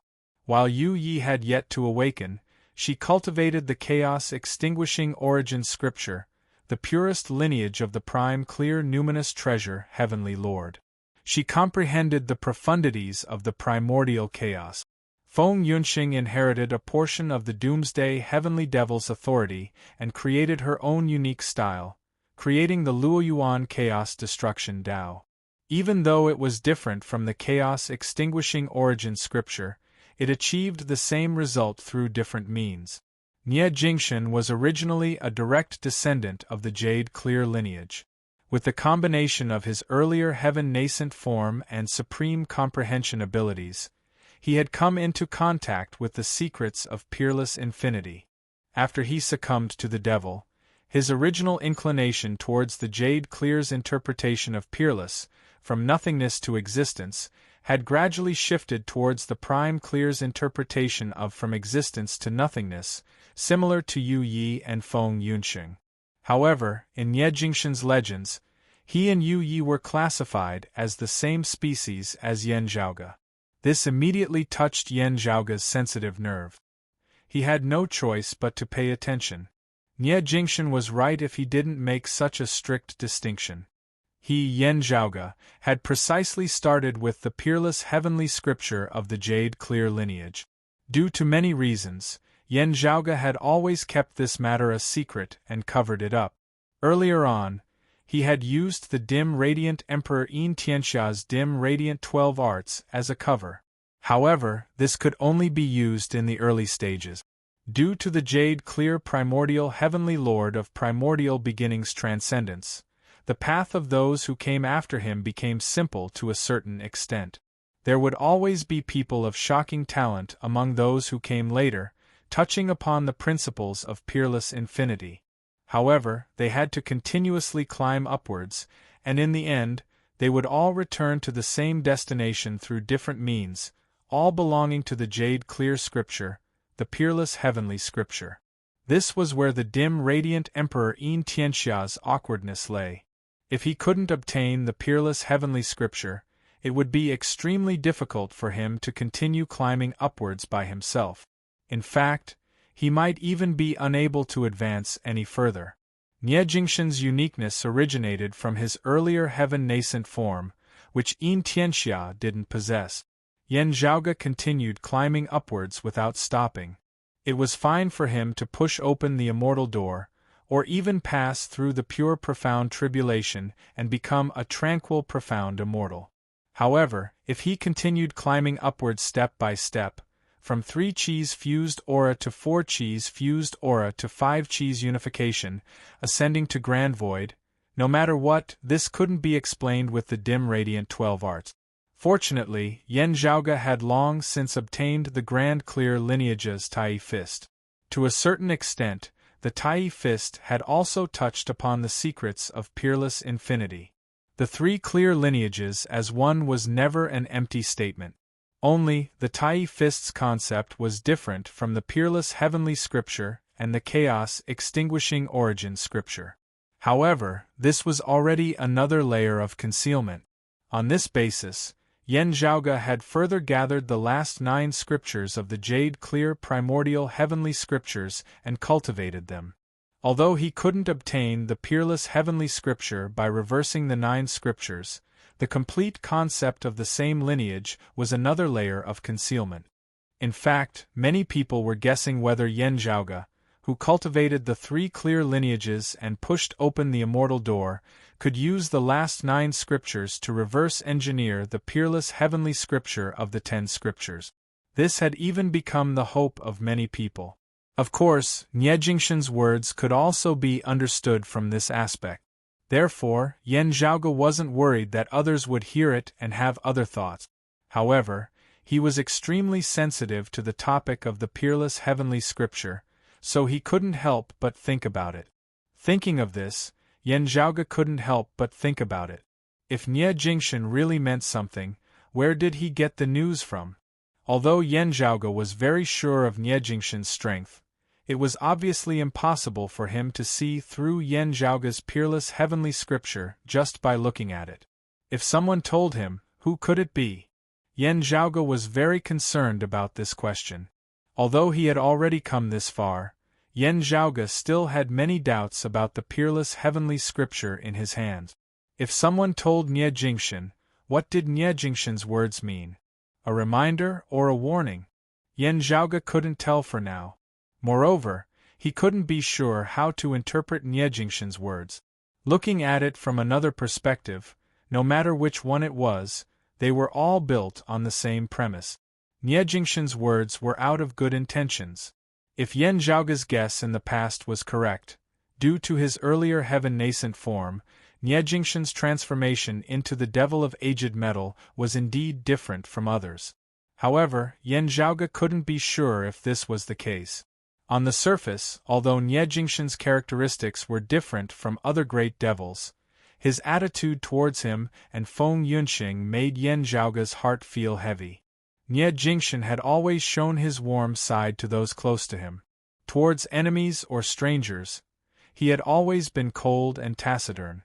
Of course, in the previous environment, even if he had the intention, it wouldn't have been beneficial for them to have a deep conversation.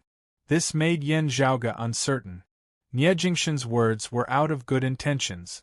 There were so many interpretations that it was already hard to make a judgment. However, if it was out of evil intentions, it might be intentional misdirection, which would cause endless trouble.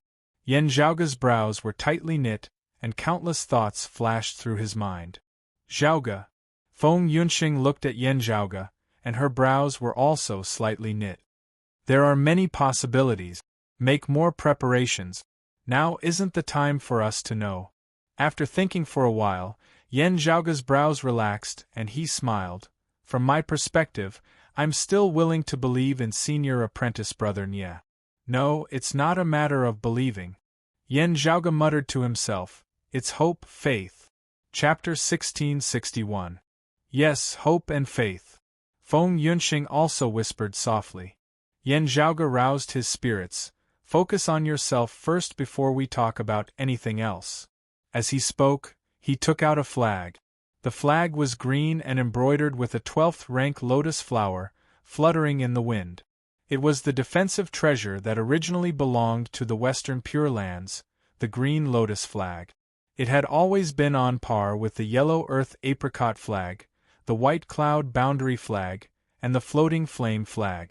Its defensive power was so strong that it could even block Mahamayuri's 5-colored divine radiance.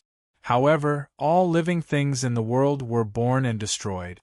As the saying goes, everything has its nemesis. Today, the green lotus flag had met its nemesis and met its doom. The flag didn't appear to be in any danger, but it had been contaminated by the seawater of the 9 underworld demonic seas, so it was like an ordinary flag, unable to unleash any of its powers. The original owner of this treasure was the treasure of Amitabha Buddha, right? The invincible Vajra Buddha and the others are probably just borrowing it temporarily. Feng Yunxing, who was at the side, asked, although it has been contaminated by the seawater of the 9 underworlds, if Amitabha Buddha wishes to take it back, it would probably only take a single thought, right? How could the items of a Tao ancestor be taken so easily? It used to be like this. Yan Zhaoge explained. Still, I once heard Taoist Yang Ku mention that this green lotus flag was previously bestowed to Bodhisattva Guanyin by the Amitabha Buddha rather than being temporarily borrowed. Guanyin Bodhisattva has refined this Buddhist treasure and is now the true owner of this treasure. Feng Yunxing was enlightened. I see. No wonder. In the battle for the immortal execution formation, the ancient Dipankara Buddha borrowed the green lotus flag from Guanyin Bodhisattva. This time, it was Guanyin Bodhisattva who secretly left the flag to the invincible Vajra Buddha. He was the first to leave the Western Pure Land of ultimate bliss in order to attract more attention. However, it did not achieve the desired effect. In the end, the green lotus flag was tainted by the seawater of the 9 underworlds abyss. The Bodhisattva couldn't retrieve it in time, and it ended up in the hands of Yan Zhaoge and the others. However, he did not have the ability of a Tao realm powerhouse like Amitabha to retrieve his treasures. However, now that Yan Zhaoge had obtained the green lotus flag, he also had to consider how he could get rid of the filth on it. Otherwise, the treasures that they snatched would be completely useless and worthless. Speaking of cleansing the filth of this flag, the one who is most proficient in it really has to be Bodhisattva Guanyin. Yan Zhaoge smiled. That sweet pouring raindrops, cleansing the filth of the world, can indeed be said to be unparalleled. The southern extremity longevity emperor wasn't just teasing Guanyin Bodhisattva.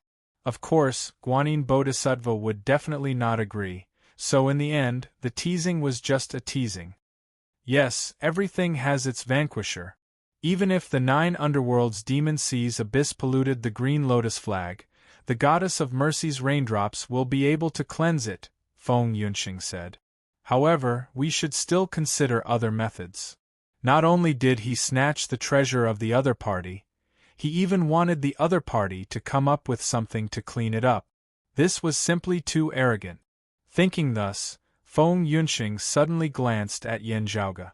She deeply felt that with Yan Zhaoge's lack of integrity, if he had the confidence, he might really be able to do something like that.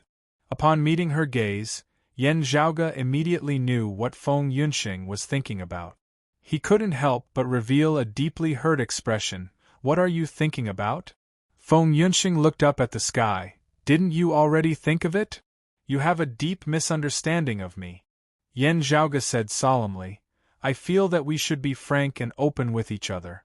We should go deeper, deeper, and continuously communicate with each other. Feng Yunxing glanced at him. All right, come on, come on. Don't be in such a hurry. Once I attain the Qi condensation splendor realm, it'll be fine. There's no need to wait for me to attain the grand heavenly realm. Yan Zhaoge chuckled. Your method of motivating yourself is truly unique. If others were to hear it, your image would be ruined. Feng Yunxing rolled her eyes and didn't know whether to laugh or cry. Others won't be able to see my current appearance. Yan Zhaoge smiled and said, As for you, young lady, you'll soon understand what actions speak louder than words, you inexperienced brat. He purposely emphasized on the last two words. Feng Yunxing's expression remained unchanged. She calmly said, It's true that I haven't used it before. However, how long has it been since the last time you used yours? Have you forgotten how to use it? It's all because of you. Upon mentioning this, Yan Zhaoge's expression was filled with grief and indignation. If I knew this would happen, I would have done it with you long ago. Thank you for your pity back then, said Feng Yunxing smilingly. I'll get it all back sooner or later. Yan Zhaoge said hatefully. However, he quickly laughed. I suddenly thought of our names. When the time comes, it'll really be appropriate. Feng Yunxing was startled. Why? Hee. Yan Zhaoge glanced at her with a sneaky smile. Every night I'm having fun. Feng Yunxing looked at Yan Zhaoge speechlessly. I feel like changing back to my original name. As the couple chatted and teased each other, they didn't forget about their proper business. The two brought along Pan Pan and that tainted green lotus flag, and returned to the Taoism heavens. They didn't directly return to the Vermilion Royal Reed heaven. Instead, they went to the Grand Peace Royal Cliff heaven. That was the universe created by the current Lord of Severing Heavenly, Sua Mingzhang, using the Sea Calming Pearl. The Lord of Severing Heavenly was Sua Mingzhang's current title. His full title was the Heaven-Reversing Origin Zhurong Vast Universe High Heavenly Lord, also known as the Zhurong Heavenly Lord or the Anti-Heavenly Lord. Adding the word heaven in front of his title was the symbol of the Lord of Taoism's stars. Just like the Heavenly Court's Divine Palace's Fighting Division's Golden Spirit Divine Mother, her full title was the Heaven-Reigning Brahma Dumu Origin Lady Purple Radiance, Je Benevolent Grand Plainness Queen Golden True Virtue Heavenly Lord. The Purple Tenuity Emperor who took over her position was the Heaven-Reigning Purple Tenuity North Pole Grand Sovereign Emperor. After the Great Calamity, the Purple Tenuity Emperor disappeared, and his whereabouts were still unknown. According to the current information, the Purple Tenuity Emperor was either the Immeasurable Heavenly Lord, or he had already protected Taoism during the battle against the Immeasurable Heavenly Lord. As such, when someone mentioned Sua Mingzhang's title and added the word Heaven Reigning in front, the other Taoism bigwigs didn't object. With Sua Mingzhang's strength, he was undoubtedly worthy of this title. What he had learned was cultivating the power of the stars' heavenly fire, comprehending the changes of the stars, and the principles of the myriad of things. He cultivated the primordial heavenly scripture in reverse and mastered many supreme martial arts. In the end, he formed his own style and obtained the heaven-severing scripture. During the battle for the immortal extermination formation, Sua Mingzhang had also obtained a sea-calming pearl and established one of the Taoism's 6 great heavens, the Grand Peace Royal Cliff Heaven, as his Tao arena. Only, unlike the other bigwigs of Taoism, Sua Mingzhang was used to living in seclusion in the Grand Peace Royal Cliff Heaven and rarely appeared in the world. Yan Zhaoge and the others were currently looking for Sua Mingzhang's help. To cleanse the evil, water was one method, and so was fire. Chapter 1662. Although Sua Mingzhang had established the Great Peace Royal Cliff as a cave abode Tao venue, he was not like the Emperor of Gaochen, Fairy Yunxiao, and the Goddess of Wudong who had opened the door to accept disciples and spread out their branches. There were also no mortals from the mortal world.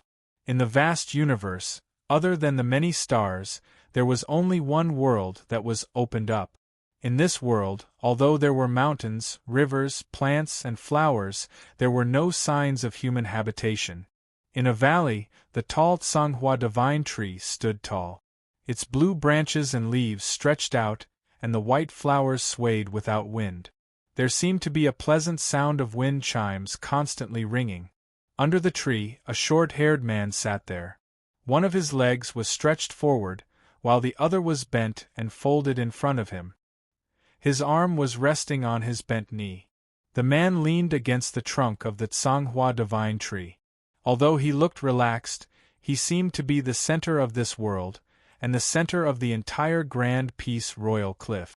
He was looking at Yan Zhaoge and Feng Yunxing. Yan Zhaoge looked at the scene in front of him, and felt like he had returned to the first time he met Su Mingzhang. However, at this moment, the Tsanghua divine tree was by his side. Here, only one man and one tree lived. Even Mars Halberd stayed in the Zhu Luo Royal Reed Heaven's world and didn't disturb Su Mingzhang. Zhaoge Yunxing, you're here. Su Mingzhang slowly stood up and smiled. Senior Su, I'm here to trouble you. Yan Zhaoge cupped his hands towards Su Mingzhang and took out the green lotus flag. Su Mingzhang took the flag. After looking at it, he didn't say anything. Flames lit up in his palm. The bright flames danced on the flag. The flag itself wasn't affected, but a black stain appeared on the original green flag. The flames collided with the black stain and even caused the void to shake slightly. However, under Su Mingzhang's suppression, nothing happened. The flag only seemed to be fluttering lightly. The flames were still bright, and the black stain began to fade. Although the speed wasn't fast, the process seemed to be irreversible. No matter how the black stain resisted, it could only retreat. Yan Zhaoge and Feng Yunxing nodded. Su Mingzhang wasn't the only one who had the ability to remove the seawater stain of the 9 underworlds abyss. However, among the people in the Dao sect, Su Mingzhang was undoubtedly the fastest and easiest to deal with this. After handing over the green lotus flag to Su Mingzhang, Yan Zhaoge was no longer worried. While watching Su Mingzhang's technique, Yan Zhaoge told him about what had happened. Although Su Mingzhang lived in seclusion, his strength and status couldn't be ignored by the powerhouses of other forces or the people of Dao sects. Every once in a while, someone from the Dao sect would regularly send him news. Since Yan Zhaoge had come to visit the Grand Peace Royal Cliff Heaven today, he directly chatted with Su Mingzhang. Perfected Tai and the great god of the 3 altars of the sea meeting are still alive. Congratulations! Su Mingzhang's eyes were filled with admiration. The reputation of the great god of the 3 altars of the sea meeting has always been resounding. He loved martial arts. While he was focused on his studies, he was not a person who closed himself off from the outside world.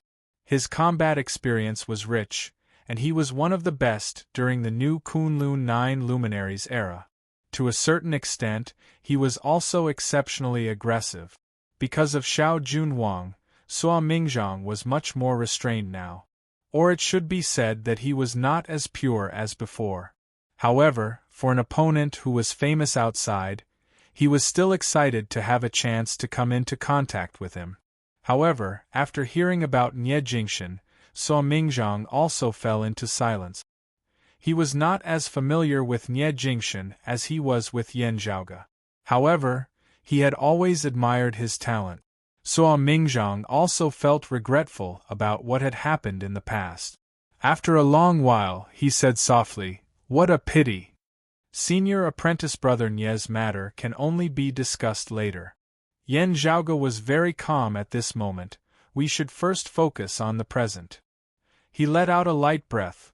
Senior apprentice sister Yu's injuries have already gradually healed. She has yet to wake up now because we are conservative. We want her to not have any future problems. After everything is done, we will wake her up. Up until now, there is still one treasure called the soul-killing jade that has yet to be gathered. Previously, when Ing Long Tu and the others had gone out to travel, they had also been searching for this last treasure. In the end, they did not find the soul-killing jade. However, they had inadvertently entered the great wilderness Origin Palace and met the perfected Tai and Neza. Only then did all these things happen. However, we finally have some concrete clues this time. It is a pleasant surprise. Yan Zhaoge said. Feng Yunxing and Su Mingzhang both looked at him. Yan Zhaoge nodded. During the fight for the Buddha's Sarira this time, a demon race great sage appeared among the demon race that somewhat exceeded my expectations. Before this, there had been no news of him because he had already perished in the great calamity. I never thought that he was actually still in this world. It should be because he had been hiding in the Astro Mountains' starry seas all this time and only came out now. You had the North Ocean clone follow him previously. Feng Yunxing came to a realization. The North Ocean clone did not return to the Taoism heavens together with the two of them. After the battle for the Buddha's Sarira and the Green Lotus flag had ended, he had disappeared without a trace. While Feng Yunxing had sensed it, she thought that Yan Zhaoge had his own plans. Therefore, she did not ask about it. Hearing Yan Zhaoge mention this matter now, she immediately thought of the North Ocean clone. Yes. However, we don't have any concrete information yet. After all, that Kuei-Wood Wolf is traveling with other demon race great sages. It's still inconvenient for us to come into contact with him. However, we can always try to find a chance. Yan Zhaoge answered.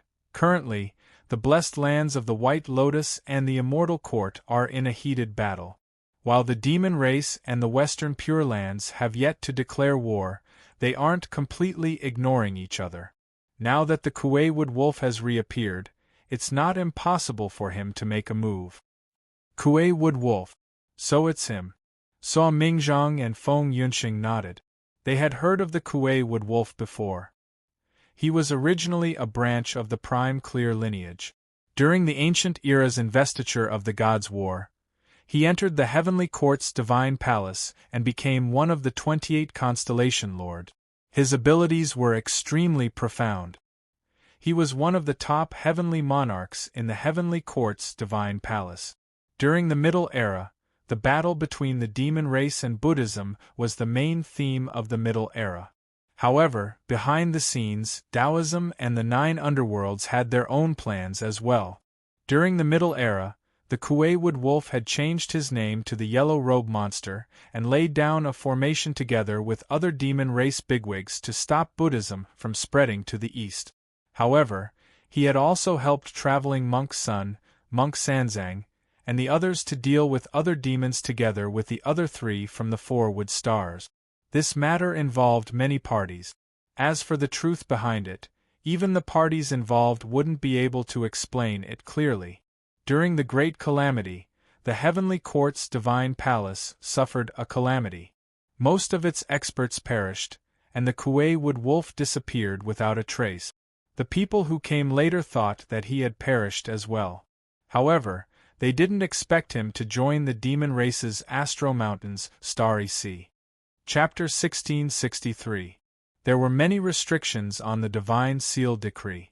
Because most of the people on the Divine Seal Decree had suffered calamities in the past, even if they left the Divine Seal Decree in the future, there would still be many potential troubles.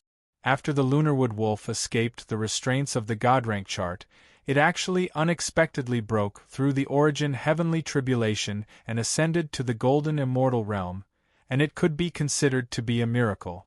After all, he did not become a grand heavenly immortal by cultivating the heretic path. Mu Jia and the others, who were famous in the same generation as him and had never been on the investiture of the gods, were still at the grand virtual immortal realm. Just now, he had appeared with the Bull Demon King, Qiu Shou Immortal, and other great demons in an attempt to fight for the Buddha's Sarira. After that, Mahamayuri arrived and wiped out the demons. Like the other great demons, the Kuei-Wood Wolf could not withstand Mahamayuri's might. Later, Nye Jingxian and the demons of the 9 underworlds appeared. The Rock of 10,000 Cloudy Miles also arrived and seized the Buddha's Sarira. After Mahamayuri left, the Kuei-Wood Wolf also retreated with the other great demons. In front of a top powerhouse like Mahamayuri, the Kuei-wood wolf was naturally not very eye-catching. However, Yen Zhaoge had long since noticed him. Long ago, before the Great Calamity, when Yen Zhaoge had still been in the martial repository of the Heavenly Court's Divine Palace, he had heard that the Kuei-wood wolf of the Heavenly Court's 28 lunar constellations possessed a soul-shattering jade. At that time, Yen Zhaoge had not taken this news to heart at all. However, with the current strength of his soul and memory, any news that he had heard or experienced would leave a mark in his heart. The so-called forgetting was just in case. When Yen Zhaoge had to treat Yu Yi, the mention of the soul-shattering jade immediately reminded him of the past. Sadly, there had been no news of the Kuei-wood wolf at that time. Yen Zhaoge had also thought that he had long since perished in the Great Calamity. Therefore, he had always been searching for the soul-killing jade through other means. Now that the Kuei-wood wolf had reappeared, Yen Zhaoge naturally targeted him.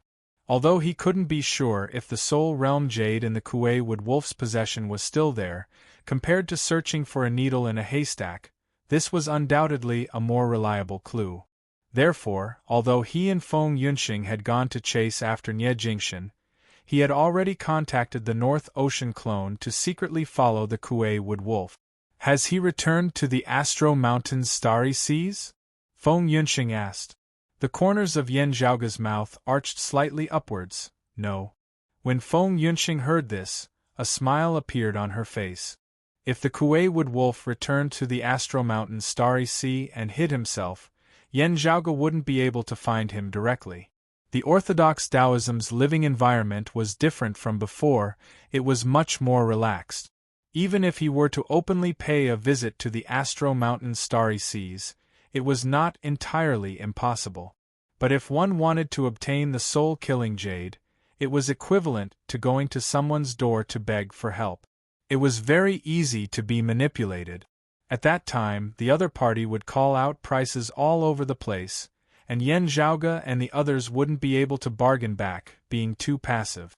Therefore, if there was a way to come into contact with the Kuei-wood wolf in private, while also keeping the situation under control and not spreading, it would naturally be better for Yen Zhaoge and the others. The Kuei-wood wolf is currently paying attention to the battle between the blessed lands of the White Lotus and the Immortal Court, explained Yen Zhaoge. Due to the relationship between the Orthodox Taoism and the 9 underworlds, the demon race and the Western Pure Lands had their reservations. Hence, they didn't easily clash with each other. However, the blessed lands of the White Lotus and the Immortal Court's war had been closely monitored by the Buddha lineage and the demon lineage. Their respective experts were stationed at the front lines to oversee and deal with any unexpected situations. At present, it seemed that the Kuei-wood wolf was one of the great demons in charge. "Let's observe for now. There's no hurry to come into contact with him," said Yen Zhaoge. Although it was rather secretive, Yen Zhaoge and the roving Jade Heavens people had been searching for the soul-seen jade, blood cord stone marrow, aura ocean essence, and other treasures. If the demon race purposely set up a trap, Yen Zhaoge and the others wouldn't dare to step into it. As such, Yen Zhaoge wasn't in a hurry. Instead, he let the North Ocean clone secretly follow the other party, while he and Feng Yunxing brought the Green Lotus flag back to seek Sua Mingzhang's help. "I'll leave it to you." Feng Yunxing nodded. The three stood under the Tsanghua Divine Tree and looked at the Green Lotus flag in Sua Mingzhang's hands. The stains on it were slowly fading away. This wasn't something that could be done in an instant. Even with Sua Mingzhang's capabilities, he had to plan for it slowly. Fortunately, Yen Zhaoge and Feng Yunxing weren't in a hurry. They discussed the Tao with Sua Mingzhang while waiting for further news from the North Ocean clone. The North Ocean clone's current location was already very close to the Universe Void, where the blessed lands of the White Lotus and the Immortal Court heretics were fighting. He didn't revert to his human form. Instead, he transformed into a great demon and hid within the dark void. The golden body of the great sage had been affecting the North Ocean clone for the past few years. As a result, Yan Zhaoge's clone's cultivation was in a strange, blurry state, just like Shui Fei and Pan Pan.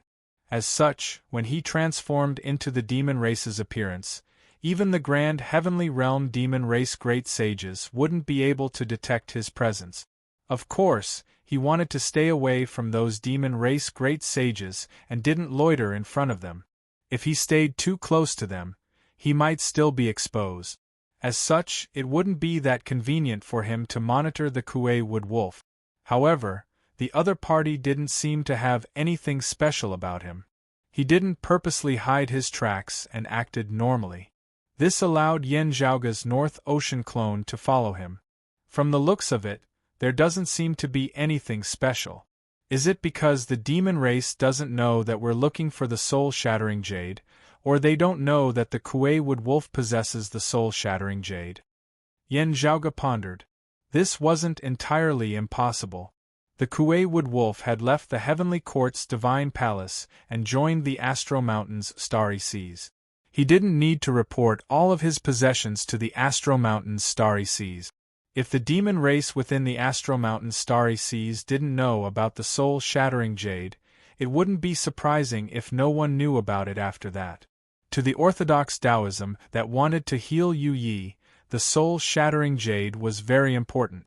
However, to others, including the Kuei Wood Wolf, even though this treasure was rare, it wasn't some heaven-shaking treasure. It was an item whose value was determined by its demand. I can only hope that the soul-shattering jade is still in his hands, or at least, he knows its whereabouts. Yan Zhaoge thought. While paying attention to the Kuei Wood Wolf's movements, he was also observing the battle between the blessed lands of the White Lotus and the Immortal Court. In the past, Sua Mingzhong and Yan Zhaoge had dealt a heavy blow to the Immortal Court. However, the heretics' speed of replenishing their experts sure is fast. Yan Zhaoge walked around the vicinity and realized that almost 200 years had passed. In the grand virtual immortal realm, the Immortal Court's vitality that was damaged in the past had already recovered by a large margin. Only, in the grand heavenly immortal realm, the Immortal Court had lost many experts. It wasn't something that could be replenished in just a few hundred years. Overall, the blessed lands of the White Lotus still had the upper hand. They were the ones who started this war. Under the situation where the demon race and the Western Pure Lands rarely participated in the war, the blessed lands of the White Lotus had the upper hand. However, the Immortal Court wasn't completely helpless. As the North Ocean clone was observing, he suddenly realized that his main target was the Kuei Wood Wolf. Remember the mobile website, Chapter 1664. Yan Zhaoge's North Ocean clone noticed that the Kuei Wood Wolf suddenly broke away from the other demon race and headed towards another direction alone. There were only a limited number of demon sages keeping watch here. Although the Wood Wolf of Kuei had just ascended to the grand heavenly realm, its strength was extremely outstanding. It was normal for it to act alone, and the other great demons did not ask about it. Yan Zhaoge did not suspect anything. It was just that he would naturally have to follow the other party closely. The Northern Ocean clone's expression did not change as he too changed his position. In order to avoid arousing suspicion, he did not follow the Kuei Wood Wolf too closely, but he could still ensure that he would not lose track of the Kuei Wood Wolf. Fortunately, the Kuei Wood Wolf didn't seem to want to do anything shameful, so it wasn't very vigilant about the surrounding environment. On the contrary, his guard seemed lower than usual, as if he was distracted by something. This caused the originally unsuspicious Yan Zhaoge to instead feel interested. He first paid special attention to his surroundings and did not find anything out of the ordinary. From the looks of it, the other party did not discover anything wrong with him and deliberately set him up. Now that the Kuei Wood Wolf was alone, it seemed like a good time to come into contact with it.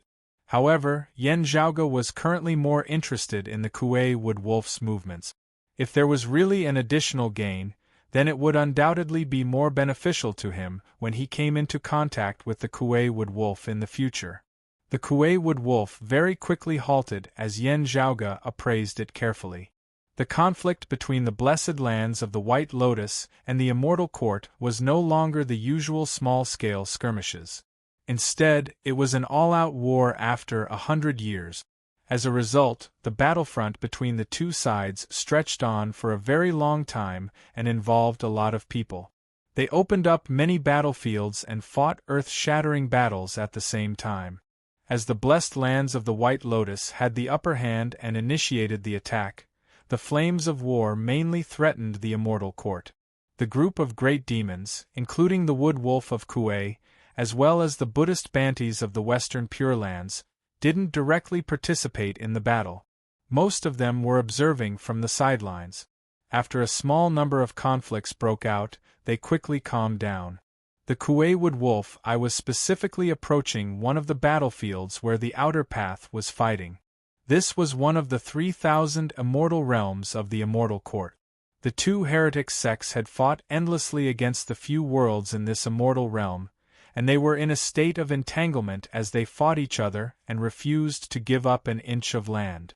Currently, regardless of whether it was the blessed lands of the White Lotus or the Immortal Court, the strongest heretic martial artists who were competing in the immortal territory were merely at the tranquil, profound immortal realm. Compared to the demon race's great sage, the Kuei Wood Wolf, they were unquestionably not worth mentioning. Both sides didn't even notice the approach of the Kuei Wood Wolf. On the other hand, the heavenly venerables of the Immortal Court were extremely nervous when they saw the Kuei Wood Wolf approaching. The blessed lands of the White Lotus already had more Buddhas than the Immortal Court's heavenly lords. They were already pressuring the Immortal Court. With the arrival of a demon race great sage like the Wood Wolf Kuei, the Immortal Court's defensive line was in danger of collapsing. However, they didn't need to worry about this.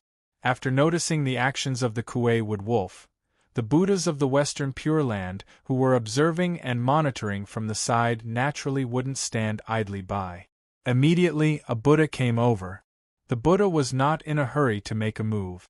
Instead, he stared at the Kuei Wood Wolf cautiously. The Kuei Wood Wolf didn't intend to attack either. After glancing at the Buddha, it shifted its attention back to the battle between the Immortal Court and the blessed lands of the White Lotus. Both sides confronted each other, but no one made any further moves. The Kuei Wood Wolf's appearance made it seem as if he couldn't see it clearly from afar, so he deliberately stood closer. Seeing this, the Buddha from the Orthodox Buddhist sect also let him be on the surface and stood closer with him, but he secretly paid more attention to prevent the Kuei Wood Wolf from playing tricks behind his back. However, the Kuei Wood Wolf didn't seem to have such intentions. He only quietly watched the world where the flames of war raged. Yen Zhaoge clicked his tongue in wonder. He didn't know what this yellow-robed small saint, who was now a yellow-robed great sage, was planning to do. Only, despite being far away, Yen Zhaoge could faintly feel that the yellow-robed great sage, the Kuei Wood Wolf, was currently in a daze. If he had been hiding in the Astro Mountain starry seas after the Great Calamity, this should be his first time approaching the Immortal Court's territory. Yen Zhaoge pondered. The Kuei Wood Wolf had always been living in seclusion within the Astro Mountain's starry seas. Very little information about him was circulated. Yen Zhaoge even thought that he had perished during the Great Calamity. As such, he didn't even consider him when searching for the soul-killing jade. Now that the Kuei Wood Wolf had finally returned, the first thing he did was to search for the Buddha Sarira together with the Rock of 10,000 Miles, the Bull Demon King, the Dragon Head Immortal, and the other great demons. After that incident, he came to this place to watch the battle. If he had never been here before, the Immortal Court itself shouldn't have attracted his attention.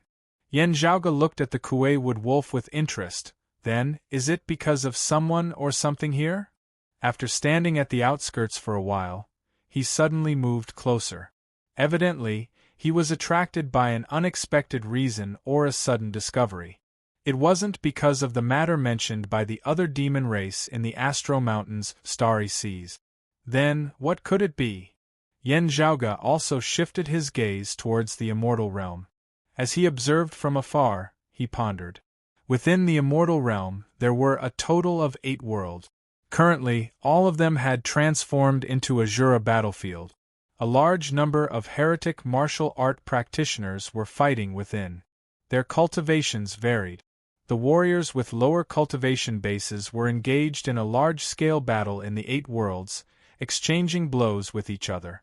The martial art practitioners with higher cultivations were fighting within the void of the immortal realm. The strongest expert was an immortal court's sovereign. He was fighting against another Buddhist arhat from the blessed lands of the White Lotus.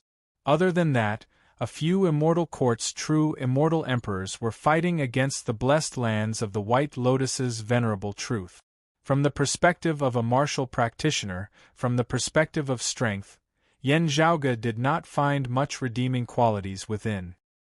He believed that with the foresight of the wood wolf, it wouldn't be attracted by the strength of these heretic profound immortals and true immortals.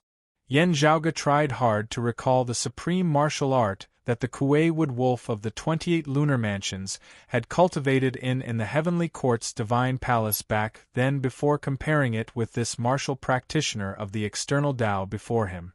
Still, he had not discovered anyone who was related to the Kuei wood wolf's martial art.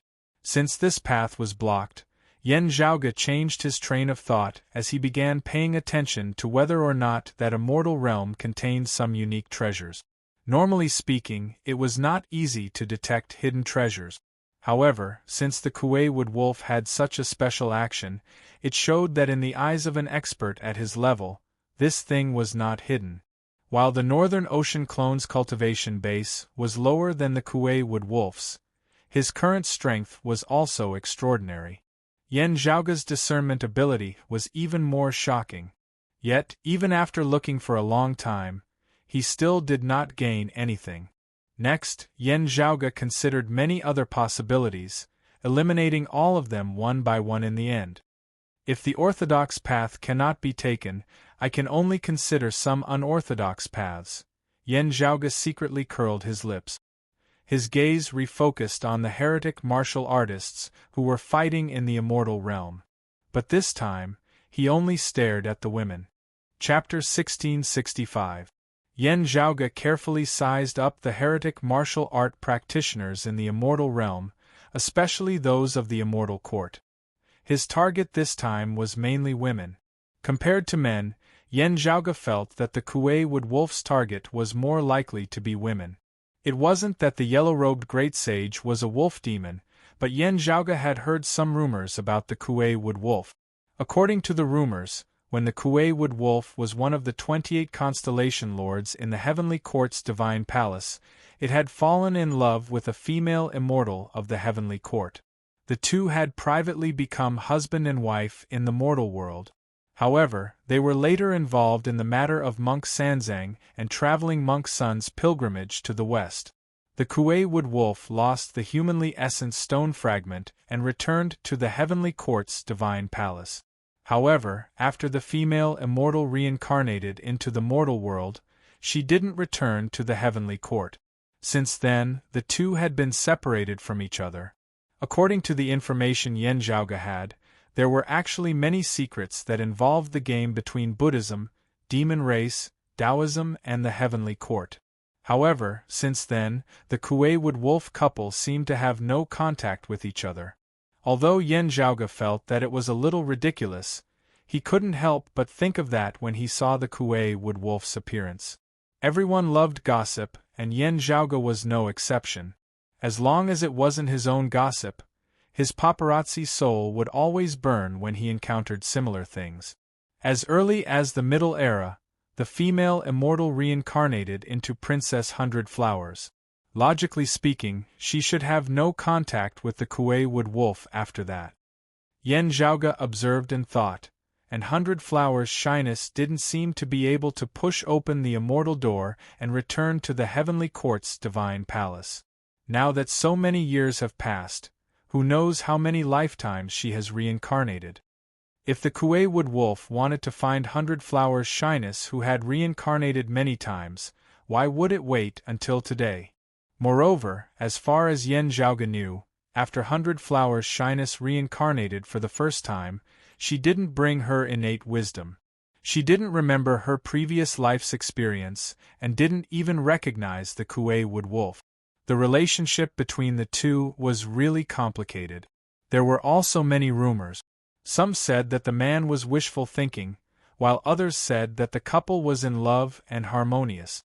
Of course, there were also rumors circulating that the Kuei wood wolf's loss of its humanoid essence stone fragment was related to Princess 100 Flowers Shy.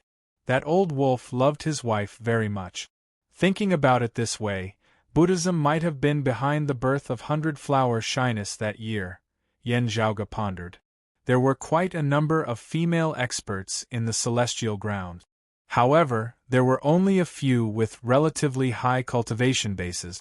Yan Zhaoge appraised him carefully, first not mentioning whether the reincarnation of Princess 100 Flowers Bashful was among them.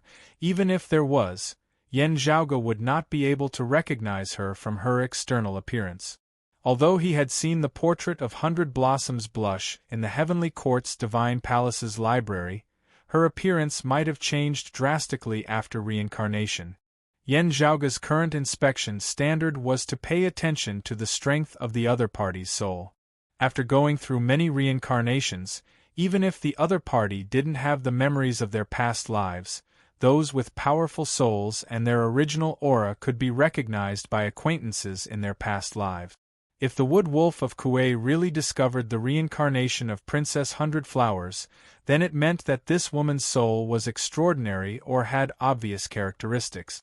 Of course, Yan Zhaoge didn't know what these characteristics were, but they definitely existed. According to this standard, Yan Zhaoge really picked out a suitable target. It was a woman in the 10th level of the martial saint realm, the human exalt realm. The treasured light of faith power flickered within her body. According to the standard of an external Tao martial art practitioner, her strength was quite extraordinary. Although Yan Zhaoge couldn't determine how long it would be before she pushed open the immortal door as an external Tao martial art practitioner, it was obvious that there was a lot of hope, and it might even be in the near future. Is it her? Yan Zhaoge touched his chin. Before the great calamity, the wood wolf of Kuei was still under the control of the investiture of gods. After the great calamity, not long after he came out of seclusion, this place is already waiting for him? Unless the Tao ancestor was paying attention to it personally, it would be extremely difficult to pick out a specific person among the countless living beings who had gone through so many reincarnations and tens of thousands of years. More likely, when Princess 100 Flowers Bashful was still there, someone had been paying attention to her every reincarnation. That was why they could find her at any time. Although doing this felt a little idle most of the time, such a move that seemed to be casually laid out a long time ago could play a role under certain circumstances. Of course, after so many reincarnations, and the memories of the previous life couldn't be preserved, whether the person was still the original person or not was a matter of opinion. I just don't know if it's someone from the Buddhism, or the work of that immeasurable heavenly Lord? As Yan Zhaoge paid attention to that woman, he also checked the others. He secretly paid attention to the wood wolf of Kuei, and saw that the wood wolf of Kuei was still paying attention to the immortal realm. Yan Zhaoge was too far away, and the other party was a demon race great sage. He couldn't tell if the wood wolf of Kuei was targeting the same person as him. However, after a long time, he gradually confirmed that the wood wolf of Kuei's focus wasn't on the immortal court's domain or something. Instead, it was indeed paying attention to a certain person. In the immortal realm, no matter who it was, they were still fighting fiercely. No one noticed that there was more than one bigwig expert watching them from the universe outside the immortal realm. The two sides had been fighting for a long time, with both sides winning and losing. Although the immortal court was in a disadvantageous position, under the situation of defending conservatively and fighting steadily, the blessed lands of the White Lotus's Buddhism martial art practitioners couldn't gain much of an advantage. They could only advance bit by bit to occupy this immortal realm's world. Occasionally, they would be forced back by the immortal court's counterattack. A world would usually have to go through many battles before it could be stabilized. The blue-clothed woman that Yen Zhaoge was paying attention to, who seemed to be the reincarnation of Princess Hundred Blossom Shame, was injured during the battle, and had no choice but to retreat from the battlefield. The Wood Wolf of Kuei didn't seem to care about this. However, after the blue-clothed woman temporarily retreated to the Immortal Court's battlefront and left this immortal realm, the Wood Wolf of Kuei clearly didn't have the interest to continue watching the battle. With his eyesight, he could naturally tell that the danger wasn't fatal. Yen Zhaoge was well aware of it, however. The Wood Wolf of Kuei is famous for spoiling his wife. Based on his current appearance, is it because he's still holding a grudge against the past, which is why he's feeling conflicted now? Or is it because he's also not sure if she's the reincarnation of Princess Hundred Blossom Shame, which is why he's being cautious? He paid attention to the Wood Wolf's movements and noticed that the Wood Wolf of Kuei didn't continue moving. Instead, he only watched the blue-clothed woman leave. Chapter 1666. After watching the woman in blue leave, the Kuei Wood Wolf stood still in the same place. However, Yen Zhaoge could vaguely feel that the other party had no intention of continuing to pay attention to this place. From the looks of it, the woman in blue was likely to be the reincarnation of Princess Hundred Blossom Shyness. At the very least, she had some entanglements with the Kuei Wood Wolf. There was no doubt that there was something special about her. The Kuei Wood Wolf continued to stand there without moving. Perhaps it was to prevent others from noticing his abnormality and realizing that his target was actually the woman in blue. Although this yellow-robed great sage was rumored to be hot-tempered, he was also very experienced. He knew that if his actions were seen through by someone with ulterior motives, it might become his weakness. However, Yen Zhaoge felt that the Kuei Wood Wolf was being wishful thinking. Although he wasn't sure, Yen Zhaoge felt that before the Kuei Wood Wolf reappeared, the woman in blue might not have shown up much. If this was the case, then this woman in blue was clearly a card played by the Immortal Court against the Kuei Wood Wolf. She had been waiting for him from the beginning. In that case, unless the Kuei Wood Wolf remained indifferent, it would be useless no matter how he tried to conceal it. In fact, he had already been exposed. At this moment, the Buddha who was helping the Immortal Court and confronting the Kuei Wood Wolf might not know about it. However, as long as this Buddha explained the details, the Western Pure Lands and the Immortal Court who received the news would immediately know about the Kuei Wood Wolf's abnormal behavior. The person who played this card and made this move would understand that this move had achieved initial result. The woman in blue had successfully attracted the Kuei Wood Wolf's attention. Of course, this didn't mean that everything was fine. With such a coincidence, the Kuei Wood Wolf couldn't help but have doubts. The final result would depend on how the Kuei Wood Wolf would act. In other words, it would depend on the position of Princess Hundred Blossom Shyness in the Kuei Wood Wolf's heart. After so many years, the relationship in the past could no longer be used as a basis for judgment. Yen Zhaoge was quite interested in this. However, Yen Zhaoge didn't forget about the matter at hand. He was more concerned about whether this unexpected situation would be helpful to his trip. While thinking, Yen Zhaoge watched the Kuei Wood Wolf finally moved and left this place. The yellow-robed great sage pulled away again and returned to his original posture, looking at the place where the two heretics were fighting from afar. Seeing him retreat, the grand heavenly immortals of the Immortal Court secretly heaved a sigh of relief. That Buddha from the Western Pure Lands had also retreated. He had no intention of interfering in the battle between the Immortal Court and the blessed lands of the White Lotus. Immortal Qiu, who was monitoring and observing with the Kuei Wood Wolf, saw him return and immediately asked, "What's the matter?" In terms of seniority, Immortal Qiu had always been above the Kuei Wood Wolf. However, after this junior ascended to the grand heavenly immortal realm, Immortal Qiu couldn't put on airs in front of him. He knew very well that the strength of this junior in front of him was quite extraordinary in the same realm. Initially, He was just a minor saint of the absolute void realm. Now, he was also a great saint of the demon race. The strength of the wood wolf of Kuei's subordinates was quite strong and could not be underestimated. As such, Immortal Chiu Shou was quite polite to him. "I'm fine." The wood wolf of Kuei shook its head and replied, "It's the first time I've seen someone from the Tao sect using such a cultivation method. I went to take a closer look out of curiosity." At the start of the current era, the Maitreya Buddha had changed the central blessed lands of Saha's teachings and became the new Buddha. In the past, the wood wolf of Kuei was still in charge of the Heavenly Court's divine palace. He was one of the few heavenly monarchs within the Heavenly Court's divine palace. Naturally, he had interacted with the heretics of Buddhism before. However, the Immortal Court only appeared after the Great Calamity. At that time, the wood wolf of Kuei had secluded himself within the Astro Mountain's starry seas. He had only reappeared recently and rarely interacted with the heretics of the Immortal Court.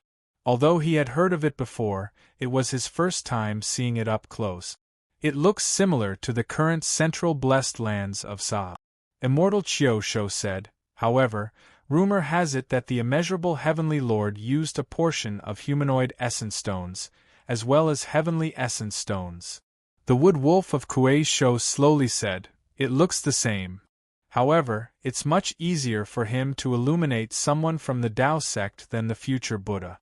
Immortal Chiu Shou grinned. "Luckily, it's not a complete heavenly essence stone.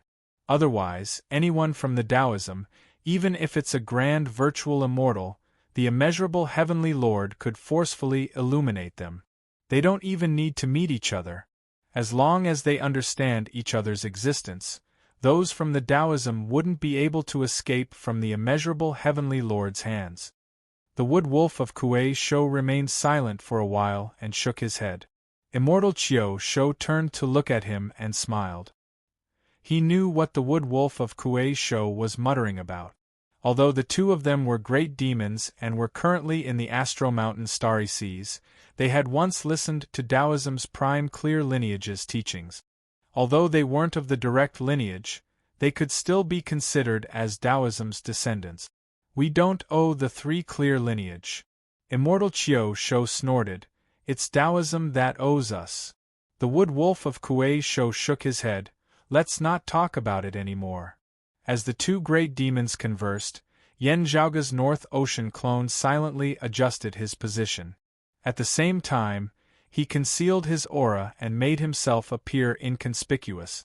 The wood wolf of Kuei Shou's actions seemed to be an insignificant interlude in the battle between the two heretics.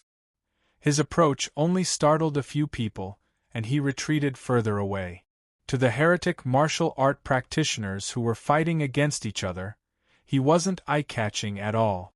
The Immortal Court and the blessed lands of the White Lotus had invested a large number of experts into the long battlefront, and they were constantly fighting against each other.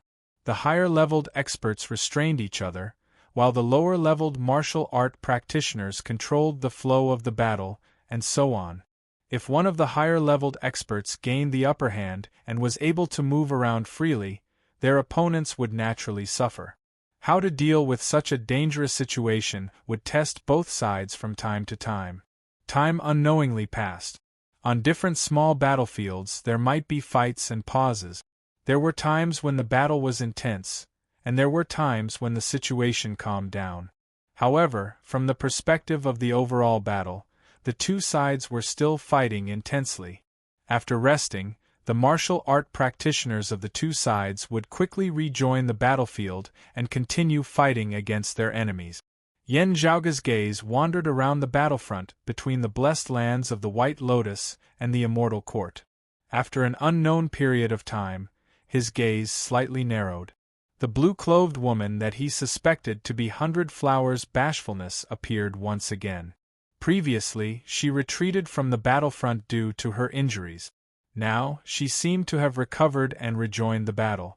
Yen Zhaoga's gaze subconsciously glanced at the yellow-robed great sage, the wood wolf of Kuei. This time, the wood wolf of Kuei Shou didn't make any special movements.